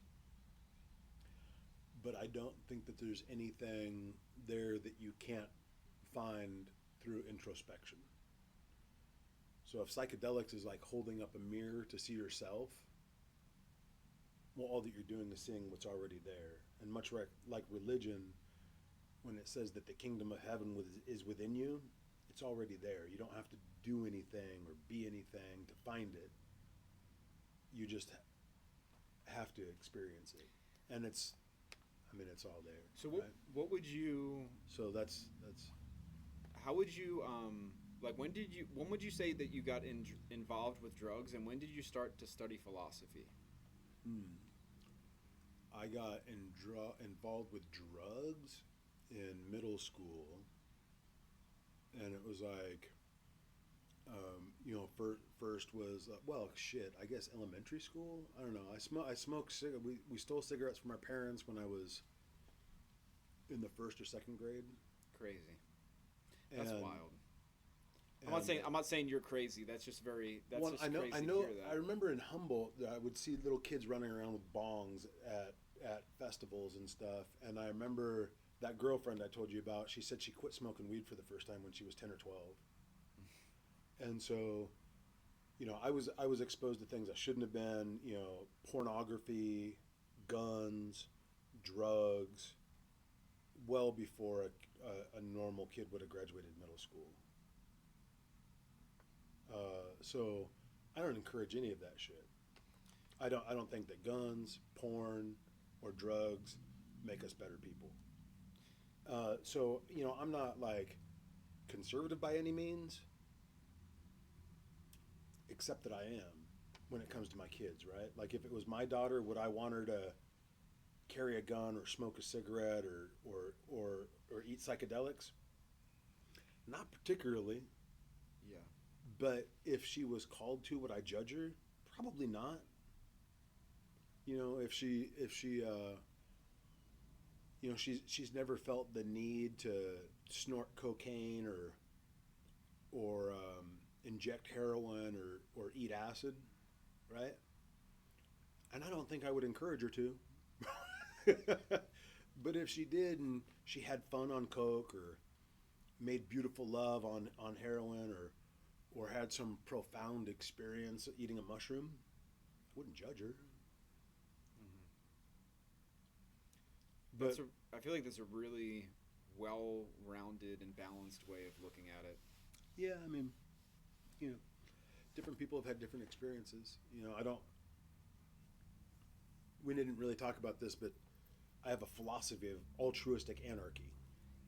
We mentioned it the other day, but not during this podcast. And to me, an altruistic anarchist is someone who does whatever they want, and what they choose to do is for the betterment of all. And so, yeah, that's kind of my philosophy on drugs. I don't think you should do them, but if you do, have a blast. And if it kills you, you knew better. And it sounds like it's, yeah, right. I can look around the street at all these homeless people. There's two kinds. There's mentally ill, and there's drug addicts. Yeah, it's a and yeah, which one is better off is a whole other question regarding I don't know. The ones that are mentally ill deserve our help, and the drug addicts, I would say that they could use our help as well. There's the occasional um, person who just chooses the freedom, and they're on a different trip and mission than the mentally ill or the drug addicts, and you know let them run free too. But drug addicts and mentally ill deserve help from the people who can provide it. yeah, that's a really deep dialogue about the transient nature of our human condition, and all different types of people that are out there doing all different types of things. But like most people that are doing it from a voluntary, Well, and those things are fluid too, Oh, yeah. right? I mean, Absolutely. like sometimes mental illness, drug use, nomadic lifestyle, they can all be an ebb and flow. I would say that I've probably had aspects of all of those things at different times in my life. yeah, You know, yeah, it's a blurred line between them. And of course, like, yeah, again, this is a really rich territory to go into a lot of different things, but maybe we'll just save that for another time. yeah. Just for the purpose of the conversation, that's when you ask me that question, that's my answer. Right on. Yeah, and in the first question, you went into more of the specifics about most of the drugs, so that's a good. You didn't say much about your own personal relationship with heroin. Yeah, I don't think heroin is good, but I love opium, Yeah, and because it's addictive, right? It feels great. it's And- understandable and why so- people get addicted. Yeah, it's super understandable why I don't have an addictive personality with anything except food. yeah, Um, with food, I have I've always I think and that goes to deep rooted childhood stuff. Like the first time I got beat, I was consoled with chocolate, mm. and so and when I was hungry, like literally hungry, and I was able to eat excessively, it was psychologically soothing. And so I have a weird relationship with food. But as far as drugs, I don't have an addictive personality, so I've been able to enjoy things pretty freely that could be problematic for others. And that's part of why I don't encourage it, is because you don't really know if you're going to be an alcoholic until you take the first drink. Mm-hmm. And you don't know if you're going to get hooked on crack until you smoke it. And you don't know if you're going to be a heroin addict until you smoke it or shoot it or whatever. And so drugs are fun and they feel good.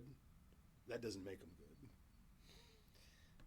Right. It's Yeah, it's all of them are schools within their own right, and maybe. yeah.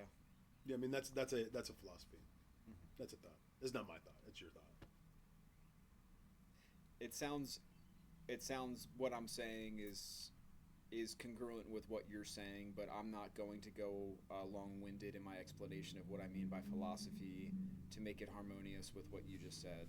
But that's okay. That's your Yeah. thought, my thought, your thought. A lot of You know people are what I going to mean? look at what I said and not agree with it, and some people will agree with it or portions of it. And I would have to say that the most staunch anti-drug person has a very valid opinion, and I respect it. And the most the greatest advocate for pharmaceuticals has maybe they have something I know you don't like pharmaceuticals, but I think that they have some, like when I look at the smartest people on the planet, right, which are often like some kind of scientist or engineer, and they devote their entire life to helping people in an altruistic way, and sometimes that comes out as a pharmaceutical thing. I think that there might be some validity to that. I could be wrong, but my guess is that if brilliant people devote a tremendous amount of altruistic energy, that there might be a thread of positivity. Yeah, this. I mean, if we're You know, going to just even use but- pharmaceuticals as an example, or even just modern day bioscience, Yeah. that I think most humans are just we've been because of the conditions set upon society and culture. People are so far removed from their own human condition, generally speaking, that they don't even really understand what is altruistic. But it's like a regurgitated concept that has been regurgitated so long that it's been stripped of its nutritive substance, and then it's economized and it's rationalized as being virtuous to, again, like Perhaps that is an opinion. yeah, of course, but again, like it's a general opinion amongst like a majority of people, in my opinion, that just don't have a say because they don't like control media or the broadcasting means. I think that when you say the majority, I think that could well be true of the majority of the people that you associate with.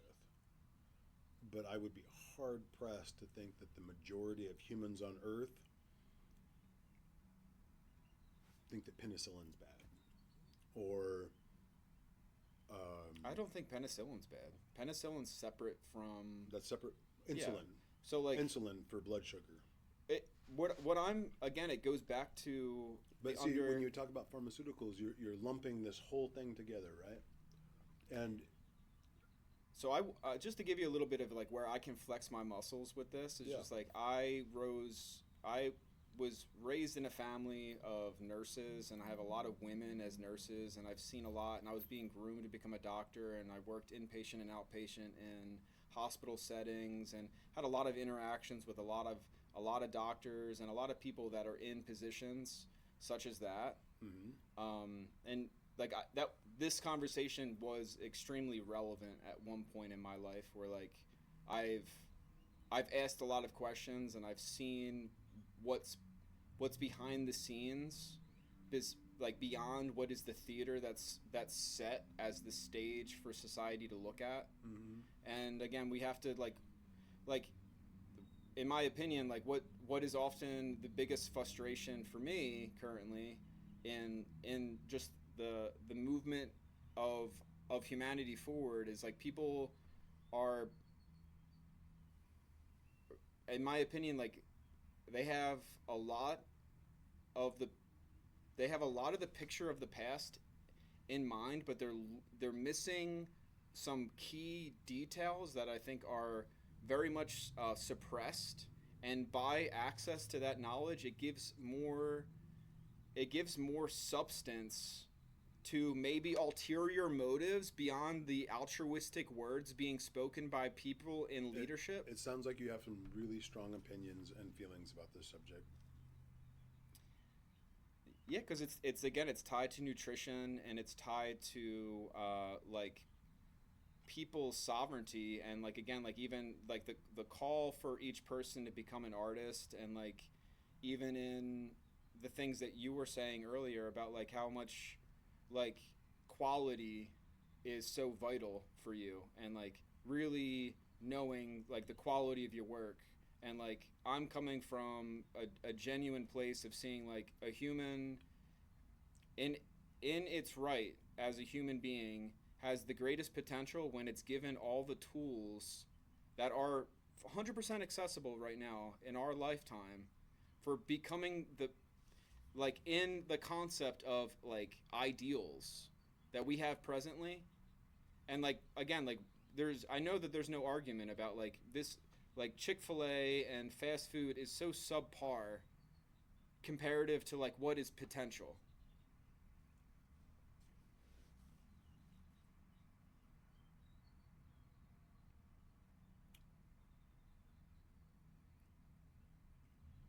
I mean, that's just such a value statement that I can't buy into it. You know what I mean? Like, if you're a poor person and you live in a shitty neighborhood and the Big Mac is the closest thing that you're going to have to a meal today, and it's $3 or something, then you know what? I don't have many fucking potatoes growing in my ghetto backyard.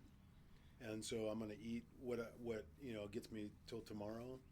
And sometimes it's top ramen or fucking mac and cheese with yellow dye in it. So I think you're starting to see like my angle of approach is from a different angle, and like I'm not losing sight of that, and like I'm not beating down the people that don't have any other options, but I'm recognizing that they're like psychologically and emotionally and physically, by means of deprivation of proper like nutrients and minerals, from accessing like a quality of life that would give them an ability to actually like speak about changes that would be meaningful in their environments and their communities. Man, there's nothing I can really say that's gonna not piss you off, and so I'm just gonna choose not to engage in this conversation. Do you feel like I'm getting pissed off? You're passionate about the subject. You have a very strong and fixed opinion, and there's not a lot I can say that's gonna move this conversation in a positive direction.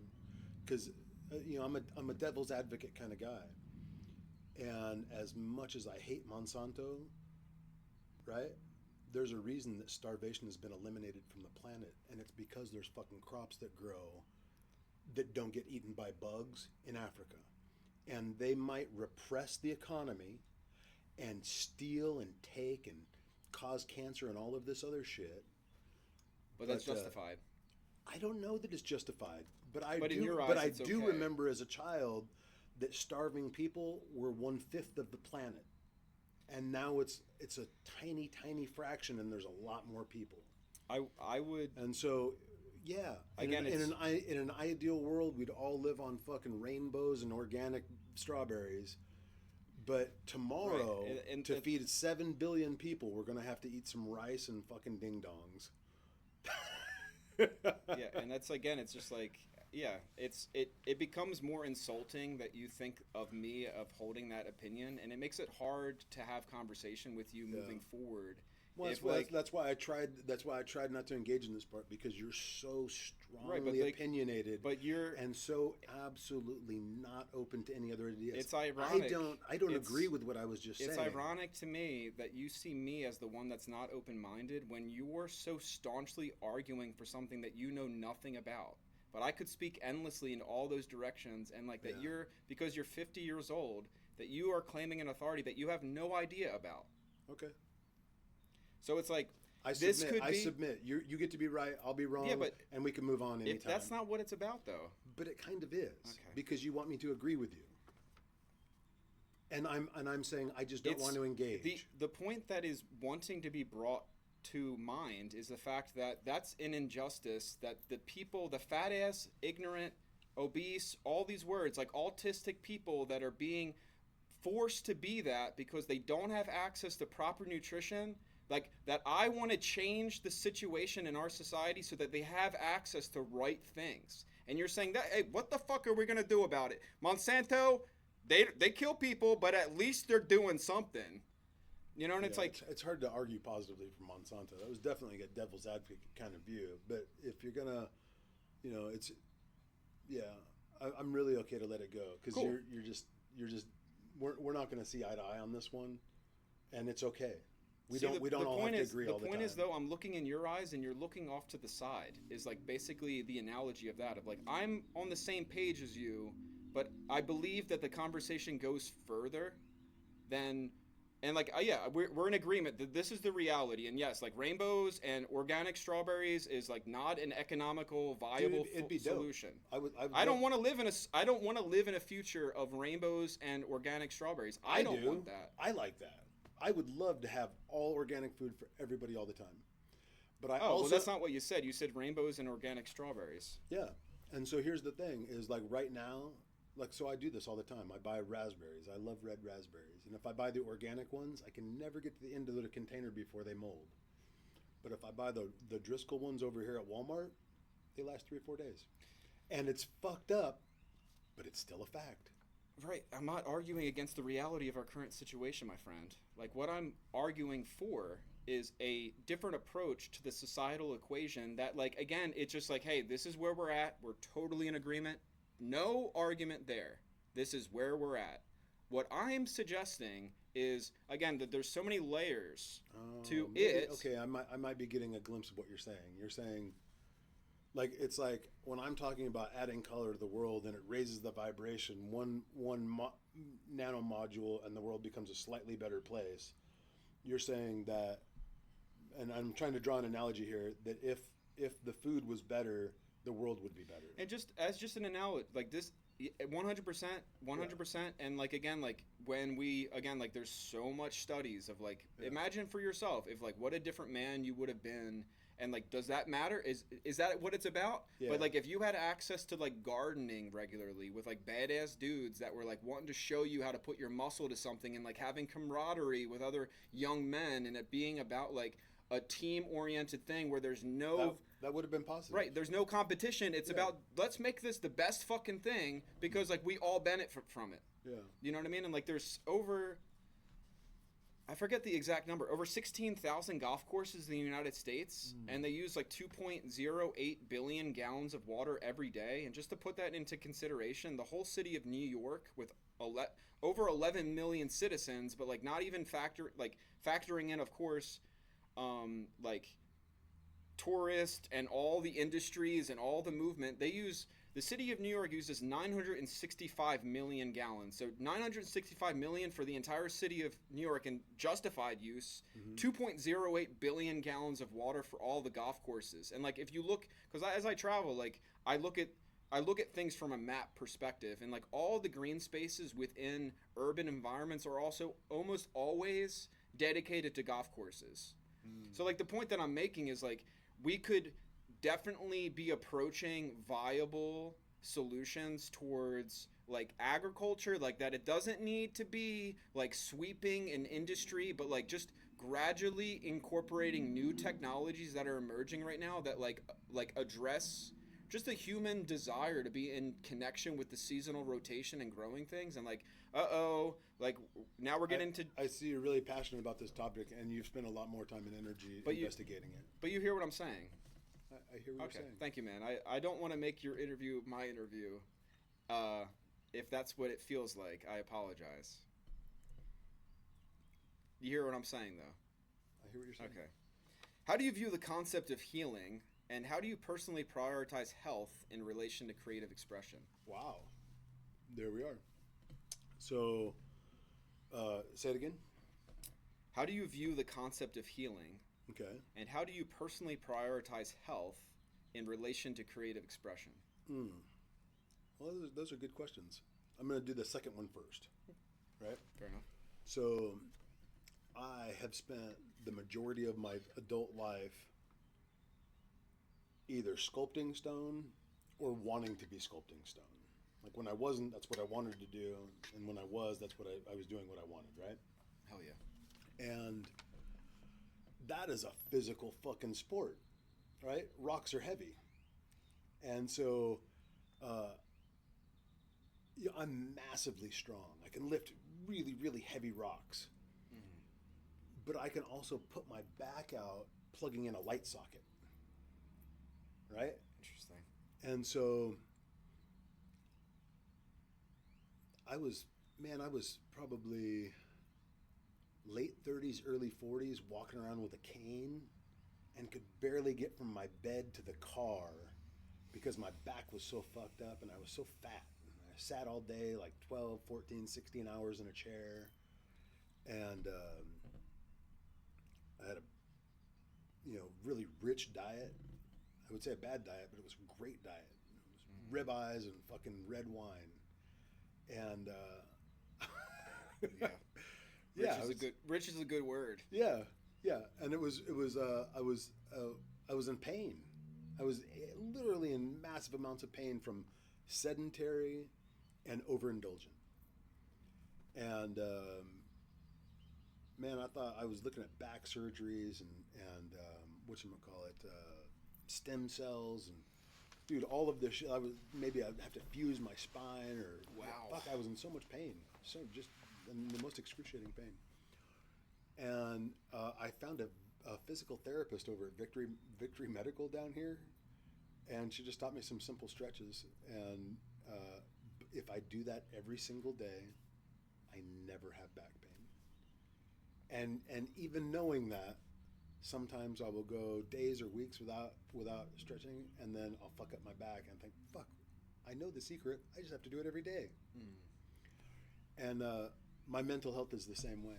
If I meditate every day, I do pretty fucking good. And if I don't, I can be a really aggressive prick. And also, the other thing that'll get me is forgetting to eat.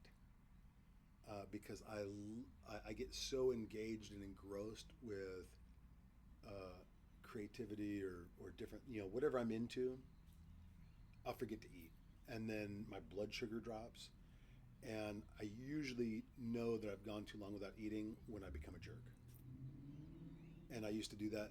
That's actually one of the reasons I got fired a lot in the car business. Was I would go extended periods of time without consuming nourishment, just working and working and working and working. And I'd snap on people in little micro snaps and then sometimes in big snaps. And I would chew out bankers and I would be rude to customers. And it was really pretty sad that I just didn't manage that part of my character better. So health, I would say, for me, I think it's literally written on the page this morning. So I journal every day, and that's my goal, is to meditate. And so this is the last page of writing on every page in this book every day. And we're on the last page today. It says last page vibes on today's date. And it says exercise, meditate, pray, and stretch. And so those are keys to my life. If I do all of those things, my life is consistently great. And yet I stray from those things. And so I just try to remember to do the things that make me healthy. So that answers the second part of that question. This is the first part. What truly moved... Hold on, that's the other question, sorry. How do you view the concept of healing? Oh, how do I view it? So... And that's why I did this one second, because we have differences of opinion there as well. So part of it is, the second part is very, very good, right? The meditate, stretch, exercise, pray. But healing, we have differences of opinion. I'm just literally not even going to go there. Why? Because I don't enjoy your disposition when I do. Fair enough. It makes it... Again, like, if I'm fine, like, my intention always is to come into interviews with the, like, dude, it's just with the aim, honest sincerity, brother. I know, but like, you're just so passionate about your opinions that I can't enjoy expressing mine in your presence. Okay, if that's how it feels, yeah. I'm disappointed. I apologize that that's the case for you. Dude, it's and a like, growth opportunity for both of us. Maybe for me to be able to express it in a less confrontational way, and you to make it more pleasant to be heard. I feel like it's coming. Again, like, I don't want, because it makes it just really, because then it's like walking on eggshells, and like it makes it like just unpleasant. And if that's how it feels for you, then like that's like then that's where it's at. It's okay. Yeah, it's okay. It's like every time I've been in a harsh situation in my life, I'll say, this too shall pass, right? And so some conversations are fun and some are hard, and that aspect of this conversation has been challenging, it seems, for both of us. I don't personally, I see it personally as, like, conflict isn't the measure of the health of the relationship, rather the way that the conflict is handled. And, like, I embrace the opportunity to move forward with dialogue, but, like, it's for me to recognize when I'm pressing against something that's really stuck or stubborn, and, like, is really not able to consider other ways of perceiving things, or is really, like, wanting to endlessly identify with devil's advocate without their own thoughts being what they identify with. Do you identify with that as, like, a sense of mission for you? In terms of what? Like, shedding the light of your opinion on people who disagree. No, I think it's just valuable for anyone at any time to be able to really find the value walking their thread of thought and recognizing, like, again, it's a different standard of relationship of, like, I am always in the aim of harmony with people, but I'm not going to do that at the cost of truth and honesty. Yeah, And, like, if well, a person is stubbornly fixated on their idea of harmony, this is genuinely the difference between kind and nice, right? So for a person to be pleasant, right, and agreeable is not necessarily honest. Whereas as kind might be more uncomfortable. And so in this particular situation, I don't feel as if it would be a pleasant experience for me to enjoy engaging in that dialogue, that aspect of that dialogue with you. okay, It just doesn't feel good. that's fine. And so I don't want to do it. All right. Yeah. Well, this has been the interview with Riley. And where can they find you? Are you sure you really want to wrap it there? Because I think there was one more question on that page. It's blown. There's two more questions, but it's the integrity and the rapport has been compromised, and it's not something that you want to address. And, like, I see, again, like, I believe that there's better ways through a lot of things, but, like, it needs to be a two-way street.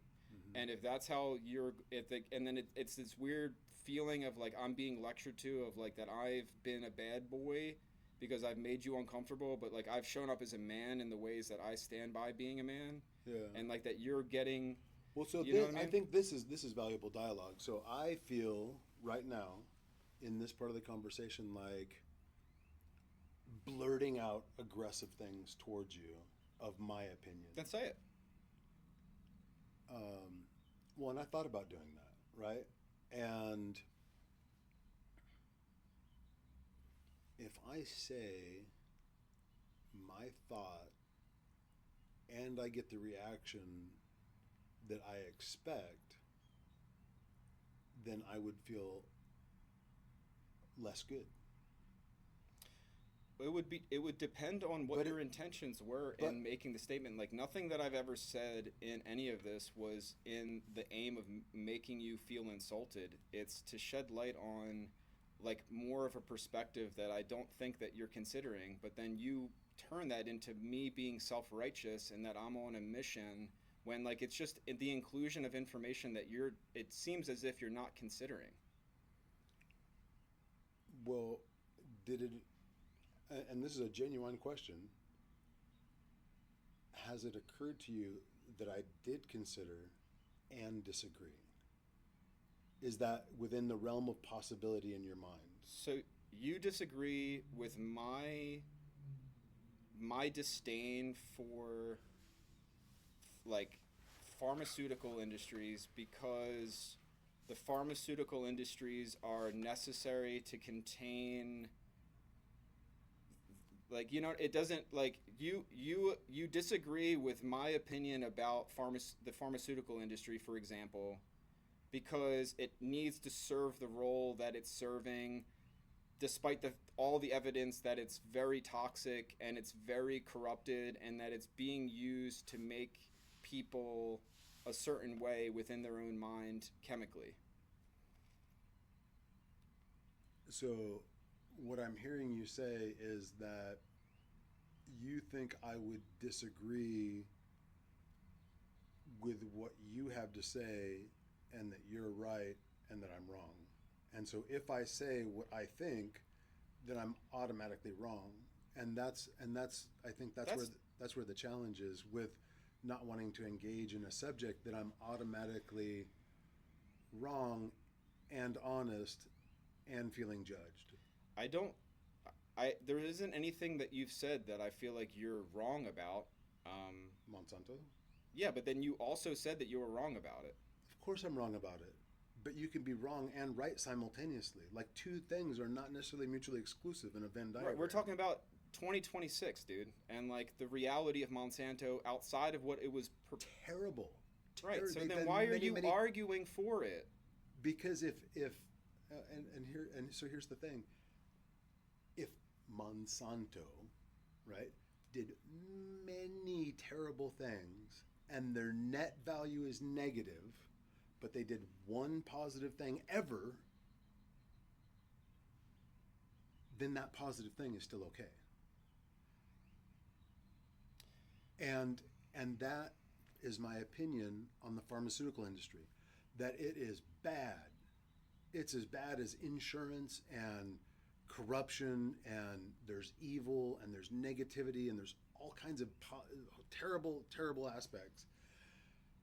And yet, if there's a single event that's positive, it's still positive.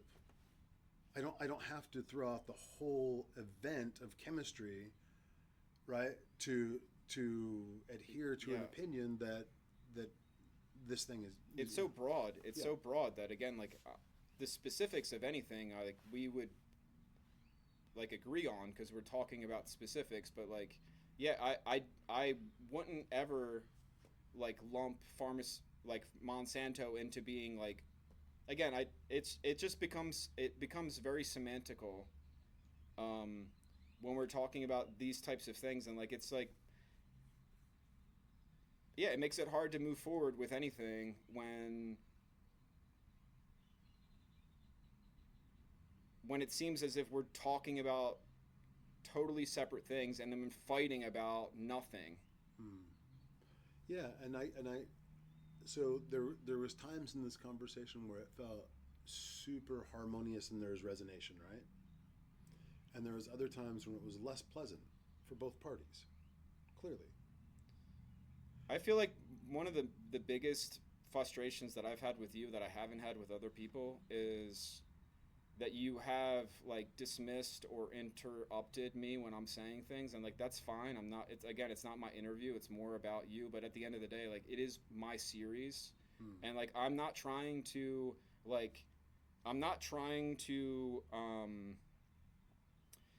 like censor anything.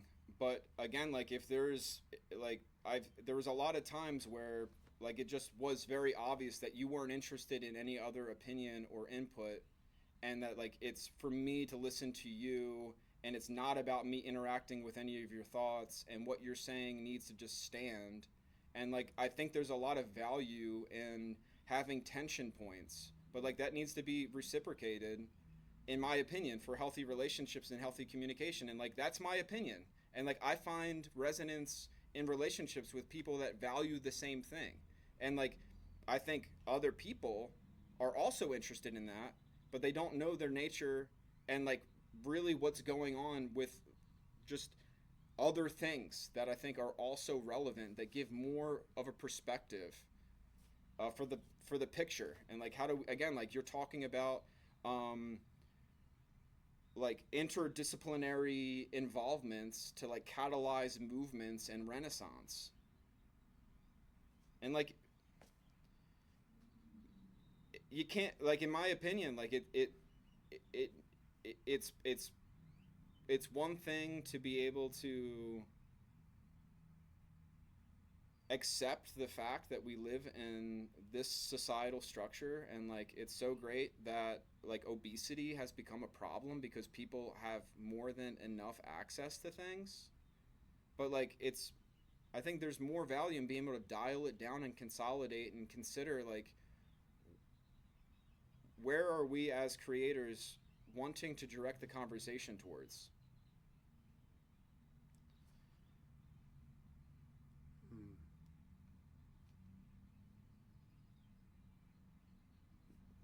You know, it's like I'm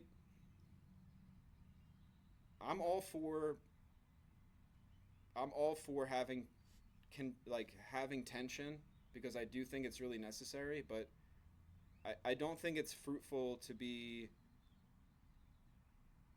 like philosophizing about all the problems and playing devil's advocate because the stock market or something about a bigger idea that's generated from the media, and it's totally like again, like just as another example, like if you look at what Monsanto has done in Puerto Rico as an example, you know, like that's enough for it to be a crime against humanity.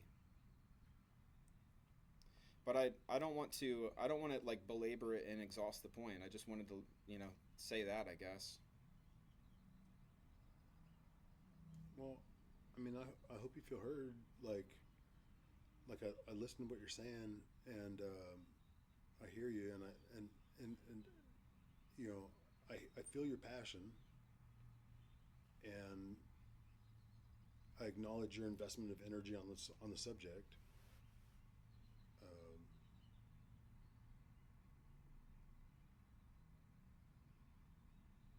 I appreciate you sharing like how you feel, like with my interaction and that stuff. And those valid criticisms are ones I've heard before. And so when you hear a thing multiple times, you tend to believe it, right? Um,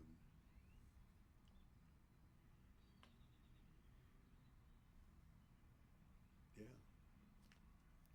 Yeah, like I don't. Again, things are fluid, and like if this is part of our interview, and like I really honor you and just being able to sit with it and move through it. And again, like I'm not wanting to impose on you to change in any way. Um, but like, is there space for more of a fluidity? Is like also like basically a lot of what I'm just testing as I come into the integration of myself within the Austin community, and I'm bringing my family down here and seeing what's really going on. Is there any space for me to even exist as myself? And like it's recognized, or it's like, nope, shut the fuck up. Yeah, no rainbows and no strawberries. You know what I mean? And it's like, okay, Yeah.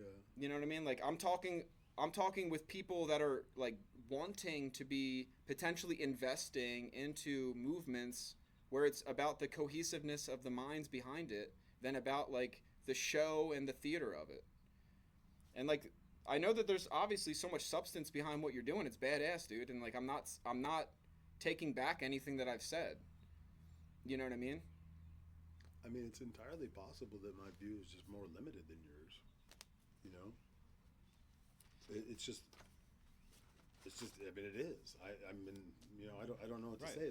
Like there's certain things I can talk about as an expert, and there's some things that I'm not qualified to you know, proselytize. Like if it was like you know, some topic of like philosophy or art, I'm pretty well versed in those things, right? My knowledge of nutrition is limited to, you know, what I've read, what I've experienced. My knowledge of pharmaceuticals is similar. It's nothing more than what I've read or experienced. And like you make the mention of, housing, shelter and Food, clothing, and shelter. right. And Yeah.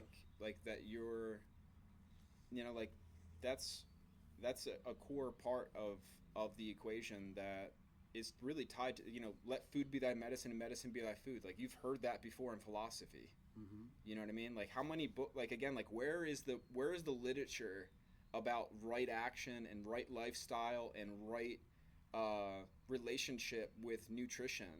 You know what I mean? And like how much is like again, like it's part of this um like hyper intellectualized idea. Anyway, you heard what I'm saying, man. I think so. It's just one of those things, you know, like again, it's the same. It's not that it changes. You're just so passionate and into this subject. I just can't fully relate. And so, you know, if I'm ignorant on the topic or you don't agree with me, I just have to be okay with that. Like it's not something I'm not qualified to change your opinion, and my opinion is the only one I have. I can hear what you're saying, and I can either agree or I can disagree, and I'm okay with that. Like, and I might be my disagreement or lack of congruence might be out of ignorance, right?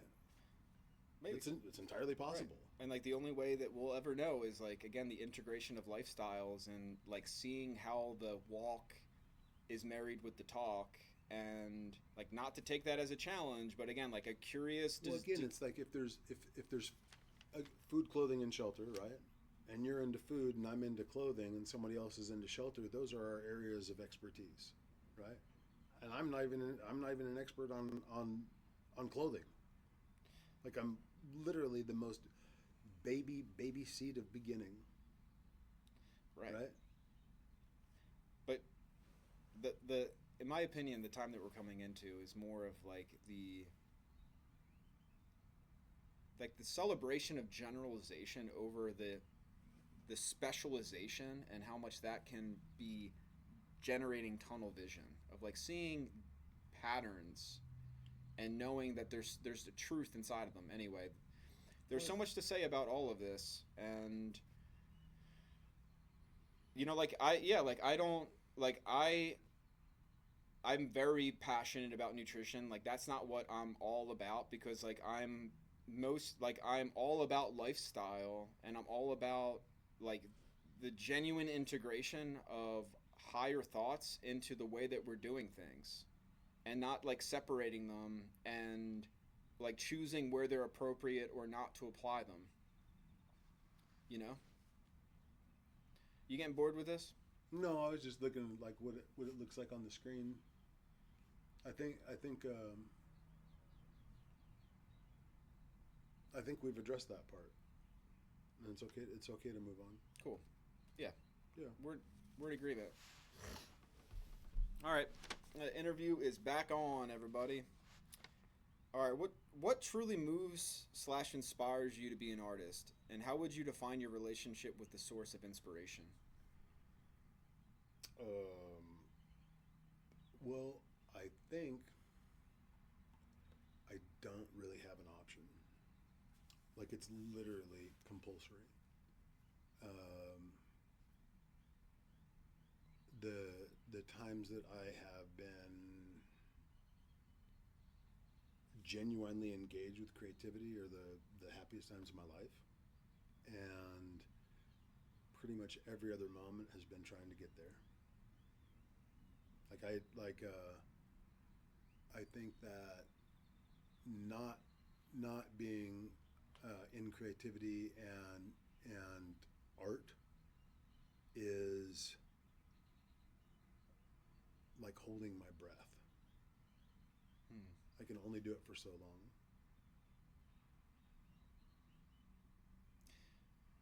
It seems like this is a leap into the water, and really learning how to breathe in it and really live inside of it.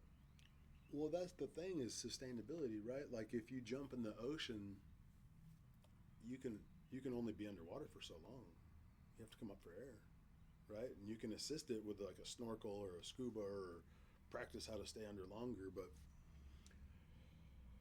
yeah, I mean, humans are meant to breathe air, right?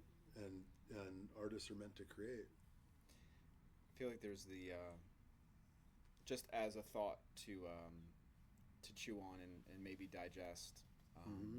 regarding that like fear, maybe, but as it often is, of like how many different analogies are relatable to us in our development, of like we can consider ourselves to be an acorn, or we can consider ourselves to be a caterpillar, in our own growth cycle into becoming an oak tree or a butterfly, and like these are very different natures, or like any other plant or any other bird or a cloud or a mountain, and like fish and etc. And like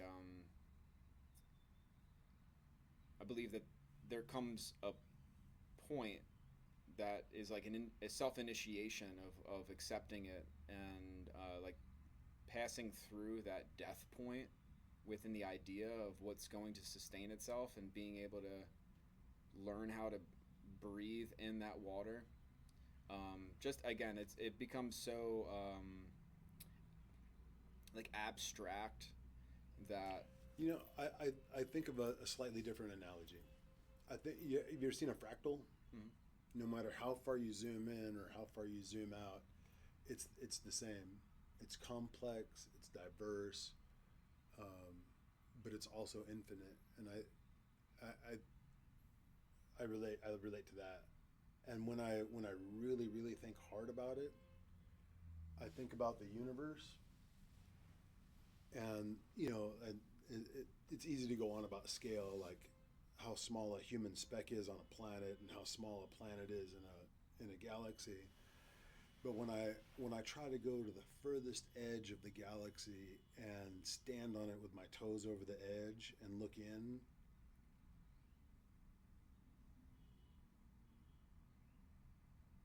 I think that curiosity is probably the creative juice of some kind. You know what I mean?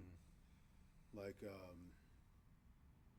and it's the same thing when you go inward. Like I've meditated only a few times where I got to a state where I felt like it was like the Tao Te Ching would call it the word without the word, or like the Bible has a like the I think it's the first line in the Bible is something very similar. It's like, you know, in the beginning there was nothing, and then God spoke it into being, right? And there's a moment in there where there's no words and no breath,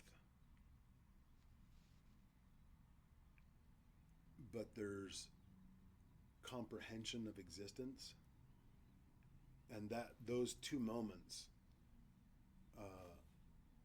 the moment of understanding of existence and the moment of the edge of comprehension are like my two favorite places and where I like to spend most of my time. Do you in that, like in create, you know, like it. Are you seeing for yourself that those windows of time are opening into longer durations as you're That's having a great relationship question. with it? No, not necessarily. I wish that was the case, and I try to make it the case. It's like the surfer in the zone, right? You heard of that? Like, or like the athlete, the runner's high. Like a surfer in the zone, the wave is only so long. There's only so much duration before you have to paddle back out and catch the next one. And I think it's the same in this kind of creativity. You can only spend so much time in the ether before you have to pop up and, you know, pay the light bill or talk to the seamstress about how you want the stitches and where the zipper goes, and you know what I mean? There's the pure and beautiful part, which is where everybody would like to be all the time, but then there's all of the things that go into making those moments possible. So it's like in a farming analogy, that would be like sowing the seed, but before you sow the seed, you have to till the field, and before you can till the field, you have to prepare the earth or whatever nutrients or fertilizer, you know, whatever it is that goes into preparing that ground. There's a lot of work before you put the seed in, and that's just the beginning, right?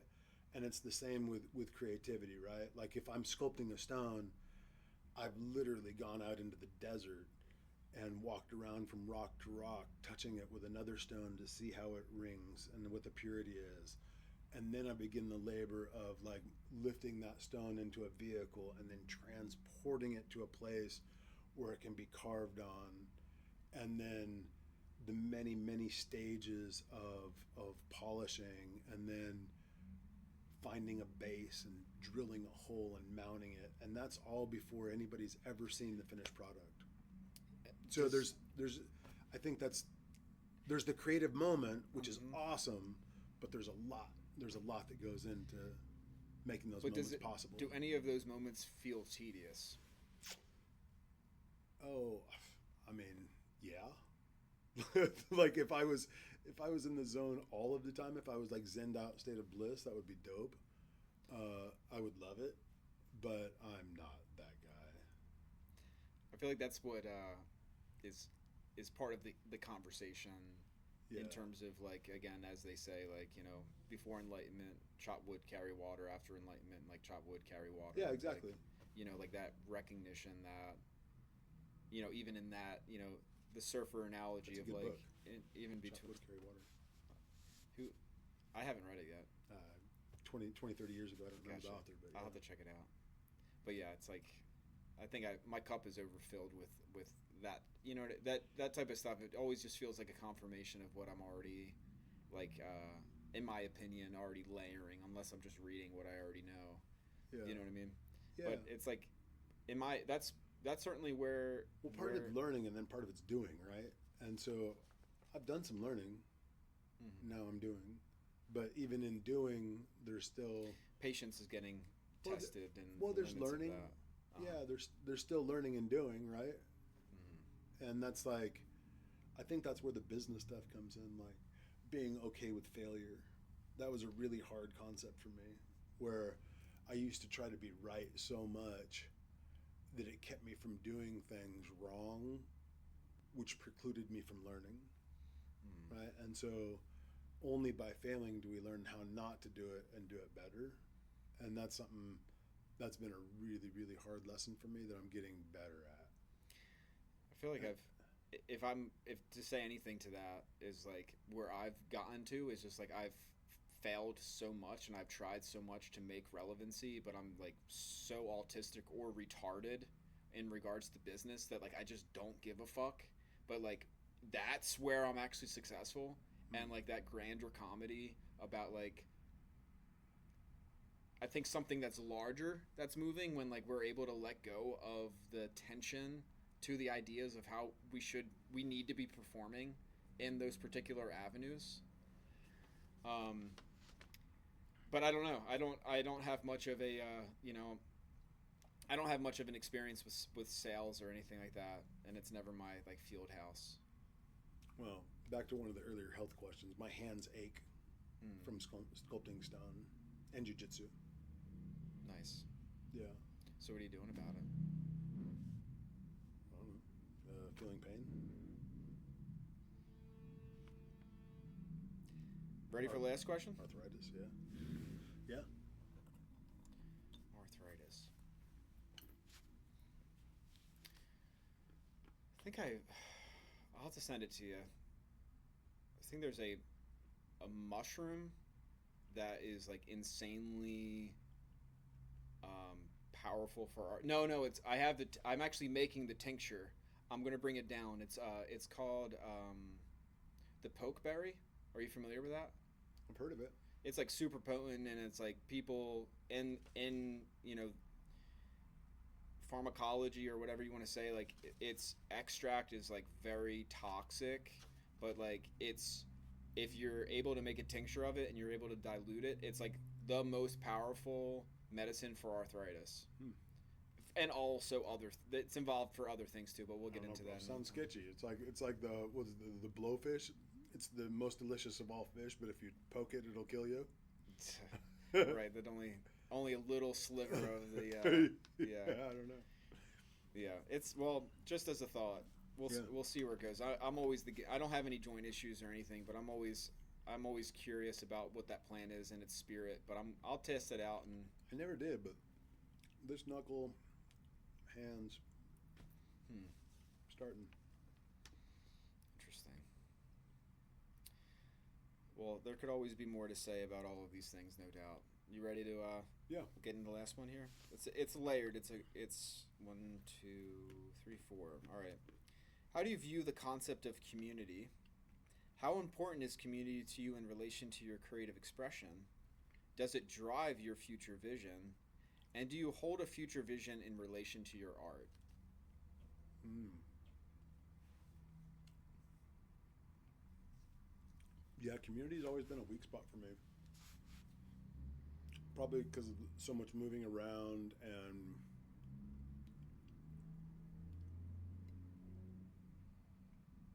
um,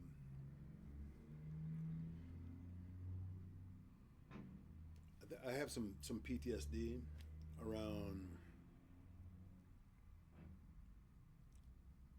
trust and safety stuff, and um, like a lot of the things that you brought up in this interview with not listening well, cutting people off, coming across as rude or tense or these other things have limited my social interaction quite a bit. Mm. I've spent most of my life let's see, probably most of my life not in relationship, because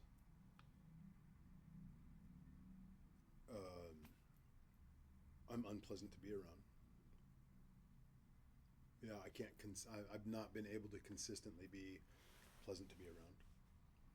And when I'm unpleasant, it's strong enough that most people are repelled not to want to come back.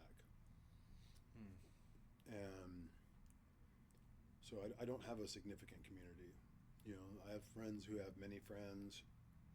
I have very few friends, but they've been friends for a very, very long time.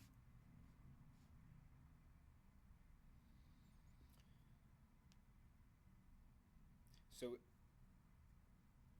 is it something that is like curious to you? Do you see that as a point of healing, or a point of growth? Possibly. Or is it just not something that is even a consideration for you? Well, I think there's a time investment involved, and it's hard for me to remember to flex that muscle to engage in community. Like, I have some acquaintances in town that I play chess with, and man, I really enjoy hanging out with them and playing chess and communicating with them. And I usually forget to take the steps to engage them often enough to develop friendships, because I'm just so in my own. Just want to make sure. Yeah, I'm just so in my own head. Huh. I spend a lot of time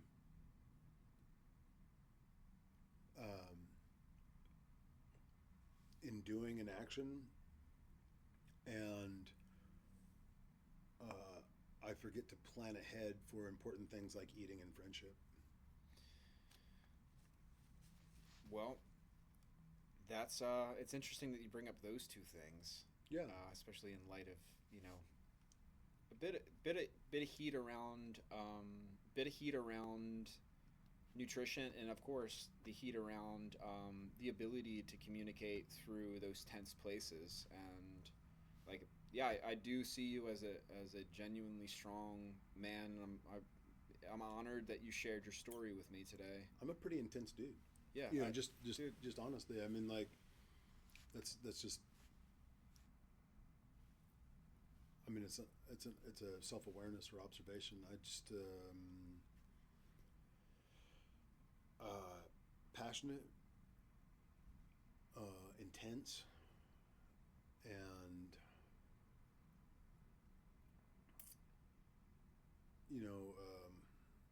I don't know. I guess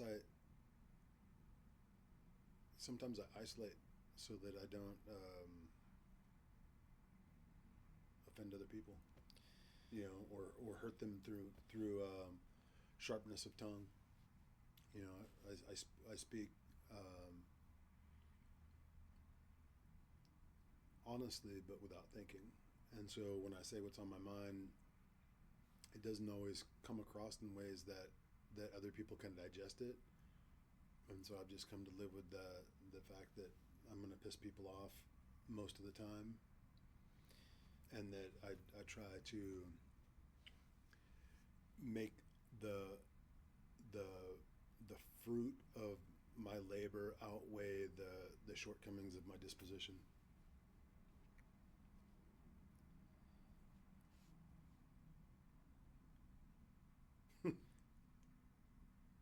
Maybe, again, as a curiosity, and certainly something, I think we share a lot in common regarding like the sort of the external pull to bring what's internal to the outside, and again, to not like compromise, but rather to feed those qualities that we find to be enriching.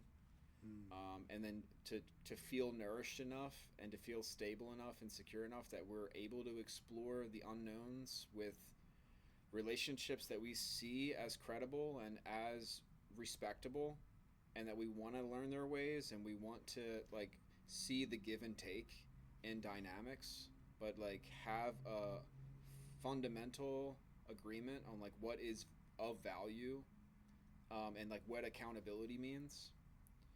And I think things like that, I think, are points that just give more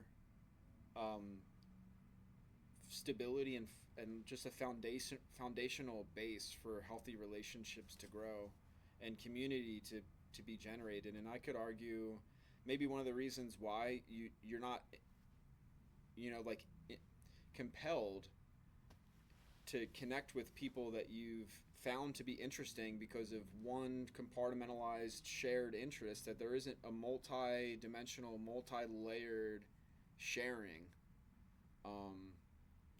Maybe not. Well, I'm also pretty selfish. Just I want what I want, and I want it the way I want it. And sometimes I'm able to find enough common ground to resonate with someone beyond that. But sometimes it's just it overwhelms the other person's desire to connect,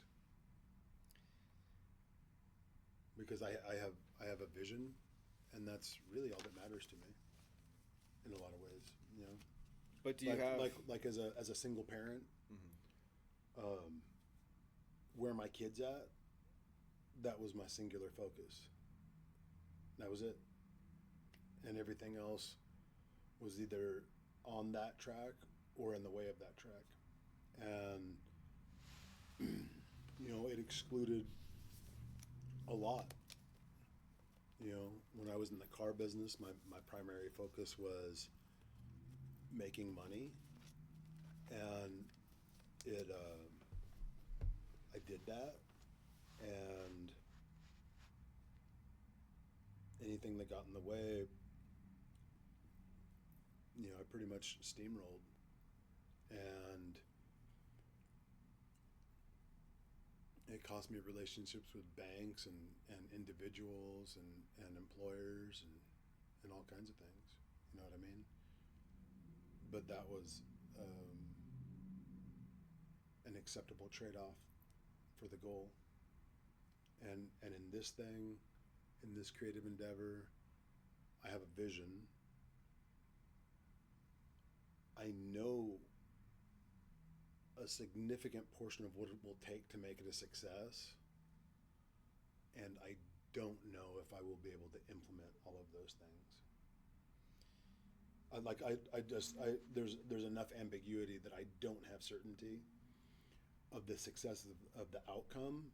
There's no question about the process or the quality in my mind, but whether it will work or not is largely dependent on my ability to overcome my own shortcomings.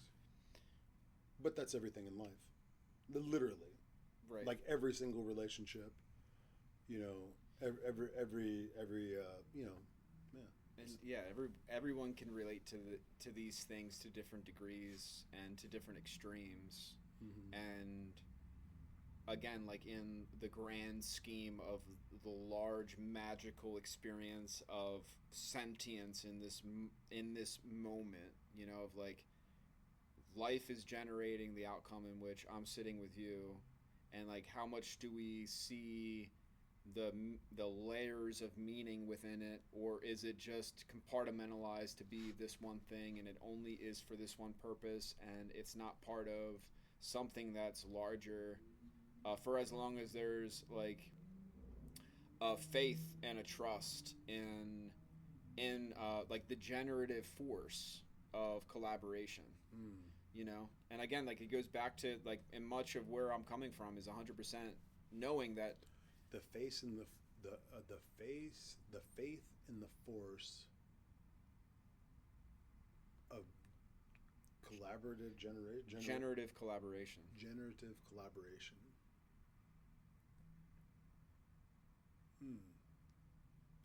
That reminds me of the Bauhaus movement. What's that about?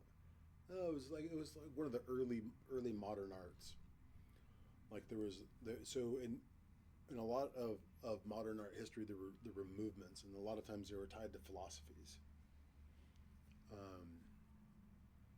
The Fauves were one of the very first ones to break away from traditional painting of portraits and landscapes.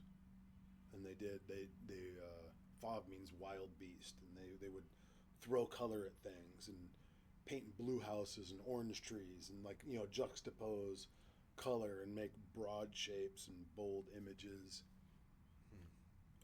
But there was a philosophy behind it. It was a rejection of the stereotype, and then from that came variations of modern art. Like the Cubists. Picasso was the famous one, but that was a whole movement. That wasn't just an individual.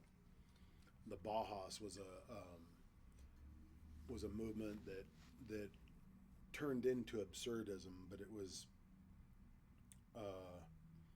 had to do with like color theory and structure and communication. Like one of the famous Bauhaus paintings was by telephone. One artist told another artist what to do, and the result of that was like this communication. He's like, oh, draw a red line 6 inches to the left, and whatever. And then and same with surrealism. Surrealism was like a philosophy that came out of psychoanalysis, Freud and Jung, and it was like trying to describe the images of the mind, and Dali became the face of it, but it was an entire movement before it was an individual. And so what I think the collaborative energy, I guess I was trying to picture what that looks like.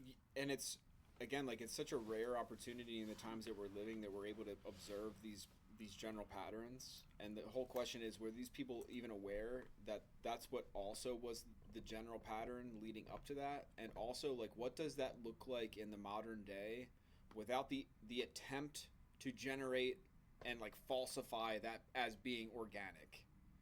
You know what I mean? Of like seeing the validity, for example, and to make it simple, like seeing the validity of like these like prototypal collaborative experiences amongst creative minds, but like they're in their own bubbles that they're not really, like there's no Malcolm X or like Martin Luther King Jr. in these mixes. Like they're in their like lofty thing, doing their separate thing outside, and like people are like, oh, look at that, great, I didn't follow that one. Okay, yeah, well, did you follow up at least to the point of like it's oftentimes in those collaborative? Are you talking about the charismatic individual or the group energy? I just really don't understand what you're saying. So I'll keep it simple. Like with the examples that you shared of those collaborations. Yeah, those movements. Right. That those were, they've inspired people across dimensions, but they were essentially one-dimensional in the art world, and that those minds weren't talking about like the societal structure or becoming involved in it, or like the downsides of the education. What's that? Yeah, no, they literally were. They were doing it? Yeah, no, they were mostly political and philosophical movements, and then the artists expressed that aspect of it.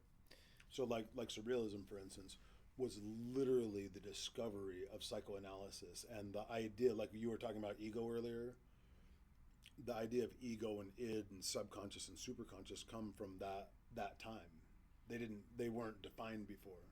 There was just the mind, right? Right, but they're like, and then from psychoanalysis came surrealism, which was like trying to draw images or paint images of those features of this new field that became psychology and psychoanalysis. Right, but it wasn't like, okay, this is how to apply it, and this is where to apply it, and this is what's wrong with the governmental structures, and this is what needs to be addressed. Yeah, no, that's literally what it was. They're like manifesto. Well, they were either terribly unsuccessful or they were successful and like we are retarded. There's like 3 outcomes from that. You know what I mean? Really? Yeah. Well, I think there's incremental change. They did something that did something else. So it didn't just like fix it.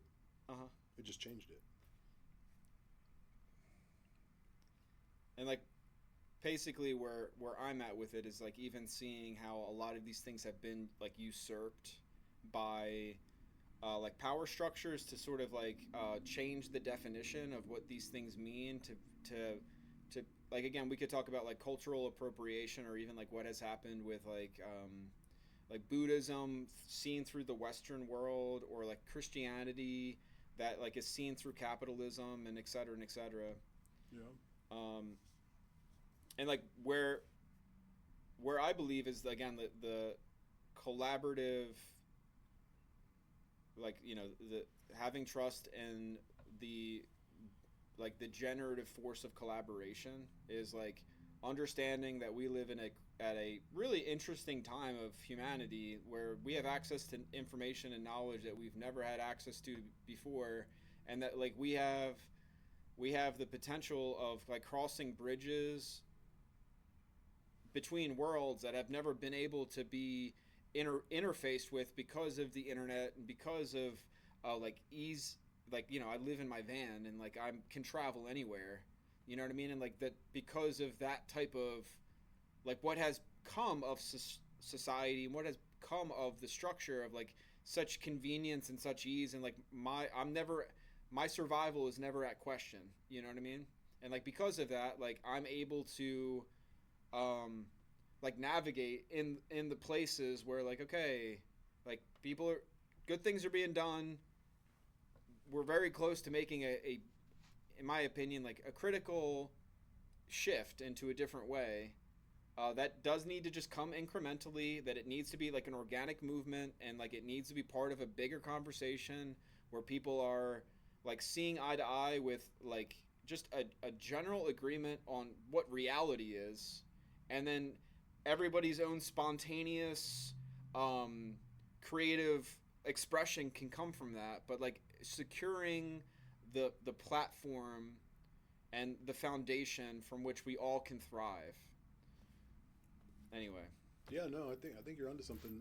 It reminds me, and there's a lot of negative connotations around the word manifesto, but that sounds like what you're describing to me in the positive aspect. Like it's like creating a worldview or a guiding document, like a Magna Carta of the movement that you're trying to initiate, right?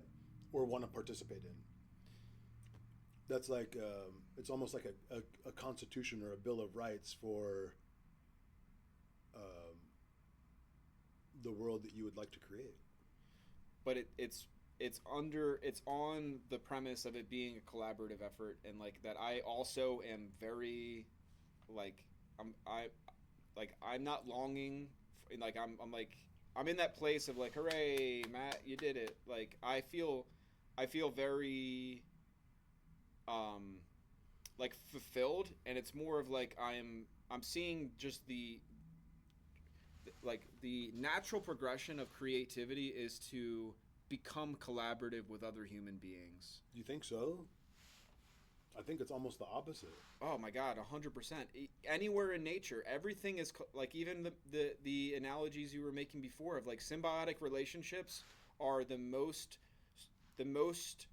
power, like they're the strongest, they're the most resilient, and they give about the best fruits for both in nature.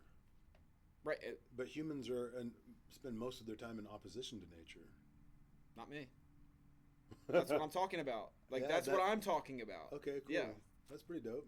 And that's again like it's like you hear what I'm saying then. Yeah. Like that's to shift outside of the greed narrative and the competition narrative and into like again like just collaboration, community, and like abundance, not as like a woo woo like rainbow thing, but like just a fundamental right that we've all gone through so much through like slavery and all of these things and all like so much like genetically we have so much blood already invested into the well-being of us all that it's like anyway, you hear what I'm saying, just turning the page and being like, okay, how can we as people make that happen from a joyful place and taking the small steps and not trying to make these big colossal blueprints of systems and structures, and now we got to kill these people because they're against it. But like as soon as we do that, that everybody's fine.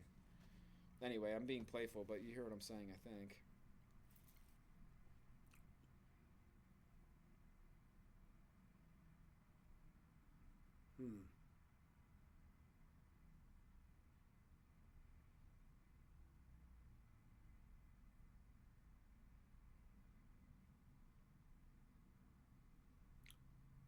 It's it's thought provoking.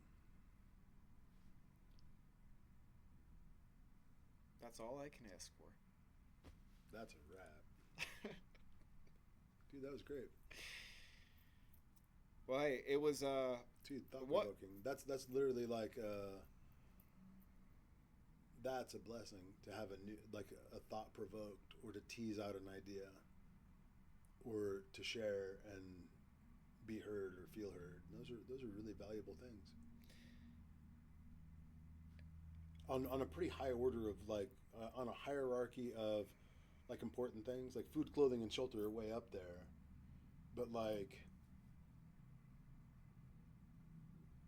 understanding or feeling heard, I think that's really high on the like reciprocal relationship on the needs of humans, on the social needs of humans, to be heard and understood.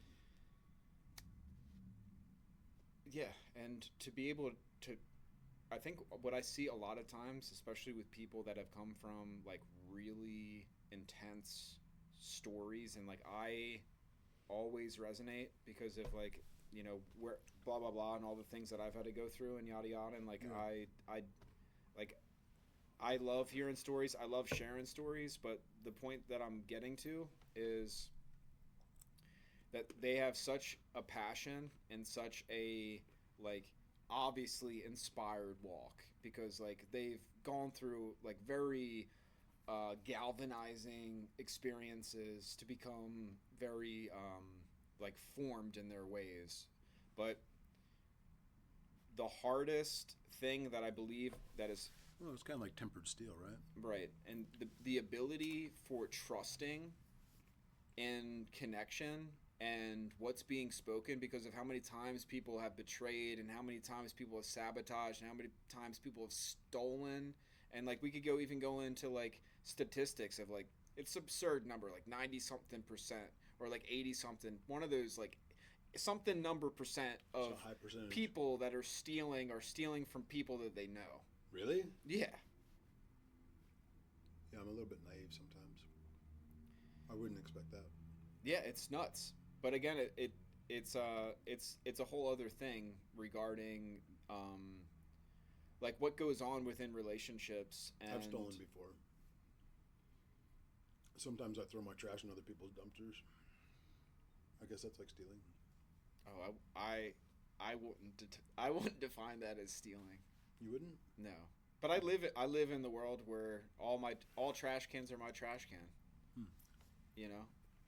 Just by merit of like, again, like it's not like I'm like a squirrel in a way, you know, and like obviously I just typically am just walking through a park and there's a recycling and trash can, so I'm like, oh cool, and then I'll just get my things out of my van and then recycle them or put them in the trash. And like again, like I have a very deep respect for like the system and the way that things go, and like because I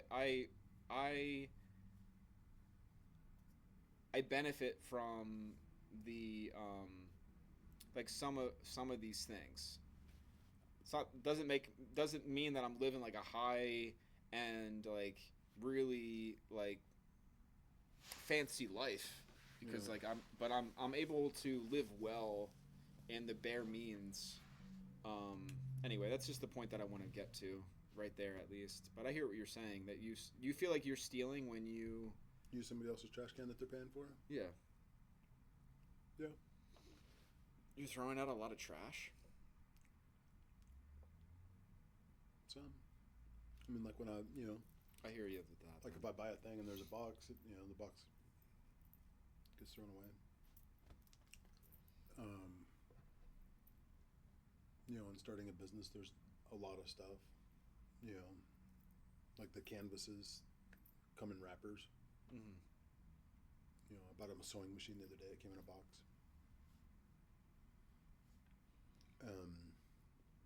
Yeah. And you just don't want to get a dumpster here. Correct. Yeah, if you're Yeah. I know no. you're not looking for validation, but I just want to let you Game- know from this perspective. GameStop went out of business over there, and so I'm using their Oh, dumpster. cool. Yeah. But I don't know how long that's going to be there. But yeah, I think I'll probably pool resources with somebody that has a dumpster and doesn't use it all. But I stole books when I was a kid.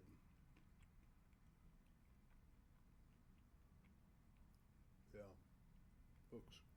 Huh. That's interesting. I'm the most well-read homie on all of the avenue. What books were you stealing? Just from like a random bookstore or the library or what? No, like a bookstore. I think I think they were fantasy novels actually, like Lord of the Rings kind of stuff. Or there was a series I liked called Dragonlance. It was like dragons and elves and magic and stuff. I like those books. I have a book for you, for my friend actually that I'm connected with, who is just in a different realm. But like, you know, not in like dimensional, like he's way off hinge. Like he's operating a really successful business that has international contracts and does like really big.